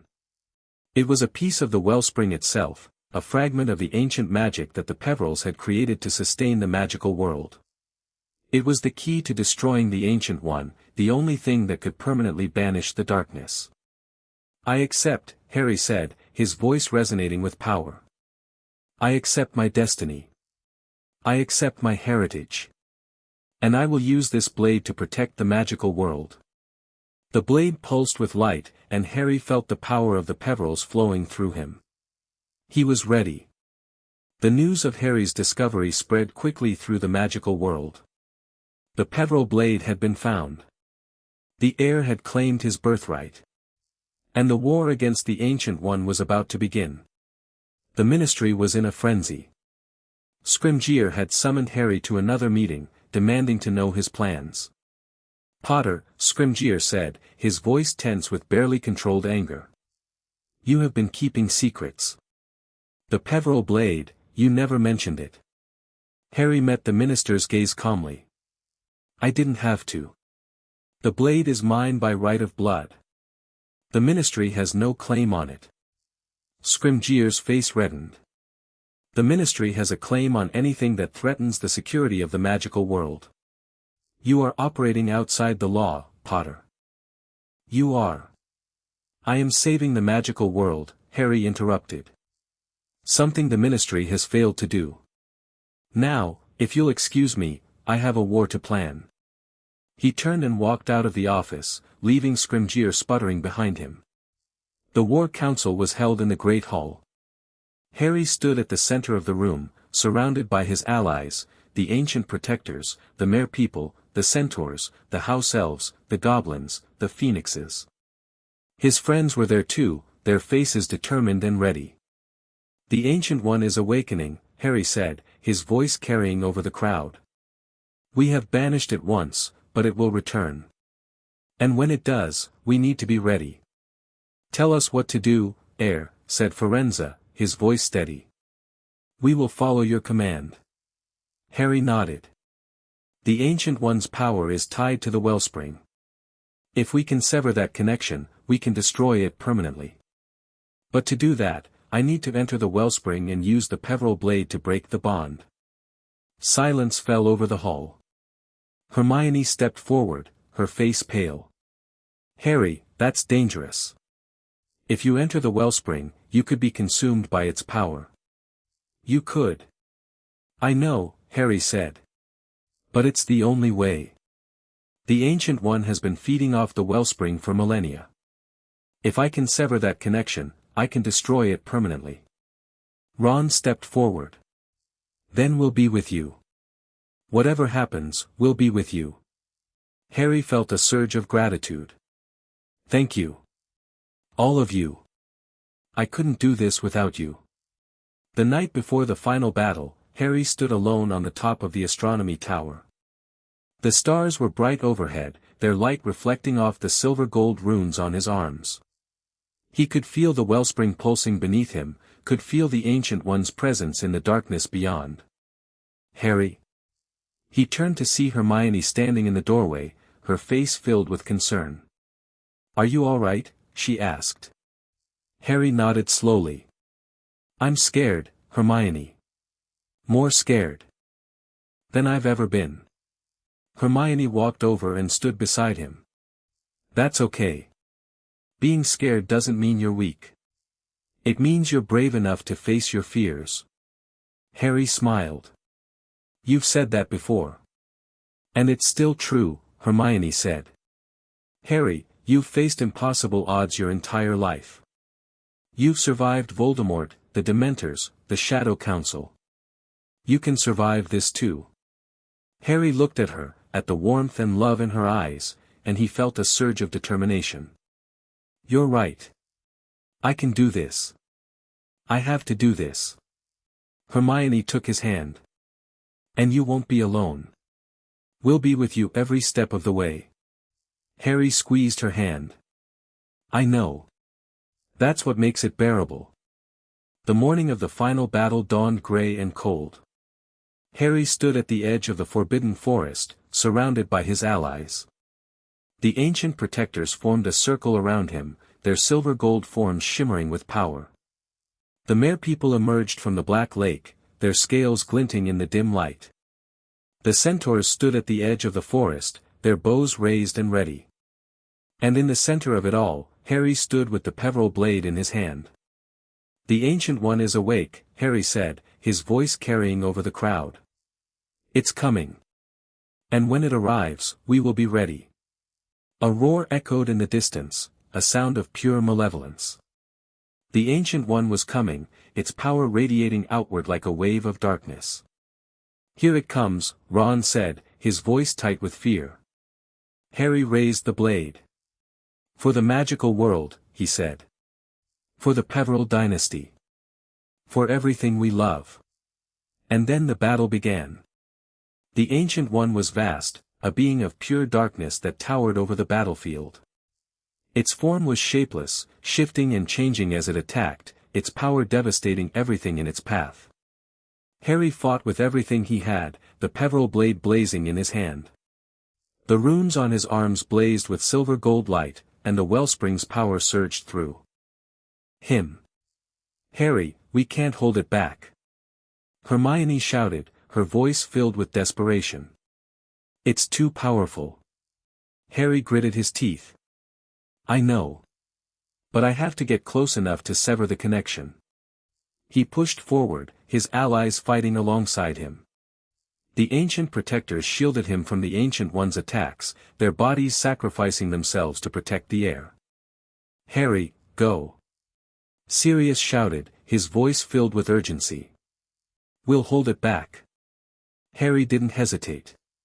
He ran toward the Ancient One, the blade raised, the wellspring's power surging through him. Ancient One, he shouted. I am the heir of the Peveril bloodline. I am the guardian of the wellspring. And I will destroy you. He plunged the blade into the Ancient One's heart. The darkness screamed, a sound that shook the very foundations of reality. The Ancient One's form began to dissolve, its power flowing back into the wellspring. Harry felt the connection severing, felt the Ancient One's grip on the magical world loosening. "You cannot destroy me," the Ancient One shrieked.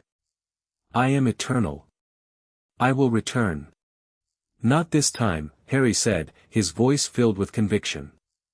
"This time, you're gone for good." He released the full power of the wellspring, and the Ancient One was consumed by the silver-gold light. When the light faded, the battlefield was silent. Harry stood in the center of the carnage, the Peveril blade in his hand, his body exhausted but his spirit triumphant. "Harry!" Hermione shouted, running toward him. "You did it. You actually did it." Harry nodded weakly. "The Ancient One is gone. Destroyed forever." Ron clapped him on the back. "You're a bloody legend, mate. You know that?" Harry smiled. "I know." And as he looked around at the faces of his friends and allies, the people who had stood by him through everything, Harry felt a surge of hope. The war was over. The magical world was safe. And Harry Potter, the heir of the Peveril bloodline, had finally fulfilled his destiny. Chapter 12, Dumbledore's Greatest Regret. The victory celebrations lasted for 3 days. Hogwarts had transformed into a place of joy and relief, its ancient stones seeming to glow with a warmth that had been absent for months. The great hall was filled with laughter and music, the enchanted ceiling reflecting the golden light of a perpetual summer sunset. Students who had been sent home had returned, their parents finally convinced that the danger had passed. The ancient protectors mingled with the students, their silver gold forms a constant reminder of the miracle that had occurred. But Harry could not bring himself to celebrate. He sat at the edge of the festivities, a glass of butterbeer untouched in his hand, his eyes distant and troubled. The runes on his arms had faded to a faint silver-gold shimmer, their patterns settling into a new configuration that he didn't fully understand. The wellspring's power still flowed through him, but it felt different now, quieter, more controlled. "Harry, you should be celebrating," Ron said, dropping onto the bench beside him. "You defeated the Ancient One. You saved the magical world. You're a bloody hero." Harry shook his head. "It doesn't feel like a victory. It feels like the end of something, but I don't know what." Ron frowned. "What do you mean?" Harry was silent for a long moment. Then he said, "The Ancient One is gone, but there's something I can't shake. A feeling that this isn't over. That there's something else coming." Ron's expression shifted to one of concern. "Mate, you've been through a lot. Maybe you just need to rest. Give yourself time to process everything." Harry nodded slowly. "Maybe you're right. Maybe I'm just tired." But even as he said the words, Harry knew it wasn't true. The feeling in his gut was too strong, too insistent. Something was coming, something that even the destruction of the Ancient One hadn't prepared him for. Dumbledore found him in the astronomy tower. The next night. The old wizard moved slowly, his steps heavy with the weight of years and secrets. His blue eyes, usually so bright and twinkling, were clouded with something that looked almost like grief. "Harry," Dumbledore said, his voice soft and weary. "I have been looking for you." Harry turned from the railing, his expression unreadable. "I've been thinking, Professor. About everything that's happened. About all the secrets you kept from me." Dumbledore nodded slowly. "I know. And I am here to tell you the truth, all of it. No more secrets, no more lies. You deserve that much." Harry felt a surge of emotion, anger, relief, and something that might have been hope. "Then tell me. Tell me everything." Dumbledore was silent for a long moment. Then he said, "It started the night your parents died. When I arrived at Godric's Hollow, I found you in the rubble. The runes were already on your arms, glowing with silver-gold light. I knew then that you were something special, something that the magical world had not seen in centuries." Harry nodded. "You've told me this. But I didn't tell you everything, Dumbledore continued. I didn't tell you that I recognized the runes. I had seen them before, in a book that had been hidden in the Hogwarts library for centuries. A book that belonged to the Peverils. Harry's heart began to pound. What book? Dumbledore reached into his robes and pulled out a small, leather-bound volume. Its cover was cracked and faded, but Harry could see the runes on its surface, the same runes that adorned his arms. This book was written by the last Peveril heir before the dynasty fell, Dumbledore said. It contains the full history of the bloodline, including the prophecy that had been hidden from the world. Harry took the book with trembling hands. Why didn't you show me this before? Dumbledore's eyes met Harry's, and they were filled with a sorrow so deep that it took Harry's breath away. Because I was afraid, Harry. Afraid of what you would become. Afraid of the power in your blood. Afraid that if you knew the truth, you would be consumed by it. Harry stared at him. That's not a reason. That's an excuse. Dumbledore nodded slowly. You are right. It is an excuse. And I have spent the last 15 years making excuses, hiding the truth from you, manipulating events, trying to control your destiny. I told myself that I was protecting you. But I was really protecting myself. Harry felt the anger building inside him, hot and bitter. Protecting yourself from what? Dumbledore's voice was barely a whisper. From the truth about who I really am. The revelation that followed changed everything Harry had ever believed about Dumbledore. The Peveril dynasty did not fall because of the Shadow Council alone, Dumbledore said, his voice heavy with shame. They fell because of a betrayal by someone they trusted. Someone who was supposed to protect them. Harry felt his blood run cold. Who? Dumbledore met his eyes, and Harry saw the truth in them before the words left his mouth. I was that someone, Dumbledore said. I was young, ambitious, and foolish. I believed that the Peverils had grown too powerful, that their magic was a threat to the magical world. I allied myself with the Shadow Council, helped them destroy the dynasty. And I have been running from that truth ever since. Harry felt the world tilt around him. Dumbledore, his mentor, his guide, the man he had trusted more than anyone, had been responsible for the fall of his bloodline. You betrayed my ancestors, Harry said, his voice hollow. You helped destroy the Peveril dynasty. Dumbledore nodded, tears streaming down his face. Yes. And I have spent the rest of my life trying to make amends. I protected you, Harry. I hid your heritage, suppressed your power, all because I was terrified that you would discover what I had done. I was terrified that you would hate me, and you have every right to. Harry felt a wave of nausea wash over him. The betrayal was so deep, so profound, that he didn't know how to process it. Dumbledore had been his rock, his guide, the one person he had always believed would never hurt him. But Dumbledore had hurt him in the worst way possible. Get out, Harry said, his voice cold and hard. Get out of my sight. Dumbledore didn't argue. He turned and walked away, his footsteps echoing in the silence of the tower. Harry stood alone in the darkness, the book clutched in his hands, and he felt the weight of everything Dumbledore had just told him pressing down on his shoulders. The next morning, Harry didn't leave his room. Hermione found him sitting on his bed, the Peveril book open in his lap, his face pale and his eyes red-rimmed. Harry, she said softly. Ron told me that Dumbledore came to see you last night. What happened? Harry looked up at her, and the pain in his eyes made her heart clench. He betrayed my family, Hermione. He helped destroy the Peveril dynasty.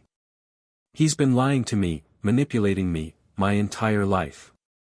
Hermione's face went pale. Harry, that's impossible. Dumbledore would never. He did, Harry interrupted. He told me himself. He allied with the Shadow Council to destroy my ancestors. And he's been covering it up ever since. Hermione was silent for a long moment, processing what Harry had just told her. Then she sat down beside him and took his hand. "Harry, I can't imagine what you're feeling right now. But I want you to know that I'm here for you. Whatever you decide to do, I'll support you." Harry looked at her, and for the first time since Dumbledore's confession, he felt a flicker of warmth. "Thank you, Hermione. That means everything to me." Harry avoided Dumbledore for the next week. He couldn't bear to look at the old wizard, couldn't bear to hear his voice or see his face. The betrayal was too fresh, too raw, and Harry needed time to process it. But the truth was like a poison in his veins. It infected everything, clouding his thoughts and making him doubt every interaction he had ever had with Dumbledore. Had the old wizard ever truly cared about him? Or had he just been using Harry to assuage his own guilt? "You need to talk to him, Harry," Ron said one evening, his voice uncharacteristically serious. "You can't avoid him forever." Harry shook his head. "I can't face him, Ron. Not yet. I don't know what I'd say." Ron was silent for a moment. Then he said, "I get it, mate. I really do. But you can't let this fester. It'll eat you alive." Harry nodded slowly. "I know. I just need a little more time." The opportunity came sooner than Harry expected. Dumbledore summoned him to his office the following week, his voice grave but his eyes pleading. Harry almost refused, but something made him agree, a small voice in the back of his mind that reminded him of everything Dumbledore had taught him, everything they had been through together. The headmaster's office was the same as always, cluttered with silver instruments and ancient artifacts, the portraits on the walls watching him with knowing eyes. But Dumbledore himself looked different. He looked older, more tired, more broken. "Harry," Dumbledore said, his voice soft and hesitant. "Thank you for coming." Harry sat down across from him, his expression cold and guarded. "You wanted to see me?" Dumbledore nodded slowly. "I need to tell you the rest of the story. The parts one left out." Harry felt a surge of anger. More secrets. More lies. Dumbledore's eyes filled with tears. "No, Harry. No more secrets. I promise you." The rest of the story was even worse than Harry had imagined. Dumbledore had not just betrayed the Peverell dynasty, he had been the one who had told the Shadow Council about the Wellspring. He had been the one who had helped them weaken it, making it vulnerable to their attacks. "I was young and foolish," Dumbledore said, his voice trembling. "I believed that. The Peverells had grown too powerful, that their magic was a threat to the magical world. I thought I was doing the right thing. But I was wrong. I was so wrong." Harry stared at him. "You helped destroy the Wellspring. You're the reason the Ancient One was able to wake up." Dumbledore nodded, tears streaming down his face. "Yes. And I have been trying to make amends ever since. I've been trying to protect you, Harry, to give you the chance to do what I couldn't. To save the magical world." Harry felt the anger boiling inside him, hot and fierce. "You should have told me. You should have trusted me." "I should have," Dumbledore agreed. "But I was too ashamed. I couldn't bear to see the look on your face when you realized what I had done. I couldn't bear to lose your trust."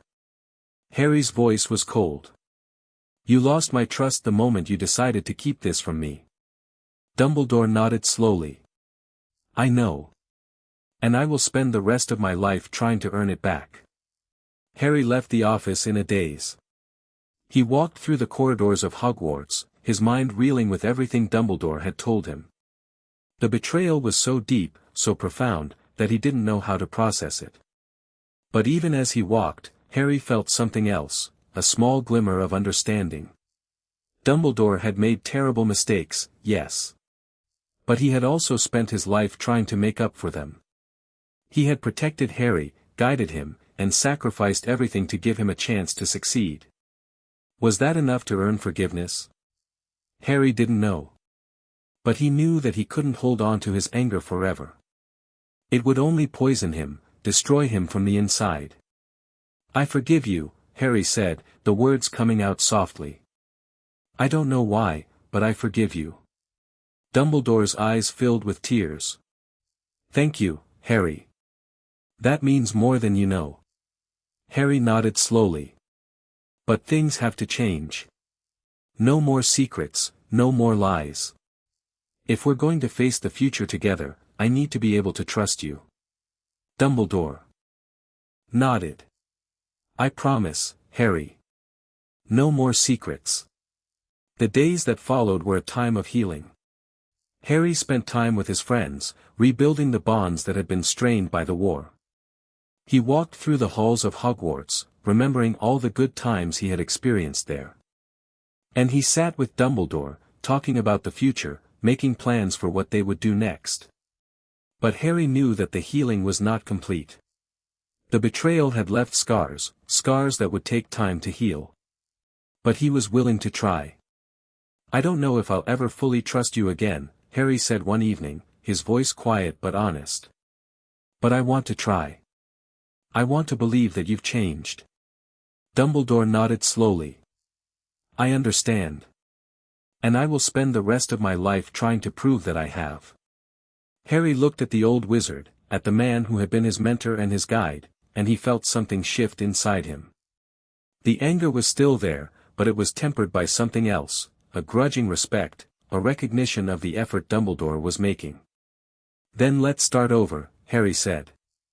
Not as teacher and student, but as partners. Equals. Dumbledore's eyes filled with tears again. I would like that, Harry.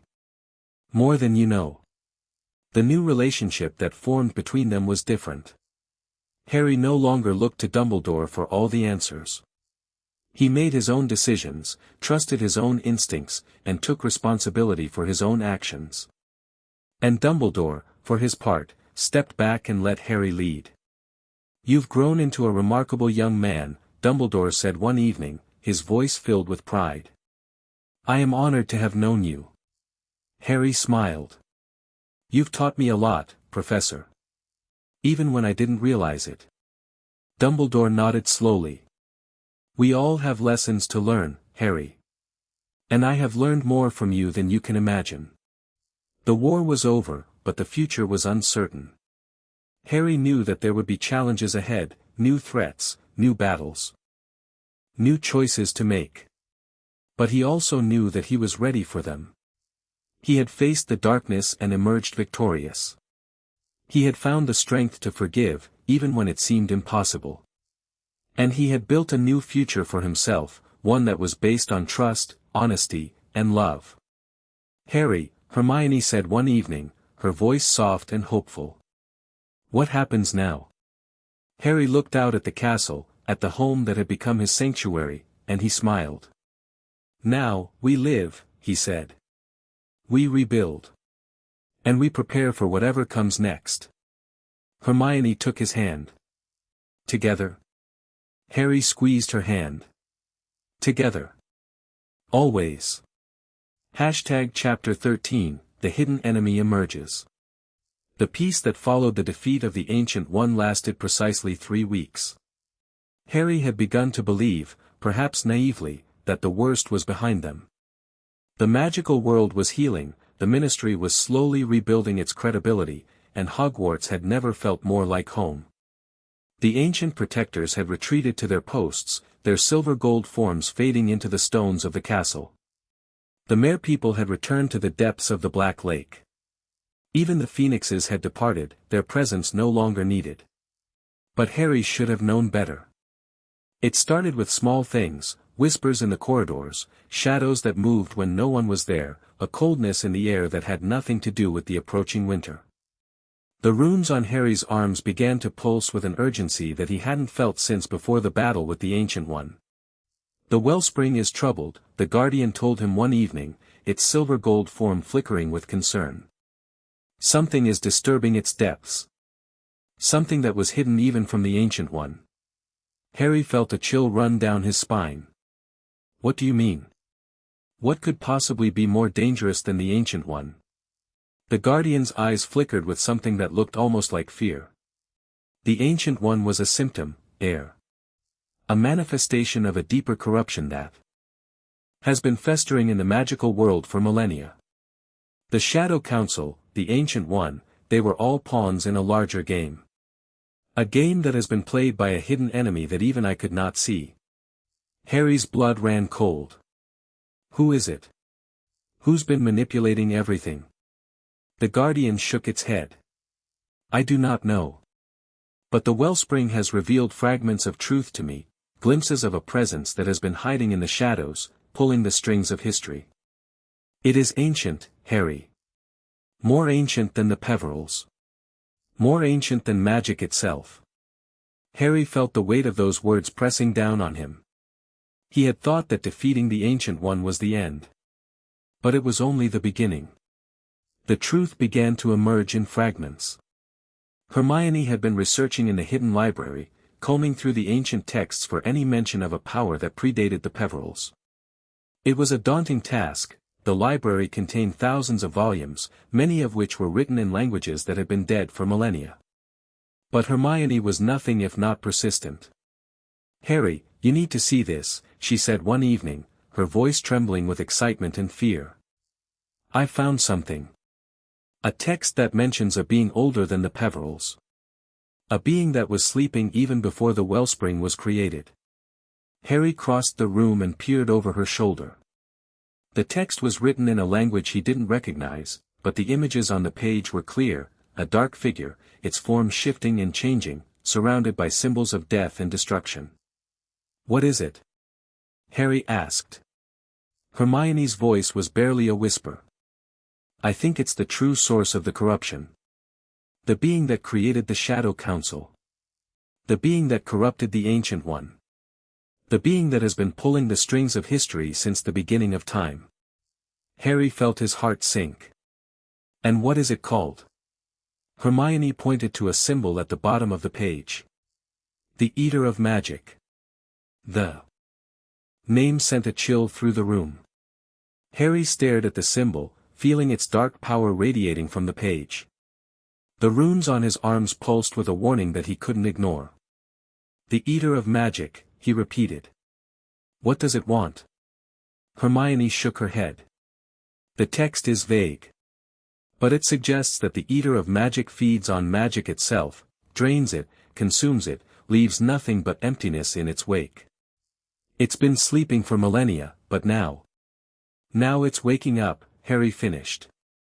That's why the wellspring has been troubled. The Eater of Magic is feeding on it. Hermione nodded grimly. I think so. And if it wakes fully, it will consume all the magic in the world. There won't be anything left. Harry felt a surge of determination. Then we need to stop it. We need to find a way to destroy it before it wakes. Hermione's expression was troubled. Harry, I don't know if that's possible. The Eater of Magic is older than the Peverils, older than the wellspring itself. The texts I've read don't mention any way to defeat it, only to delay it. Then we'll find a way, Harry said. We have to. The search for information about the Eater of Magic consumed Harry's days and nights. He spent every spare moment in the hidden library, poring over the ancient texts with Hermione. Ron, Ginny, Neville, and Luna joined them, each bringing their own strengths to the research. But despite their efforts, they made little progress. The Eater of Magic was a mystery, a shadow that had been hiding in the cracks of history, leaving only the faintest traces of its existence. Every text they found was fragmentary, incomplete, hinting at a truth that was just out of reach. It's like the Eater of Magic has been deliberately erased from history, Hermione said, frustration evident in her voice. Someone, or something, has been covering its tracks. Harry felt a chill run down his spine. The Shadow Council. Hermione shook her head. I don't think so. The Shadow Council was just a tool. I think the Eater of Magic has been hiding its own existence. It doesn't want anyone to know it's there. Harry nodded slowly. Then we need to find out what it's hiding. We need to find the truth. The breakthrough came from an unexpected source. Luna, who had been quietly reading through a stack of ancient texts, suddenly gasped. "Harry, come look at this. I think I've found something." Harry crossed the room and peered over her shoulder. The text was written in a flowing script that he didn't recognize, but the images on the page were unmistakable: a figure of darkness, surrounded by swirling magic, its form reaching out to consume everything in its path. "What is it?" Harry asked. Luna's voice was dreamy but focused. "It's a prophecy. A prophecy about the Eater of Magic. It says that when the Eater wakes, it will consume the wellspring and destroy the magical world. But there's a way to stop it." Harry's heart began to pound. "How?" Luna pointed to a symbol at the bottom of the page. "It says that the Eater can only be defeated by the one who created it. The original source of its power." Harry stared at the symbol, a feeling of dread settling in his stomach. Who created the Eater of Magic? Luna's eyes met his, and they were filled with a sadness that made Harry's breath catch. "The Peverils," she said. "The Peverils created the Eater of Magic." The revelation was devastating. Harry felt the world tilt around him as the words sank in. The Peverils, his ancestors, the founders of the magical world, had created the very thing that was threatening to destroy it. "That's impossible," Ron said, his voice filled with disbelief. "The Peverils were the good guys. They created the wellspring. They protected the magical world." Luna shook her head slowly. "They created the wellspring to protect the magical world, yes. But they also created the Eater of Magic. It was an accident, a side effect of their attempts to control the forces of magic. They tried to destroy it, but they couldn't. So they sealed it away, hoping that it would never wake." Harry felt a surge of anger. "And now it's waking. And it's going to destroy everything." Luna nodded. "The prophecy says that only the heir of the Peveril bloodline can defeat the Eater. But it also says that the heir will have to make a terrible sacrifice." Harry's voice was barely a whisper. "What kind of sacrifice?" Luna's eyes filled with tears. "The sacrifice of the wellspring itself. To destroy the Eater, the heir must sever the wellspring's connection to the magical world. It would mean the end of magic as we know it." Silence fell over the room. Harry looked at his friends, at the faces of the people he loved, and he felt the weight of the decision pressing down on him. He had to choose: save the magical world by sacrificing magic itself, or let the Eater consume everything.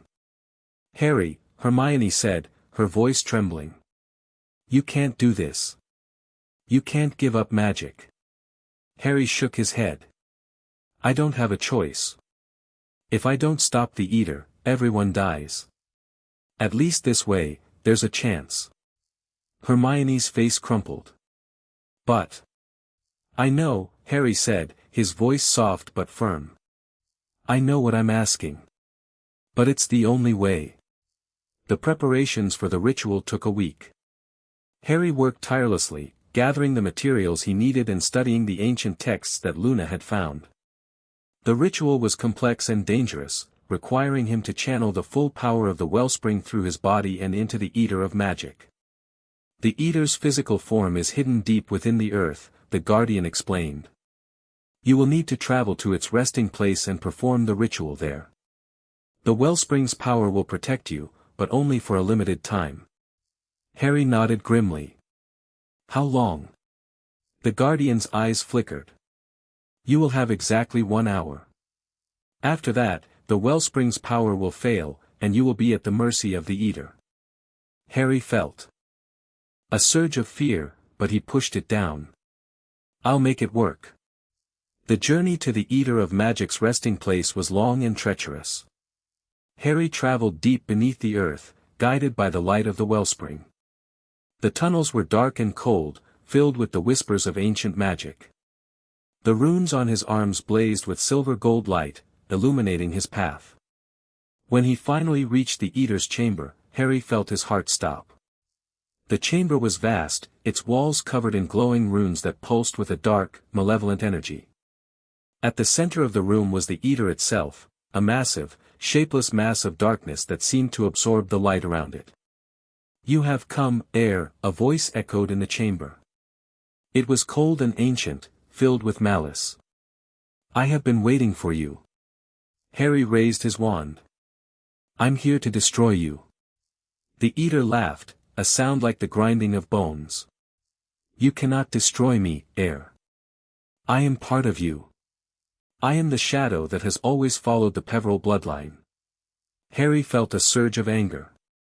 "I don't care what you are. I'm going to stop you." He began the ritual, his voice rising in the ancient language of the Peverils. The runes on his arms blazed with power, and the wellspring's light poured into the chamber, pushing back the darkness. The Eater screamed as the light touched it, its form writhing and contorting. "You cannot defeat me. I am eternal." Harry gritted his teeth, channeling the wellspring's power into the Eater. "I'm not trying to defeat you. I'm trying to erase you." The light intensified, and the Eater's form began to dissolve. But even as it faded, Harry could feel the cost. The wellspring's power was draining away, the magic that sustained the world slipping through his fingers. "You will destroy everything," the Eater hissed. "The magical world will fall, and you will be the one who caused it." Harry felt a surge of despair. But then he thought of his friends, of the people he loved, of everything he was fighting to protect. "I don't care," he said. "As long as I stop you, I'm willing to give up everything." The light exploded outward, and the Eater was gone. When the light faded, Harry was alone in the chamber. He had done it. He had destroyed the Eater of Magic. But the cost was immense. The wellspring's power had been severely depleted, and the magical world was forever changed. Harry stumbled back to the surface, his body exhausted and his spirit drained. When he emerged into the light, he saw his friends waiting for him, Hermione, Ron, Ginny, Neville, Luna, and all the others who had stood by him. "Harry," Hermione said, rushing to his side. "Are you all right?" Harry nodded weakly. "I'm fine. The Eater is gone." The word spread quickly, the Eater of Magic had been defeated, and the magical world was safe. But there was a cost to the victory, a cost that Harry had to bear alone. The wellspring was damaged. Magic was fading. And Harry knew that the magical world would never be the same again. The days that followed were quiet. Harry spent his time with his friends, enjoying the peace that had been hard-won. But even as he laughed and joked, he couldn't shake the feeling that something had been lost, something that could never be replaced. "Harry," Hermione said one evening, her voice soft and uncertain. "What happens now?" Harry looked out at the castle, at the home that had become his sanctuary, and he smiled.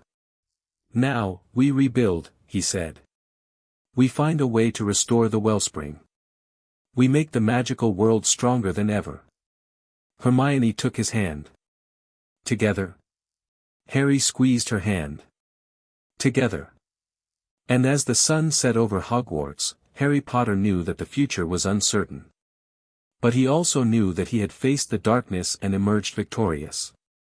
The war was over. The magical world was safe. And Harry Potter, the heir of the Peveril bloodline, was ready for whatever came next. Chapter 14, The Rise of the True Heir. The magical world was in chaos. The destruction of the Eater of Magic had sent shockwaves through the very foundations of magic itself. The wellspring, though still intact, was severely weakened, its power fluctuating in ways that no one had ever seen before. Spells fizzled and failed. Portkeys malfunctioned. The very fabric of magical reality seemed to be fraying at the edges. And in the midst of this uncertainty, Harry Potter had become something more than the boy who lived. He was the heir of the Peveril bloodline. The one who had defeated the Ancient One. The one who had destroyed the Eater of Magic. The one who had sacrificed the wellspring's power to save the magical world. The magical world had always viewed Harry with a mixture of awe and fear. But now, that awe had transformed into something else entirely, a reverence that bordered on worship. The people are looking to you, Harry, Hermione said one evening, her voice filled with concern. They see you as their savior. Their leader. Harry shook his head. I don't want to be a leader. I just want to help. Hermione's expression softened. I know. But sometimes, being a leader means accepting the responsibility that comes with it. Harry was silent for a long moment. Then he said, What do you think I should do? Hermione took his hand. I think you should embrace who you are. Accept the role that's been thrust upon you. Use your power to help the magical world rebuild. Harry nodded slowly. You're right. I can't run from this. I need to step up. The first step was to formally claim his inheritance. Harry traveled to Gringotts with Hermione and Ron at his side, the Peveril blade strapped to his back and the silver medallion warm against his chest. The goblins greeted him with a reverence that was unprecedented. They bowed low, their sharp teeth bared in smiles of respect. Harry Potter, Ragnarok said, his voice filled with awe. The true heir of the Peveril bloodline. We have been expecting you. Harry nodded. I've come to claim my inheritance. All of it. Ragnarok led them to the Peveril vault, which had been opened and expanded since Harry's last visit. The chamber was vast, filled with treasures that had been hidden for centuries, gold, jewels, artifacts of unimaginable power. This is incredible, Ron breathed, his eyes wide with wonder. You're stinking rich, mate. Harry shook his head. This isn't about the money. It's about what the Peveril legacy represents. I need to use this power to help the magical world. Hermione nodded firmly. And you will. But first, you need to understand what you're inheriting. The inheritance was more than just wealth. As Harry explored the vault, he discovered artifacts that had been hidden for centuries, weapons that could channel the power of the wellspring, books that contained the secrets of ancient magic, and relics that had belonged to the first Peveril kings. But the most important discovery was a scroll that contained the names of the ancient magical families who had once sworn allegiance to the Peveril dynasty. These families were the pillars of the Peveril kingdom, the Guardian explained, its silver gold form shimmering in the torchlight. They have been waiting for the heir to return. They will pledge their loyalty to you, if you ask. Harry nodded slowly. Then I'll ask. I need allies. The summons went out across the magical world. Harry Potter, the heir of the Peveril bloodline, was calling upon the ancient magical families to renew their oaths of allegiance. The response was overwhelming. Families that had been hiding for centuries emerged from the shadows, their leaders traveling to Hogwarts to pledge their loyalty to the heir. The Great Hall was transformed into a court of ancient magic. Harry sat at the head of the room, the Peveril blade laid across his knees, the silver medallion glowing on his chest.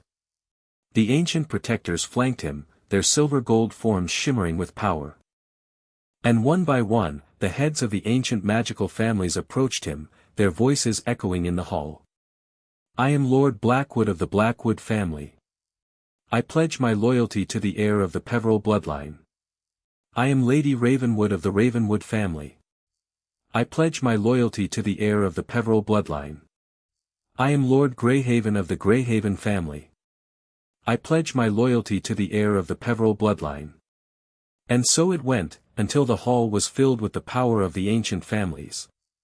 The air crackled with magic, and Harry felt the wellspring's power surge through him, strengthened by the loyalty of his new allies. Thank you, Harry said, his voice carrying over the hall. I am honored by your allegiance. Together, we will rebuild the magical world. But not everyone was happy with Harry's rise to power. The ministry was in an uproar. Scrimgeour had been removed from office, replaced by a caretaker minister who was little more than a puppet for the old guard. They viewed Harry's growing power as a threat that had to be neutralized. Potter is amassing an army, one ministry official said, his voice filled with fear. He's gathering the ancient families, the magical beings, the protectors. He's building a power base that could rival the ministry itself. We need to stop him, another official agreed. before it's too late. The ministry's response was swift and brutal. They issued a decree declaring Harry's alliance illegal, labeling the ancient families as rogue elements and threatening to arrest anyone who pledged allegiance to the heir. But the ministry's threats had little effect. The ancient families had been hiding for centuries, waiting for the heir to return. They were not about to abandon him now. Harry's response to the ministry's decree was calm but firm. "I am not seeking to overthrow the ministry," he said in a statement that was published in the Daily Prophet. "I am seeking to protect the magical world. The ancient families and magical beings who have pledged their allegiance to me are not enemies of the ministry. They are allies in the fight against the darkness that threatens us all." The statement was met with mixed reactions. Some praised Harry for his restraint, while others accused him of playing politics. But the magical world was divided. Britain had become a battlefield, not of spells and curses, but of words and influence. The division was felt most acutely at Hogwarts. Students whose families had pledged allegiance to Harry found themselves at odds with students whose families supported the ministry. The corridors buzzed with tension, and the ancient protectors had to be stationed throughout the castle to maintain order. "This is getting out of hand," Ron said one evening, his voice filled with frustration. "We can't even walk through the corridors without someone starting a fight." Harry nodded grimly. "I know. But we can't let the division tear us apart. We need to find a way to unite the magical world." Hermione looked up from the book she was reading. "That's going to be difficult. The ministry is spreading propaganda, painting you as a threat to democracy. They're turning people against you." Harry shook his head. "I don't care what they say about me. I care about saving the magical world." Hermione reached out and took his hand. "I know. And that's what makes you a true leader." The turning point came unexpectedly. A group of Death Eaters, emboldened by the chaos, launched an attack on a small village in the Scottish Highlands. The ministry's response was slow and ineffective, and the village was nearly destroyed before the Death Eaters were driven off. But Harry had sent his allies to the village, ancient protectors, mere people, and centaurs, who had arrived in time to save the villagers. "The heir saved us," one villager said, her voice filled with gratitude. "The ministry abandoned us, but the heir came to our aid." The story spread quickly, and the tide of public opinion began to shift. Harry had demonstrated that he was not just a political figure, but a protector. He was willing to act when the ministry wouldn't. The ministry's response was to double down. They issued a new decree, labeling Harry and his allies as enemies of the state. They sent Aurors to Hogwarts to arrest Harry, but the ancient protectors blocked their path. "Harry Potter is under the protection of the Peveril bloodline," the Guardian said, its voice echoing in the entrance hall. "You will not touch him." The Aurors retreated, their mission a failure. But the confrontation had deepened the divide between Harry and the ministry. The magical world was now split into two factions, those who supported the heir and those who supported the ministry. "We need to act," Harry said, his voice grim. "We can't let the ministry tear the magical world apart." "What do you suggest?" Ron asked. Harry's eyes blazed with silver-gold light. "We form our own government. A government that represents the people, not the politicians. A government that will protect the magical world, not exploit it."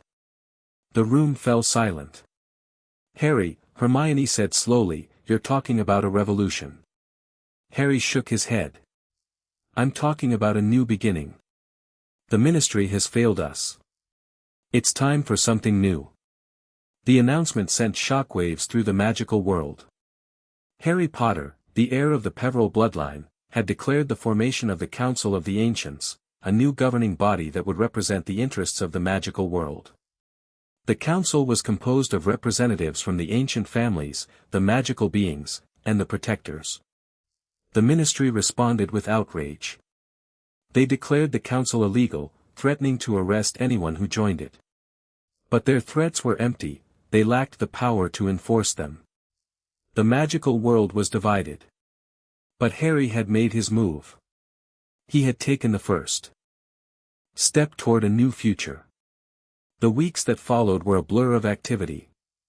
Harry worked tirelessly to build the Council of the Ancients, establishing a government that could rival the Ministry. He traveled across Britain, meeting with representatives of the ancient families and the magical beings, forging alliances and building support. And slowly, the council began to take shape. "It's working," Hermione said one evening, her voice filled with excitement. "The council has gained the support of most of the magical world. The Ministry is losing its grip." Harry nodded, but his expression was troubled. "I know. But the Ministry isn't going to give up without a fight. They're going to try to tear us apart." Ron let out a low whistle. "Then we'll just have to be ready for them." The confrontation came sooner than expected. A delegation from the Ministry arrived at Hogwarts, demanding to speak with Harry. The leader of the delegation was an old wizard named Thaddeus Thorn, a man who had been a member of the Wizengamot for decades.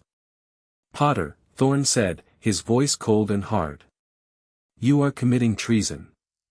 You are undermining the authority of the Ministry and threatening the stability of the magical world."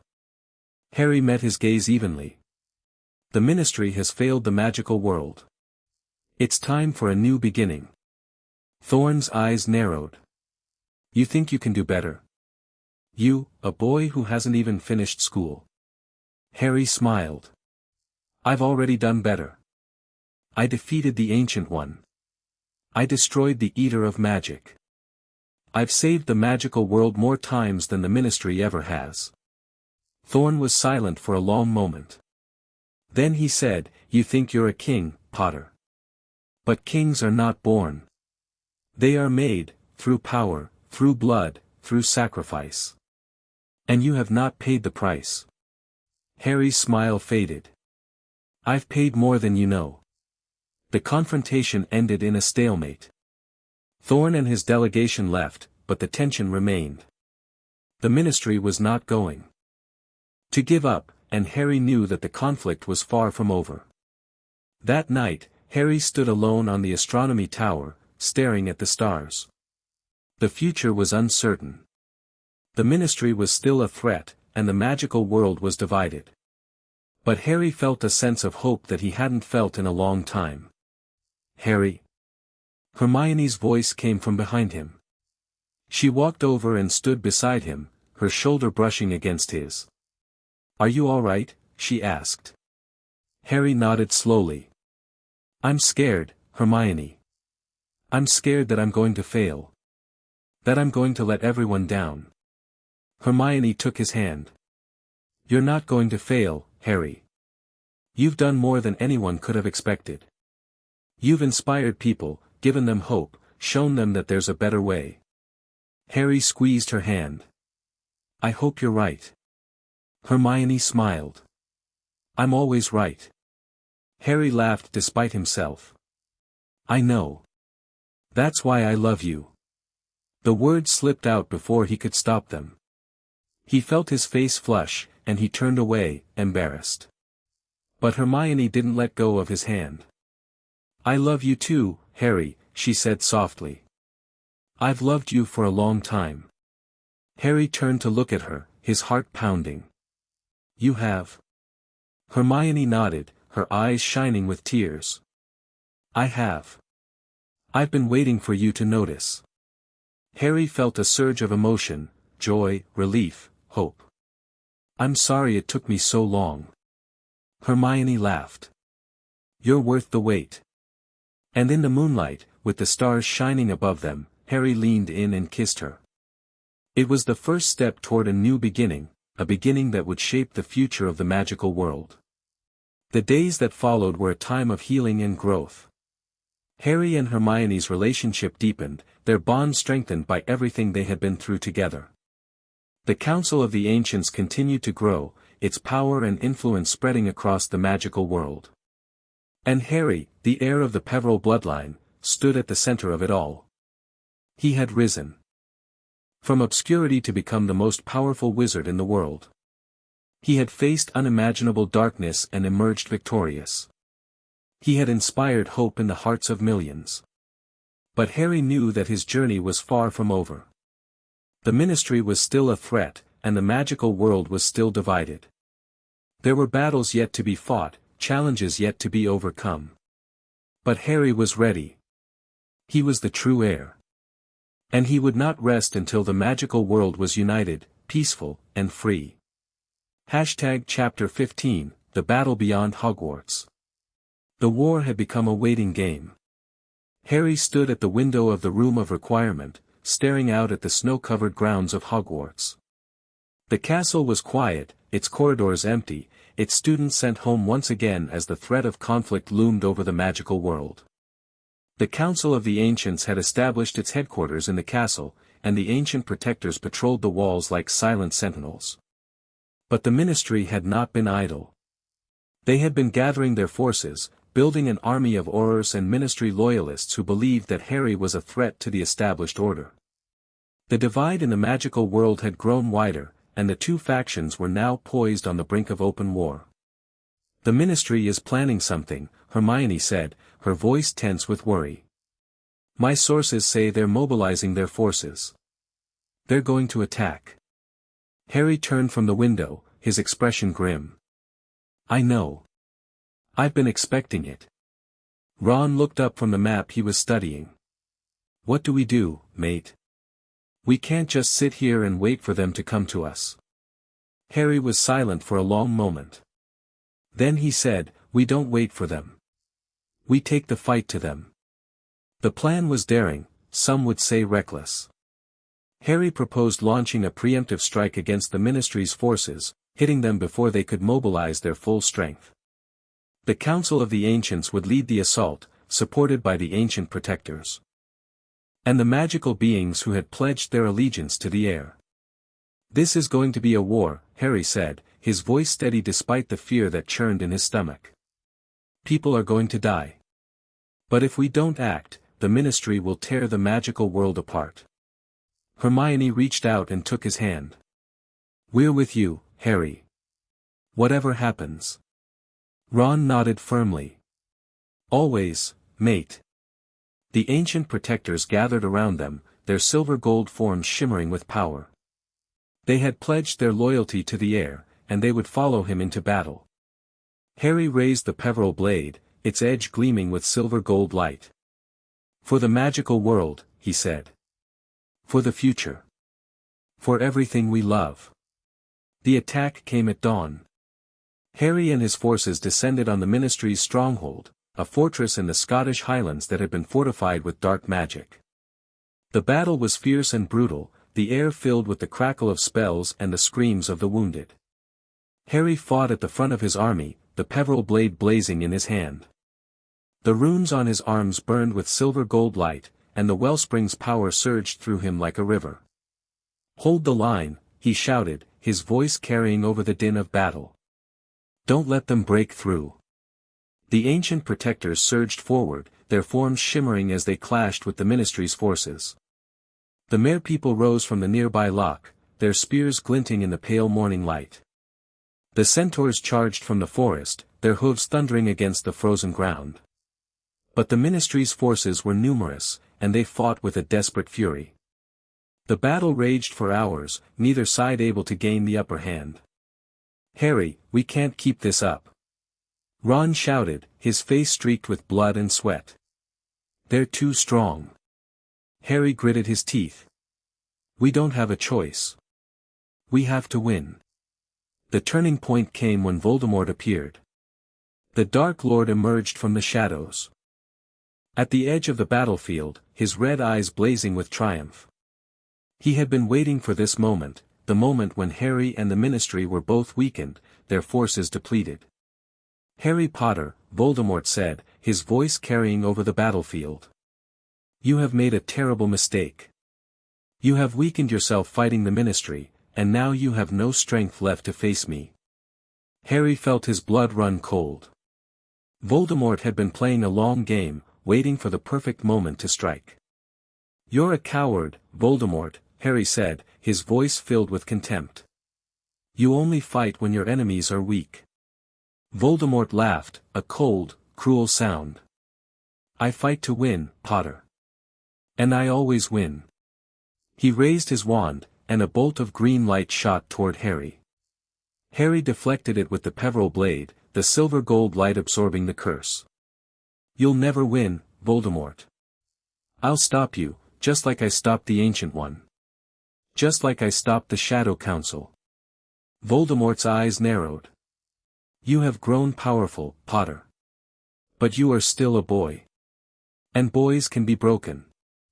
The battle between Harry and Voldemort was unlike anything the magical world had ever seen. They fought in the center of the battlefield, their spells colliding in bursts of silver gold and green light. The ground shook beneath them, and the air crackled with power. You cannot defeat me, Potter, Voldemort hissed. I am the Dark Lord. I am the Master of Death. Harry felt the wellspring's power surging through him, filling him with strength and courage. You're not the Master of Death. You're a coward who's afraid of dying. Voldemort screamed in rage, and a bolt of dark magic shot toward Harry. Harry raised the peveril blade, and the silver gold light absorbed the curse. I've faced worse than you, Voldemort. I've faced the Ancient One. I've faced the Eater of Magic. You're nothing. Voldemort's eyes flickered with something that might have been fear. You cannot defeat me, Potter. I have powers you cannot imagine. Harry smiled, a cold, determined smile. So do I. He raised the peveril blade and released the full power of the wellspring. The silver gold light exploded from Harry, washing over the battlefield in a wave of pure magic. The Ministry's forces screamed as the light touched them, their dark magic dissolving like mist. The Death Eaters fled, their forms dissolving into shadow. And Voldemort, the Dark Lord, staggered back, his face contorted with pain. What is this? Voldemort hissed. What have you done? Harry's voice was calm, his eyes blazing with silver gold light. I've embraced my heritage. I've accepted my destiny. And I've become something that even you cannot defeat. Voldemort screamed, a sound of pure rage and despair, and then he vanished, his form dissolving into darkness. The battle was over. The aftermath was a blur of exhaustion and relief. Harry stood in the center of the battlefield, surrounded by the bodies of fallen friends and enemies. His hands were shaking, his body drained of magic, but he was alive. And he had won. Hermione appeared at his side, her face pale and her eyes filled with tears. Harry, you did it. You actually did it. Harry nodded weakly. I couldn't have done it without you. Without all of you. Ron limped over, his arm in a sling but his face split in a grin. You're a bloody legend, mate. You know that? Harry smiled. I know. And as he looked around at the faces of his friends and allies, the people who had stood by him through everything, Harry felt a surge of hope. The war was not over. The Ministry was still a threat, and the magical world was still divided. But Harry had won a crucial victory. He had proven that the heir of the Peveril bloodline was a force to be reckoned with. The Ministry's remaining forces retreated, their morale shattered by Voldemort's defeat and the power Harry had displayed. Harry could have pursued them. He could have crushed the Ministry completely, seized control of the magical world, and established himself as the undisputed ruler. But Harry didn't want to be a ruler. He wanted to be a leader. We need to offer them a way out, Harry said, his voice weary but determined. We need to show them that there's a better way. Hermione looked at him with concern. Harry, they tried to kill you. They nearly destroyed the magical world. I know, Harry said. But if we respond with violence, we're no better than them. We have to be better. The offer was extended, a chance for the Ministry's remaining forces to surrender, to join the Council of the Ancients, to help rebuild the magical world. The response was mixed. Some accepted the offer, their loyalties shifting as the tide of the war turned. Others refused, retreating into the shadows to fight another day. But Harry had won a crucial victory. He had proven that the heir of the Peveril bloodline was a force to be reckoned with. The days that followed were a time of healing and rebuilding. Harry and his allies worked tirelessly to restore order to the magical world, establishing new laws and institutions that would ensure the peace would last. The Council of the Ancients was officially recognized as the governing body of the magical world, and the ministry was dissolved. But Harry knew that the war was not truly over. Voldemort was still out there, biding his time, planning his next move. The ministry's remaining forces were still a threat, lurking in the shadows. And the magical world was still divided, its wounds still fresh. "We have a long way to go," Harry said one evening, his voice filled with weariness. "But we're on the right path." Hermione nodded. "We are. And we'll get there. Together." Ron grinned. "Always." Harry looked at his friends, at the people who had stood by him through everything, and he felt a surge of hope. The future was uncertain, but it was bright. The war was not over. But Harry had won a crucial victory. He had proven that the heir of the Peveril bloodline was a force to be reckoned with. He had inspired hope in the hearts of millions. And he had shown that the magical world could be united, even in the face of unimaginable darkness. As Harry stood on the ramparts of Hogwarts, looking out at the snow-covered grounds, he knew that the future was uncertain. But he also knew that he was ready for whatever came next. He was the heir of the Peveril bloodline. He was the guardian of the wellspring. And he would protect the magical world with everything he had. The battle beyond Hogwarts was over. But the war was just beginning. Chapter 16, The World Before Wizards. The snow had melted, and spring had come to Hogwarts. But the warmth of the season did little to dispel the cold that had settled in Harry's heart. The victory over Voldemort and the Ministry had been decisive, but it had also been costly. Too many had died. Too many had been lost. And the magical world, though united under the Council of the Ancients, was still fragile, still healing. Harry spent his days in the hidden library, searching for answers. The Guardian had told him that the wellspring was weakening, its power draining away faster than anyone had anticipated. If something wasn't done, magic itself would fade from the world. But the answers Harry needed were not in the texts he had already studied. "There's something I need to show you," the Guardian said one evening, its silver-gold form flickering with urgency. "Something that has been hidden from you until now." Harry looked up from the book he was reading. "What is it?" The Guardian extended its hand, and a beam of silver-gold light shot toward Harry. It struck him in the chest, and the world dissolved around him. Harry found himself standing in a world that was nothing like the one he knew. The sky was a deep, vibrant blue, untouched by the clouds that usually hung over the British Isles. The land was wild and untamed, covered in forests that stretched as far as the eye could see. And in the distance, rising above the trees, was a city of silver-gold light, a city that seemed to pulse with the very essence of magic. "This is the world before wizards," the Guardian's voice echoed in Harry's mind. "This is the world that existed before the Peverils created the wellspring." Harry stared at the city, his heart pounding with awe. What is this place? Who built it? The city was built by the first magical beings, the ones who discovered magic, who tamed it, who shaped it into the force that sustains the world. They were not wizards.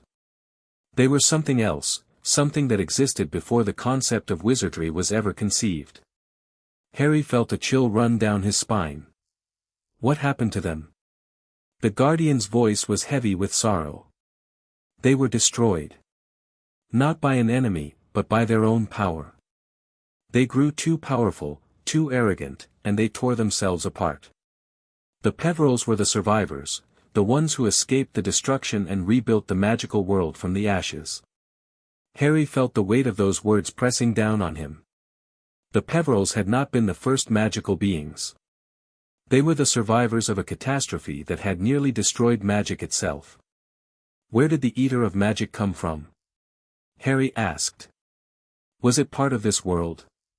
The Guardian was silent for a long moment.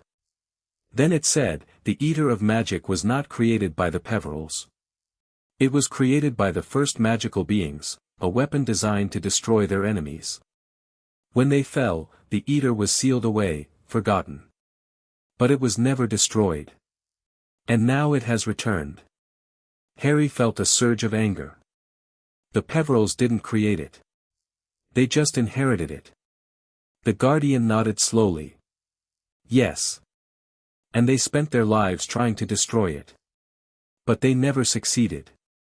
The vision shifted. Harry found himself standing in the ruins of the Silver Gold City. The buildings were crumbling, their light faded to a dim glow. The streets were empty, the silence broken only by the sound of the wind. This is what happened to the first magical beings, the Guardian said. Their power consumed them. And now, the same fate awaits the magical world, unless you can stop it. Harry looked around at the ruins, feeling a sense of despair wash over him. How can I stop it? I'm just one person. The Guardian's voice was filled with something that might have been hope. You are the heir, Harry. The blood of the Peverils flows through your veins. You have the power to change the course of history. Harry shook his head. I don't know if I'm strong enough. The Guardian's silver-gold form shimmered. You are stronger than you know. And you are not alone. The vision shifted again, and Harry found himself standing in a chamber that was unlike anything he had ever seen. The walls were covered in runes, runes that were older than the ones on his arms, older than the ones in the hidden library. They pulsed with a dark, malevolent energy that made Harry's skin crawl. This is the heart of the Eater of Magic, the Guardian said. This is where it was created. And this is where it must be destroyed. Harry stared at the runes, feeling their power pressing against his mind. How do I destroy it? The Guardian's voice was barely a whisper. You must sever the connection between the Eater and the Wellspring. The Eater feeds on the Wellspring's power. If you can cut that connection, the Eater will starve. Harry felt a surge of determination. Then that's what I'll do. The ritual was performed in the depths of the hidden library. Harry sat at the center of a circle of runes, his hands resting on his knees, his eyes closed. The runes on his arms blazed with silver-gold light, and the Wellspring's power flowed through him like a river. The Guardian chanted in the ancient language of the Peverils, its voice echoing in the chamber. The runes on the floor began to glow, and Harry felt his mind expanding, reaching out into the darkness that surrounded the magical world. And then he saw it.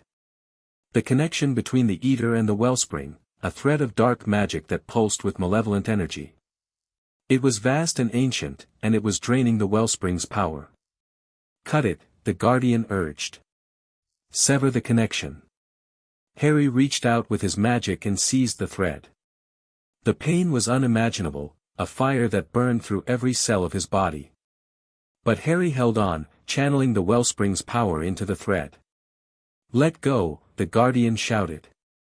If you hold on too long, you'll destroy yourself. Harry gritted his teeth. I can do this. I have to do this. He pulled, and the thread began to fray. The Eater screamed, a sound of pure rage and despair, and the thread snapped. The world exploded into light.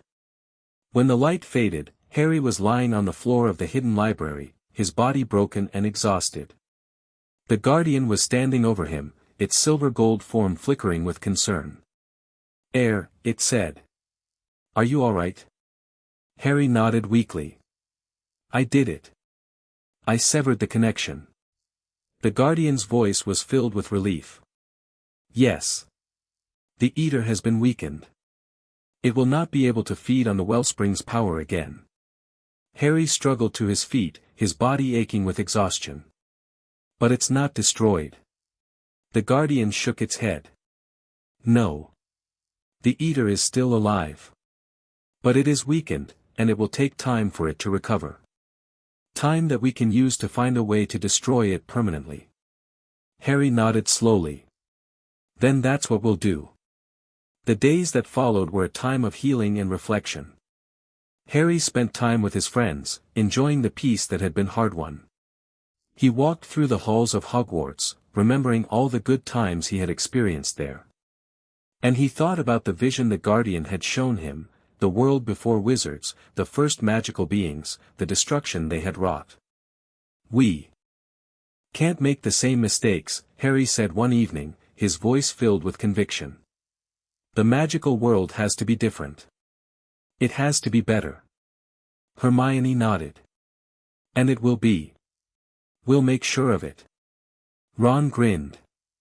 "We've got a good start. The Council of the Ancients is already making changes. The Ministry is gone. The ancient families are united. We're on the right track." Harry smiled. "I know. But we can't afford to be complacent. The Eater is still out there, and it's still a threat. We need to be ready." The war was not over. The Eater was still alive, weakened but not destroyed. Voldemort was still out there, biding his time, planning his next move. And the magical world was still healing, its wounds still fresh. But Harry was ready. He had faced the darkness and emerged victorious. He had embraced his heritage and accepted his destiny. And he had built a new future for the magical world, one that was based on hope, unity, and love. The spring turned to summer, and Hogwarts was filled with the sounds of laughter and life. Harry stood on the ramparts of the castle, looking out at the grounds below. The ancient protectors were there, their silver-gold forms shimmering in the sunlight. The merpeople swam in the black lake, their scales glinting. The centaurs patrolled the edge of the forbidden forest, their bows gleaming. And Harry, the heir of the Peveril bloodline, stood at the center of it all. He had risen from obscurity to become the most powerful wizard in the world. He had faced unimaginable darkness and emerged victorious. He had inspired hope in the hearts of millions. But Harry knew that his journey was far from over. The Eater was still out there, a threat lurking in the shadows. And the magical world was still healing, its wounds still fresh. But Harry was ready. He had faced the darkness and emerged victorious. And he would do whatever it took to protect the magical world. As the sun set over Hogwarts, Harry felt a sense of peace settle over him. He had done what he had set out to do. He had embraced his heritage. He had accepted his destiny. He had saved the magical world. But he also knew that the future was uncertain. There would be challenges ahead, new threats to face, new battles to fight. And Harry would be ready. He was the heir of the Peveril bloodline. He was the guardian of the wellspring. And he would protect the magical world with everything he had. The world before wizards had been destroyed by power and arrogance. The magical world would not make the same mistakes. Harry would make sure of it. Chapter 17, Breaking the Final Seal. The summer solstice arrived with a heat that seemed to press down on Hogwarts like a physical weight. Harry had been dreaming again, dreams that were not his own. They came to him in fragments, images of a vast darkness, a void that swallowed light and life and hope. He would wake gasping, the runes on his arms blazing with silver-gold light, the wellspring's power surging through him like a warning. "The final seal is weakening," the Guardian told him, its silver-gold form flickering with urgency. "The Peverils placed it to contain the Eater's core. If it breaks, the Eater will be freed completely." Harry felt his blood run cold. "Where is the seal? How do I strengthen it?" The Guardian's eyes flickered with something that looked almost like sorrow. "The seal is not a place, heir. It is a state of being. It is the connection between you and the wellspring, the bond that binds the Eater's power. To strengthen it, you must break it." Harry stared at the Guardian. "Break it? That doesn't make sense." The Guardian nodded slowly. "The seal was created by the first heir, the one who bound the Eater's core to the wellspring. It was a desperate act, a sacrifice that has been maintained by the Peveril bloodline for millennia. But the seal is weakening because the connection between the heir and the wellspring has been damaged. To strengthen it, you must break it and forge it anew. Harry felt the weight of those words pressing down on him. What happens if I break the seal? The Guardian's voice was barely a whisper. The Eater's core will be freed. It will try to reform, to gather its power and consume the magical world. But if you are strong enough, if you can forge a new seal before the Eater reforms, you can bind it forever. Harry was silent for a long moment. Then he said, I'll do it. I'll break the final seal. The preparations for the ritual took 3 days.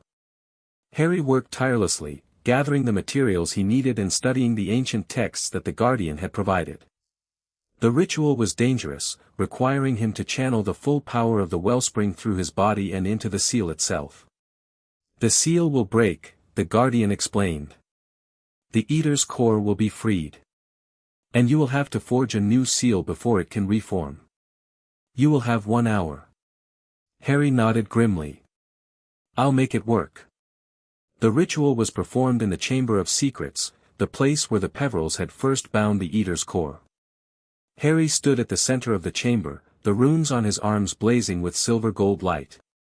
The ancient protectors were gathered around him, their forms shimmering with power. Hermione, Ron, and his other friends were there too, their faces pale with worry. Are you sure about this? Hermione asked, her voice trembling. Harry, if something goes wrong. Nothing will go wrong, Harry said, his voice steady despite the fear that churned in his stomach. I'm going to do this. He raised the Peveril blade, its edge gleaming with silver-gold light. And then he plunged it into his own chest. The pain was unimaginable. Harry felt the blade cutting through his flesh, felt the power of the wellspring surging through him like a river of fire. The runes on his arms blazed with silver-gold light, and the seal, the ancient bond that had been forged by the first air, began to break. The world exploded into light. When the light faded, Harry was standing in a void of darkness. The Eater's core was before him, a massive, pulsing mass of malevolent energy that seemed to absorb the light around it. It was vast and terrible, a thing of pure darkness that had been waiting for this moment for millennia. Harry Potter, the Eater's voice echoed in the void. You have freed me. I am grateful. Harry raised the Peveril blade. I haven't freed you. I'm going to destroy you. The Eater laughed, a sound like the grinding of bones. You cannot destroy me. I am eternal. I am the darkness that existed before the first light.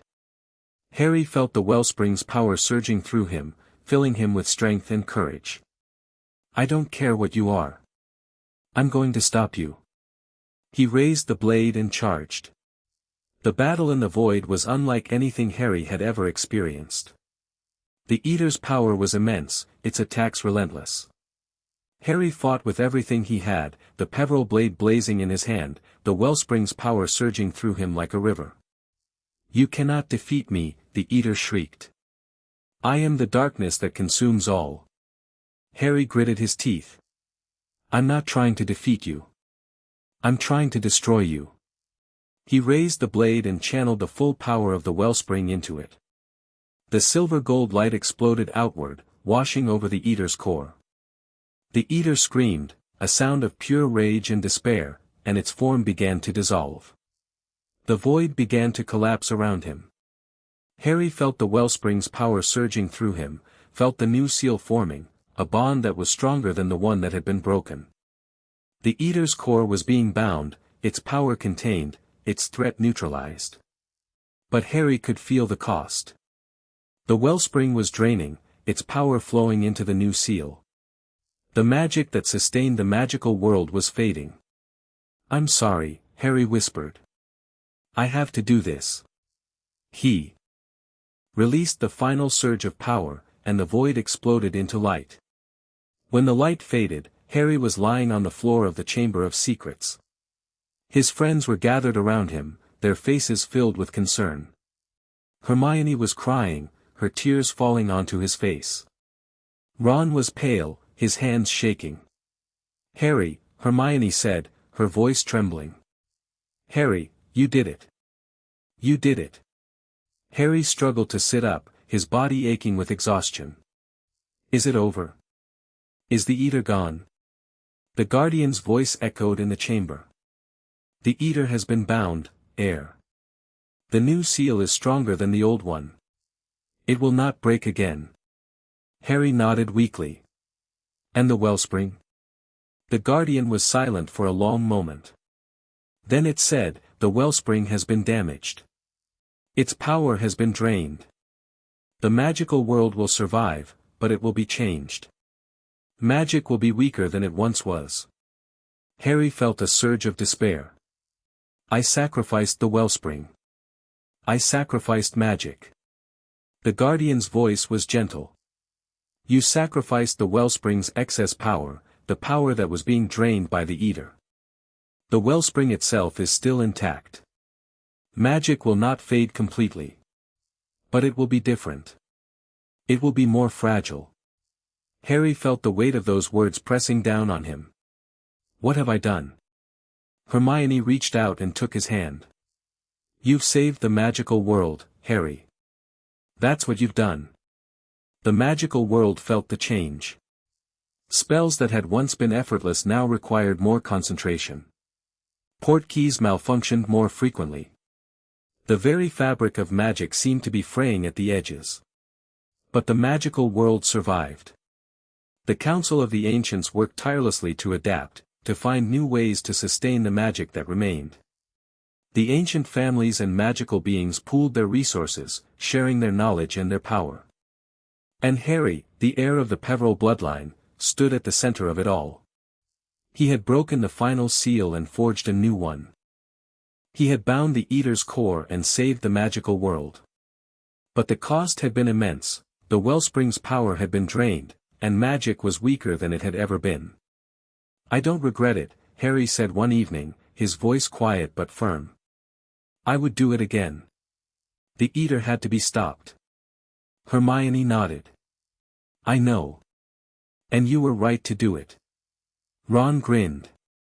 You're a bloody hero, mate. You know that? Harry smiled. I know. The days that followed were a time of healing and rebuilding. Harry spent time with his friends, enjoying the peace that had been hard-won. He walked through the halls of Hogwarts, remembering all the good times he had experienced there. And he thought about the future, the uncertain path that lay ahead. But even as he healed, Harry knew that the war was not truly over. The Eater was bound, but it was not destroyed.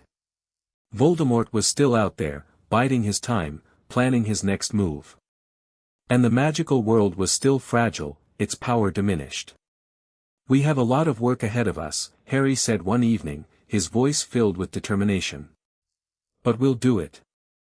We'll rebuild the magical world, stronger than ever. Hermione reached out and took his hand. Together.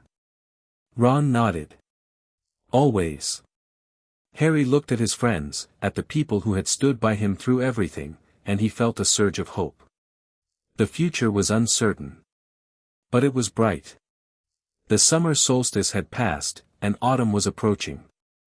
Harry stood on the ramparts of Hogwarts, looking out at the grounds below. The ancient protectors were there, their silver-gold forms shimmering in the fading light. The merpeople swam in the black lake, their scales glinting. The centaurs patrolled the edge of the forbidden forest, their bows gleaming. And Harry, the heir of the Peveril bloodline, stood at the center of it all. He had broken the final seal and forged a new one. He had bound the Eater's core and saved the magical world. And he had given hope to the hearts of millions. But the future was uncertain. There would be challenges ahead, new threats to face, new battles to fight. And Harry would be ready. He was the heir of the Peveril bloodline. He was the guardian of the wellspring. And he would protect the magical world with everything he had. The war was not over. But Harry had won a crucial victory. And the future was his to shape. Chapter 18, Fate vs. Free Will. The autumn winds howled across the Hogwarts grounds, carrying with them the first whispers of winter. The castle had grown quiet in the months since the breaking of the final seal, its corridors filled with the soft footsteps of those who remained, the council of the ancients, the ancient protectors, and Harry's inner circle of friends. But the quiet was deceptive. Harry could feel it in the way the wellspring pulsed beneath the castle, its power diminished but still present. He could feel it in the way the runes on his arms had settled into a new pattern, one that spoke of change, of transformation, of a destiny that was still unfolding. "Harry, you need to see this," Hermione said one evening, her voice tight with urgency. She was standing in the room of requirement, surrounded by ancient texts that seemed to glow with their own inner light. Her face was pale, her eyes wide with something that looked almost like fear. "What is it?" Harry asked, crossing the room to join her. Hermione pointed to a passage in one of the texts, a passage that Harry had read before, but that now seemed to have changed. The words had shifted, their meaning altered by the events that had unfolded. "The prophecy," Hermione said, her voice barely a whisper. "It's still changing. The breaking of the seal, the binding of the eater, it's changed the future. The prophecy is rewriting itself." Harry stared at the passage, his heart pounding.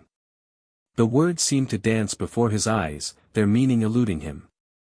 "What does it say?" he asked. Hermione's voice was filled with dread. "It says that the heir will face a choice that will determine the fate of the magical world. But the choice is not between good and evil. It's between fate and free will." The revelation sent shockwaves through Harry's inner circle. They gathered in the room of requirement that night, the ancient protectors standing guard at the door. Hermione, Ron, Ginny, Neville, and Luna were there, their faces grave with the weight of what they had learned. "Fate versus free will," Ron repeated, his brow furrowed. "What does that even mean?" Harry shook his head. "I don't know. But I think it means that I have a choice. A choice that's going to define everything." Luna spoke up, her voice dreamy but insightful. "The prophecy has always been about you, Harry. But it's never been about telling you what to do. It's been about giving you the knowledge you need to make your own choices." Harry nodded slowly. "So the prophecy isn't a set of instructions. It's a warning." Hermione's eyes met his. "Exactly. The prophecy tells you what's coming, but it doesn't tell you what to do. The choice is yours." Harry felt the weight of those words pressing down on him. He had always believed that his destiny was predetermined, that he was born to defeat Voldemort, to save the magical world, to fulfill the prophecy. But now, he was being told that he had a choice. "What do I do?" he asked, his voice barely a whisper. Ginny reached out and took his hand. "You follow your heart, Harry. You always have. And that's what's made you the person you are." The choice came sooner than Harry expected. Voldemort had been biding his time, rebuilding his forces in the shadows. The Dark Lord had been weakened by Harry's victories, but he was not destroyed. And now, with the magical world still healing from the breaking of the final seal, he saw his opportunity. The attack came at midnight. Harry was in the room of requirement, studying the ancient texts with Hermione, when the castle's wards suddenly blazed with light. The ground shook, and a deafening explosion echoed through the halls. "Voldemort," Harry said, his voice cold with certainty. "He's here." They ran through the corridors, joining the stream of defenders who were racing toward the entrance hall. The castle was in chaos, portraits were screaming, suits of armor were clattering to the ground, and the very stones seemed to shake with the force of the assault. When Harry reached the entrance hall, he saw the full extent of the attack. Voldemort's forces were pouring through the main gates, Death Eaters, giants, Dementors, and creatures that Harry had never seen before. They were overwhelming the defenders, their dark magic cutting through the castle's wards like a knife through butter. But Harry's eyes were fixed on the figure at the center of the battle, the Dark Lord himself. "Voldemort!" Harry shouted, his voice carrying over the din of battle. "This ends now." Voldemort turned to face him, his red eyes blazing with triumph. Harry Potter. I have been waiting for this moment. The battle between them was fierce and brutal. They fought in the courtyard, their spells colliding in bursts of silver, gold and green light. The ancient protectors gathered around Harry, their power flowing through him, augmenting his own. But Voldemort was stronger than ever, his dark magic fueled by the chaos of the battle. "You cannot defeat me, Potter," Voldemort hissed. "I have been preparing for this moment for decades. I have gathered power beyond your imagination." Harry gritted his teeth, pushing back against Voldemort's assault. "You're nothing but a puppet. The Shadow Council created you. The Ancient One used you. And now you're nothing." Voldemort's eyes flickered with anger. "I am the Dark Lord. I bow to no one." Harry felt the wellspring's power surging through him, filling him with strength and courage. "Then why are you still fighting? Why are you still trying to destroy the magical world?" Voldemort laughed, a cold, cruel sound. "Because I can. Because it is my destiny to rule." Harry shook his head. "That's not destiny. That's choice. And you chose wrong." The battle reached its climax. Harry raised the Peveril blade, its edge gleaming with silver-gold light. He could feel the wellspring's power flowing through him, could feel the ancient protector's strength augmenting his own. "This ends now, Voldemort," Harry said. "You're going to pay for everything you've done." Voldemort raised his wand, green light crackling at its tip. "You cannot defeat me, Potter. I am the Master of Death." Harry's voice was filled with conviction. "Death isn't something to master. It's something to accept. And I've accepted mine." He raised the blade and released the full power of the wellspring. The silver-gold light exploded from Harry, washing over Voldemort in a wave of pure magic. The Dark Lord screamed, a sound of pure rage and despair, as the light consumed him. When the light faded, Voldemort was gone. The battle was over. The aftermath was a blur of exhaustion and relief. Harry stood in the center of the courtyard, surrounded by the bodies of fallen friends and enemies. His hands were shaking, his body drained of magic, but he was alive. And he had won. Hermione appeared at his side, her face pale and her eyes filled with tears. "Harry, you did it. You actually did it." Harry nodded weakly. "I couldn't have done it without you. Without all of you." Ron limped over, his arm in a sling but his face split in a grin. "You're a bloody legend, mate. You know that?" Harry smiled. "I know." And as he looked around at the faces of his friends and allies, the people who had stood by him through everything, Harry felt a surge of hope. The war was over. Voldemort was gone. The magical world was safe. But Harry knew that the victory was not complete. Voldemort was gone, but the darkness that had created him was still there. The Eater of Magic was still bound, but it was not destroyed. And the magical world was still fragile, its power diminished by the breaking of the final seal. "We have a lot of work ahead of us," Harry said one evening, his voice filled with determination. "But we'll do it. We'll rebuild the magical world, stronger than ever." Hermione reached out and took his hand. "Together." Ron nodded. "Always." Harry looked at his friends, at the people who had stood by him through everything, and he felt a surge of hope. The future was uncertain. But it was bright. The weeks that followed were a time of healing and rebuilding. Harry spent time with his friends, enjoying the peace that had been hard-won. He walked through the halls of Hogwarts, remembering all the good times he had experienced there. And he thought about the future, the uncertain path that lay ahead. But even as he healed, Harry knew that the war was not truly over. The Eater was still bound, but it was not destroyed. Voldemort was gone, but the darkness that had created him was still there. And the magical world was still fragile, its power diminished by the breaking of the final seal.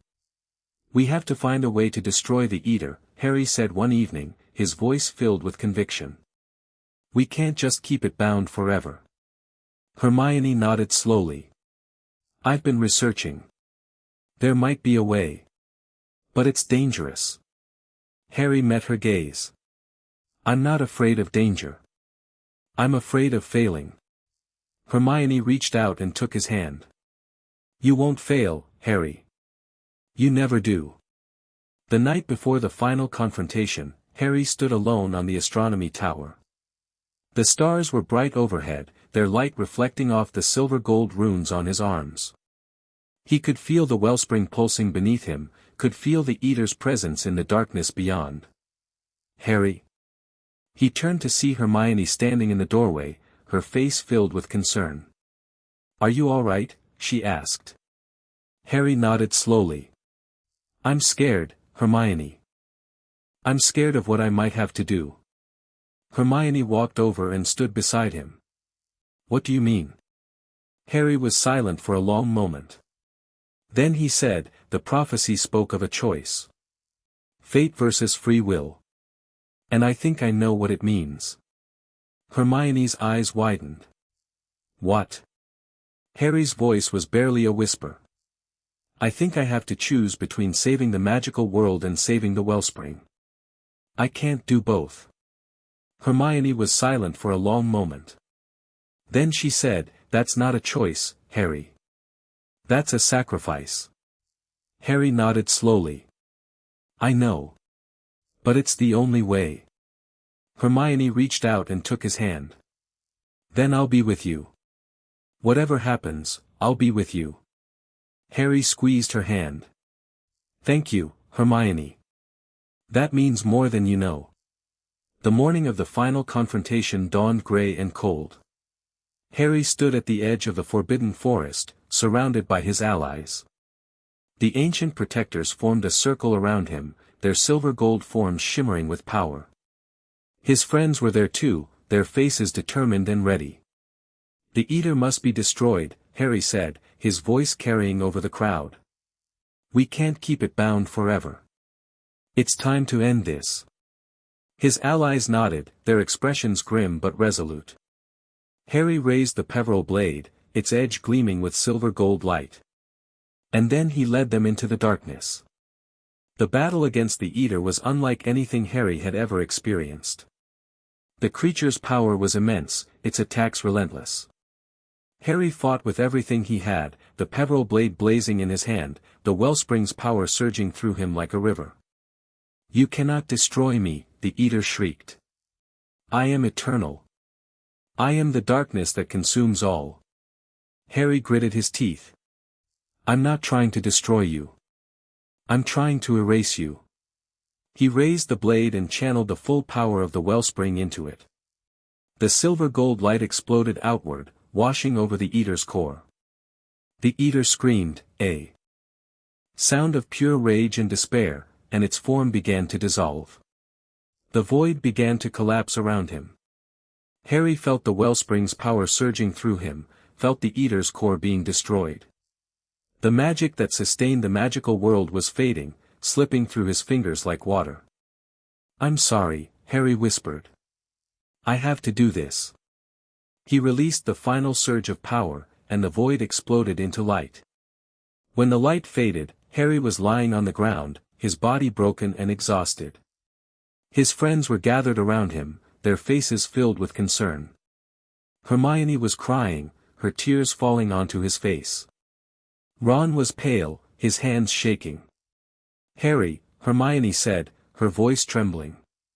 Harry, you did it. You actually did it. Harry struggled to sit up, his body aching with exhaustion.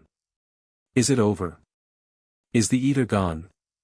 The Guardian's voice echoed around him. The Eater has been destroyed, heir. It is gone forever.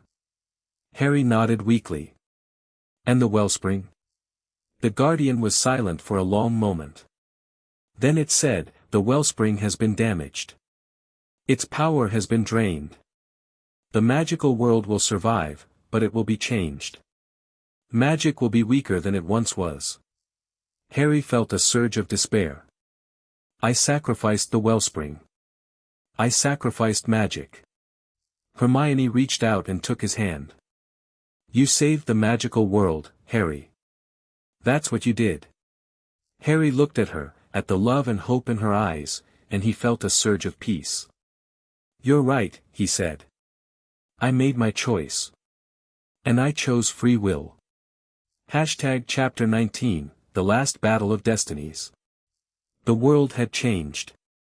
Harry could feel it in the air, in the stones beneath his feet, in the very fabric of reality itself. The destruction of the Eater of Magic had sent shockwaves through the wellspring, and the magical world was still reeling from the aftermath. Magic was weaker now, more fragile, but it was still there, a flickering flame that refused to be extinguished. But the Eater's destruction had come at a cost. The wellspring was damaged, its power severely depleted. Spells that had once been effortless now required intense concentration. Portkeys malfunctioned with alarming frequency. The ancient protectors had faded, their forms growing dim as the magic that sustained them weakened. And in the midst of this chaos, a new threat had emerged. The Ancient One is stirring again, the Guardian said, its voice barely a whisper in the hidden library. The destruction of the Eater has weakened the barriers that held it at bay. It is rising, heir. And it is more powerful than ever. Harry felt his blood run cold. He had banished the Ancient One once, but he had never destroyed it. And now, with the wellspring weakened and his allies diminished, he had to face it again. Where is it? Harry asked, his voice steady despite the fear that churned in his stomach. The Guardian's eyes flickered. It has taken physical form. It is gathering its forces in the ruins of the Shadow Council's fortress. It is waiting for you, heir. Harry nodded grimly. Then I'll go to it. I'll finish what I started. The final battle was fought on the battlefield of the Shadow Council's fortress. The fortress had been rebuilt, its black stone walls rising from the ashes of its destruction. The Ancient One stood at its center, its form vast and terrible, a being of pure malevolent magic that seemed to absorb the light around it. Harry stood at the head of his army, the remnants of his allies, the ancient protectors, his friends. The Peveril blade was in his hand, its edge gleaming with silver-gold light. The runes on his arms blazed with power, and the wellspring's magic flowed through him like a river. Ancient One! Harry shouted, his voice carrying over the battlefield. I have come to destroy you. The Ancient One laughed, a cold, hollow sound. You cannot destroy me, heir. I am eternal. I am the darkness that existed before the first light. Harry raised the blade. I don't care what you are. I'm going to stop you. The battle that followed was unlike anything Harry had ever experienced. The Ancient One's power was immense, its attacks relentless. Harry fought with everything he had, the Peveril blade blazing in his hand, the wellspring's power surging through him like a river. Fight with me. Harry shouted to his allies. We can do this. We can defeat it. His friends rallied around him, Hermione, Ron, Ginny, Neville, Luna, and all the others who had stood by him through everything. The ancient protectors surged forward, their silver-gold forms clashing with the Ancient One's darkness. But the Ancient One was too strong. Its power was immense, fueled by the chaos of the battlefield and the weakening of the wellspring. We can't keep this up. Ron shouted, his face streaked with blood and sweat. It's too powerful. Harry gritted his teeth. We don't have a choice. We have to win. The turning point came when Harry realized the truth. The Ancient One was not just a being of dark magic. It was a manifestation of the corruption that had been festering in the magical world for millennia. It was the shadow of the Peveril's failures, the echo of their mistakes. You are not my enemy, Harry said, his voice echoing in the chaos. You are my reflection. You are the darkness that I have carried inside me since I was born. The Ancient One's form flickered. What are you saying, heir? Harry raised the Peveril blade. I'm saying that I accept you. I accept the darkness in me. I accept the mistakes of my ancestors. And I'm going to use that acceptance to destroy you. He plunged the blade into his own chest. The pain was unimaginable. Harry felt the blade cutting through his flesh, felt the power of the wellspring surging through him like a river of fire. The darkness inside him, the corruption that the Ancient One had been feeding on, was being drawn out, pulled into the blade. "No!" the Ancient One shrieked. "What are you doing?" Harry's voice was calm, his eyes blazing with silver gold light. "I'm destroying you. By destroying the darkness in me." The Ancient One's form began to dissolve, its power being drawn into the blade. Harry felt the darkness leaving him, felt the corruption being purged from his soul.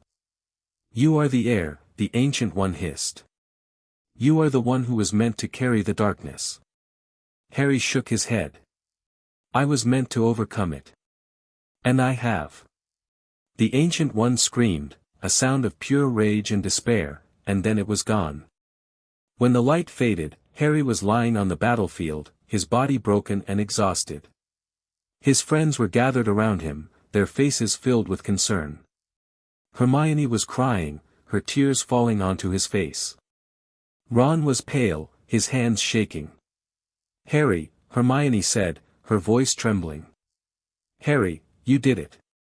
You actually did it." Harry struggled to sit up, his body aching with exhaustion. "Is it over? Is the Ancient One gone?" The Guardian's voice echoed in his mind. "The Ancient One has been destroyed, heir. It is gone forever." Harry nodded weakly. "And the wellspring?" The Guardian was silent for a long moment.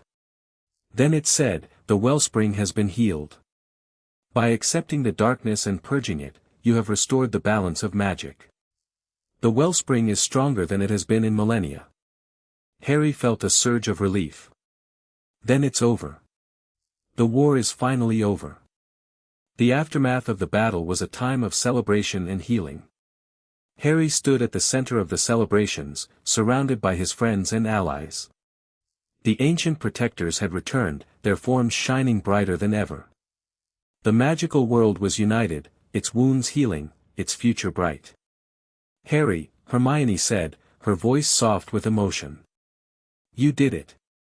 You saved the magical world." Harry shook his head.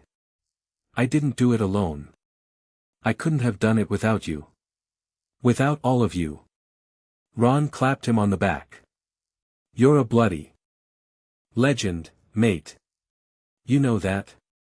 Harry smiled. "I know." But even as he celebrated, Harry knew that the future was uncertain. The magical world had been changed, transformed by everything that had happened.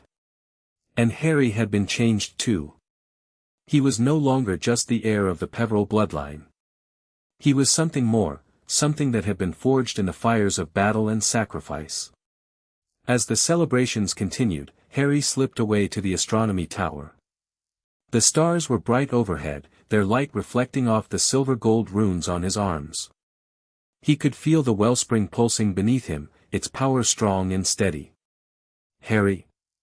He turned to see Hermione standing in the doorway, her face filled with concern. "Are you all right?" she asked. Harry nodded slowly. "I'm fine. Just thinking." Hermione walked over and stood beside him. "Thinking about what?" Harry was silent for a long moment. Then he said, "About everything that's happened. About what comes next." Hermione reached out and took his hand. "What comes next is the future. And we'll face it together." Harry squeezed her hand. "I know. And that's what makes it bearable." The final battle had been fought and won. The Ancient One was destroyed. The Eater of Magic was gone. The wellspring was healed. And the magical world was safe. Harry stood on the ramparts of Hogwarts, looking out at the grounds below. The ancient protectors were there, their silver-gold forms shimmering in the moonlight. The merpeople swam in the black lake, their scales glinting.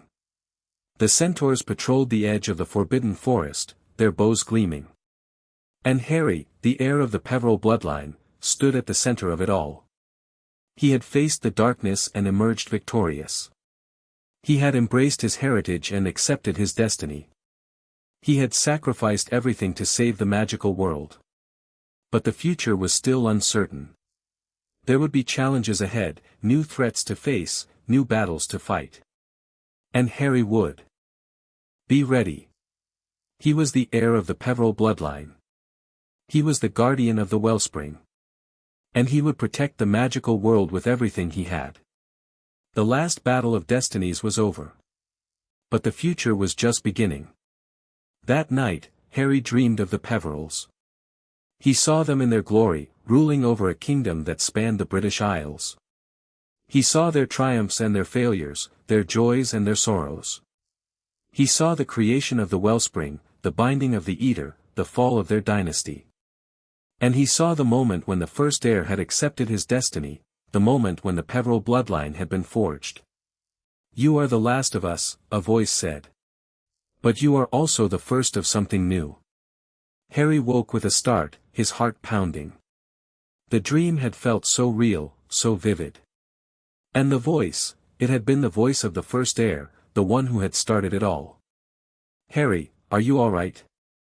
Hermione asked, her voice soft with concern. Harry nodded slowly. "I'm fine. Just a dream." Hermione reached out and took his hand. "What did you dream about?" Harry was silent for a long moment.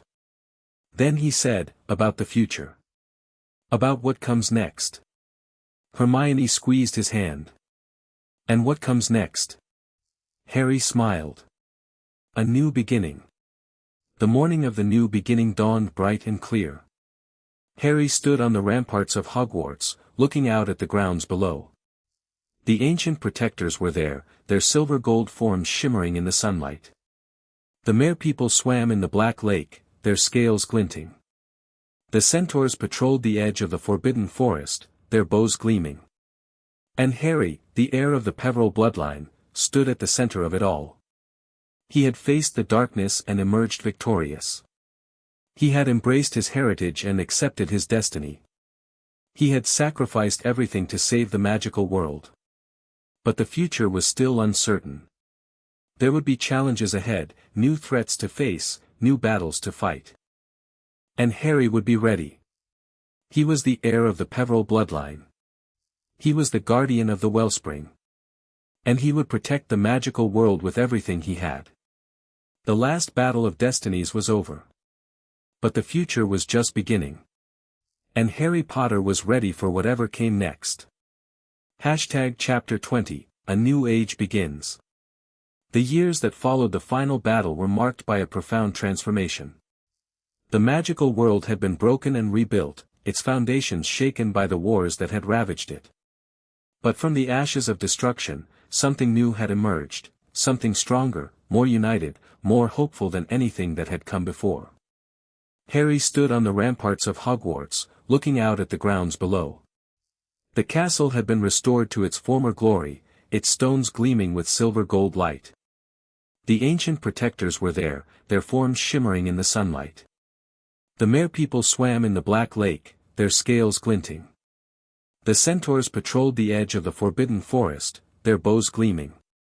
And Harry, the heir of the Peveril bloodline, stood at the center of it all. He was no longer the boy who lived. He was no longer the chosen one.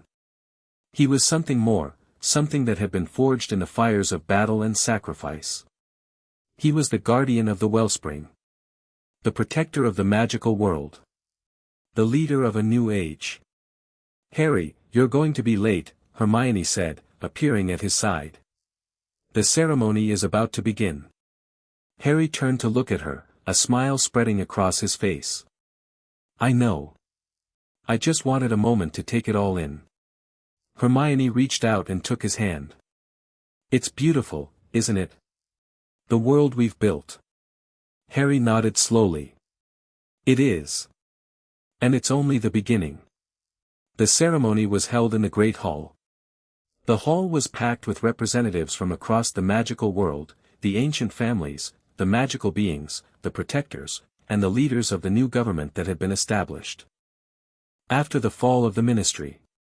The Council of the Ancients had been dissolved, replaced by a new system of governance that was more representative, more inclusive, more just. Harry stood at the head of the hall, the peveril blade at his side, the silver medallion glowing on his chest. The runes on his arms pulsed faintly with silver-gold light, a reminder of everything he had been through. "We gather today to celebrate a new beginning," Harry said, his voice carrying over the crowd. "The magical world has been through a great trial. We have faced darkness and emerged victorious. We have lost much, but we have gained even more." He paused, looking out at the faces of his friends and allies. Hermione was there, her eyes shining with tears. Ron was there, his face split in a grin. Ginny, Neville, Luna, all of them were there, their presence a testament to everything they had achieved together. "We have built a new world," Harry continued. "A world that is based on hope, unity, and love. A world where every magical being has a voice, where every creature is valued, where every soul is free." The crowd erupted in applause. Harry raised his hand, and the hall fell silent. "But we cannot rest on our laurels. The future is uncertain, and there will be challenges ahead. But we will face them together. We will face them with courage, with determination, and with love." He raised the peveril blade, its edge gleaming with silver-gold light. "This is our world. This is our future. And we will protect it with everything we have." The celebration that followed was joyful and exuberant. Harry moved through the crowd, shaking hands and accepting embraces. He was no longer just a symbol, he was a leader, a friend, a brother in arms. The people who had fought beside him, who had bled beside him, who had sacrificed beside him, they were his family now. "Harry, you did it," Hermione said, her voice filled with pride. "You actually did it." Harry shook his head. "We did it. All of us." Ron clapped him on the back. "Mate, you're the one who held the blade. You're the one who faced the darkness. You're the one who made the sacrifice." Harry smiled. "I couldn't have done it without you. Without all of you." Neville stepped forward, his face serious. "Harry, I just want you to know, you inspired me. You gave me hope. You showed me that even the most unlikely person can make a difference." Harry felt a surge of emotion. "Neville, you've always been brave. You just didn't know it." Luna's voice was dreamy but heartfelt. "Harry, you've changed the world. And you've done it with kindness and courage. That's the most important thing." Harry looked at his friends, at the people who had stood by him through everything, and he felt a surge of love. "Thank you. All of you. I couldn't have done this without you." The sun was setting over Hogwarts, painting the sky in shades of gold and crimson. Harry stood on the ramparts of the castle, looking out at the grounds below. The ancient protectors were there, their silver-gold forms shimmering in the fading light. The merpeople swam in the black lake, their scales glinting. The centaurs patrolled the edge of the forbidden forest, their bows gleaming. And Harry, the heir of the Peveril bloodline, stood at the center of it all. He had faced the darkness and emerged victorious. He had embraced his heritage and accepted his destiny. He had sacrificed everything to save the magical world. But the future was still uncertain. There would be challenges ahead, new threats to face, new battles to fight. And Harry would be ready. He was the heir of the Peveril bloodline. He was the guardian of the wellspring. And he would protect the magical world with everything he had. Years passed. Harry married Hermione in a quiet ceremony on the grounds of Hogwarts, surrounded by their friends and family. Ron was the best man, his speech making everyone laugh and cry in equal measure. Ginny was the maid of honor, her eyes shining with joy. They had children, 2 of them, a boy and a girl. James and Lily, named after Harry's parents. The children grew up in a world that was safer, more united, more hopeful than the one Harry had known. Harry became the headmaster of Hogwarts, following in Dumbledore's footsteps. He guided the school with wisdom and compassion, ensuring that every student felt safe, valued, and loved. Hermione became the Minister for Magic, leading the new government with intelligence and integrity. She worked tirelessly to ensure that the magical world remained just, inclusive, and free. Ron became the head of the Department of Magical Law Enforcement, bringing order and justice to a world that had been torn apart by war. He was respected and feared, but he never forgot where he came from. And Harry's friends, Ginny, Neville, Luna, and all the others, found their own paths, their own successes, their own happiness. The magical world had been rebuilt, transformed by the sacrifices and struggles of those who had fought for it. And Harry, the heir of the Peveril bloodline, had played a central role in that transformation. But the story did not end there. One evening, decades later, Harry stood on the ramparts of Hogwarts, looking out at the grounds below. The ancient protectors were still there, their silver-gold forms shimmering in the fading light. The merpeople swam in the black lake, their scales glinting. The centaurs patrolled the edge of the forbidden forest, their bows gleaming. And Harry, now old and grey, felt a sense of peace settle over him. He had done what he had set out to do. He had embraced his heritage. He had accepted his destiny. He had saved the magical world. And he had built a future that would last for generations. "Grandpa, look!" Harry turned to see his grandchildren running toward him, their faces filled with excitement. They were young, full of life, full of hope. And they were magical, their powers already beginning to emerge. "What is it?" Harry asked, his voice filled with warmth. One of the children, a little girl with bright green eyes, pointed toward the forbidden forest. "There's something in the trees. Something glowing." Harry followed her gaze, and his heart stopped. There, at the edge of the forest, was a child, a young boy, no older than 5. He was covered in runes, silver-gold light pulsing from his skin. And he was reaching out toward the ancient protectors, his eyes wide with wonder. "The chains have finally broken," Harry whispered, the words echoing through his mind. The little girl tugged on his sleeve. "Grandpa, who is that?"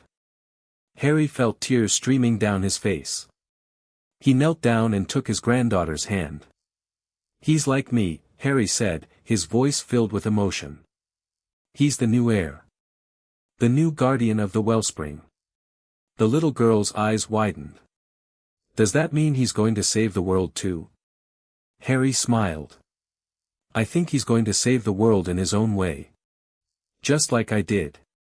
The night sky was filled with stars, their light reflecting off the silver-gold runes on the young boy's arms. Harry watched as the boy walked toward the castle, the ancient protectors following him like silent sentinels. "You did it, Harry," Hermione said, appearing at his side. "You saved the world. And now it's someone else's turn." Harry nodded slowly. "I know. And I'm ready to let them go." Hermione reached out and took his hand. "Are you ready to let go?" Harry was silent for a long moment. Then he said, "I'm ready. I've done what I was meant to do. I've fulfilled my destiny." Hermione squeezed his hand. "Then let's go home." Harry smiled and turned away from the ramparts. The young boy was walking toward the castle, his eyes filled with wonder and determination. And Harry knew, with a certainty that went beyond logic, that the future was in good hands. The Dementor attack had changed everything. It had awakened the destiny that had been hidden. Since the night Voldemort fell, it had set Harry on a path that would reshape the magical world. And now, a new age was beginning. The final scene mirrored the first. A young child, different from Harry, but the same in so many ways, stood in the darkness, surrounded by Dementors. The creatures glided toward him, their skeletal forms reaching out to claim him. But the child was not afraid. He raised his hand, and silver-gold light exploded from his skin. The runes on his arms blazed with power, ancient symbols that had been hidden for millennia. The Dementors screamed and fled, their forms dissolving into shadow. And in the distance, a voice whispered. The chains have finally broken. The child looked up at the sky, his eyes filled with wonder and hope. And he smiled. The magical world had been reborn. The air had risen. And the future was bright. Harry Potter, the boy who lived, the heir of the Peveril bloodline, the guardian of the wellspring, had fulfilled his destiny. He had faced the darkness and emerged victorious. He had sacrificed everything to save the magical world. And he had built a future that would last for generations. But the story did not end with him. It ended with a child who would carry the burden and the glory of the Peveril bloodline. A child who would face new challenges, new threats, new battles. And Harry, old and grey, watched from the ramparts of Hogwarts as the new heir walked toward the castle. The Dementor attack was never meant to destroy him. It was the event that awakened the destiny that had been hidden since the night Voldemort fell. It was the moment that changed everything. And now, a new age was beginning. The future was uncertain. But it was bright. And Harry Potter, the heir of the Peveril bloodline, was ready to let go. The night sky was filled with stars, their light reflecting off the silver-gold runes on the young boy's arms. Harry watched as the boy walked toward the castle, the ancient protectors following him like silent sentinels. "Grandpa, what happens now?" the little girl asked. Harry knelt down and took her hand. "Now, we watch. We guide. We love. And we hope." The little girl looked up at him, her green eyes filled with wonder. "Hope for what?" Harry smiled. "Hope that the future will be bright. Hope that the magical world will be safe. Hope that love will always triumph over darkness." The little girl nodded slowly. "I think it will be." Harry hugged her tightly. "I think so too."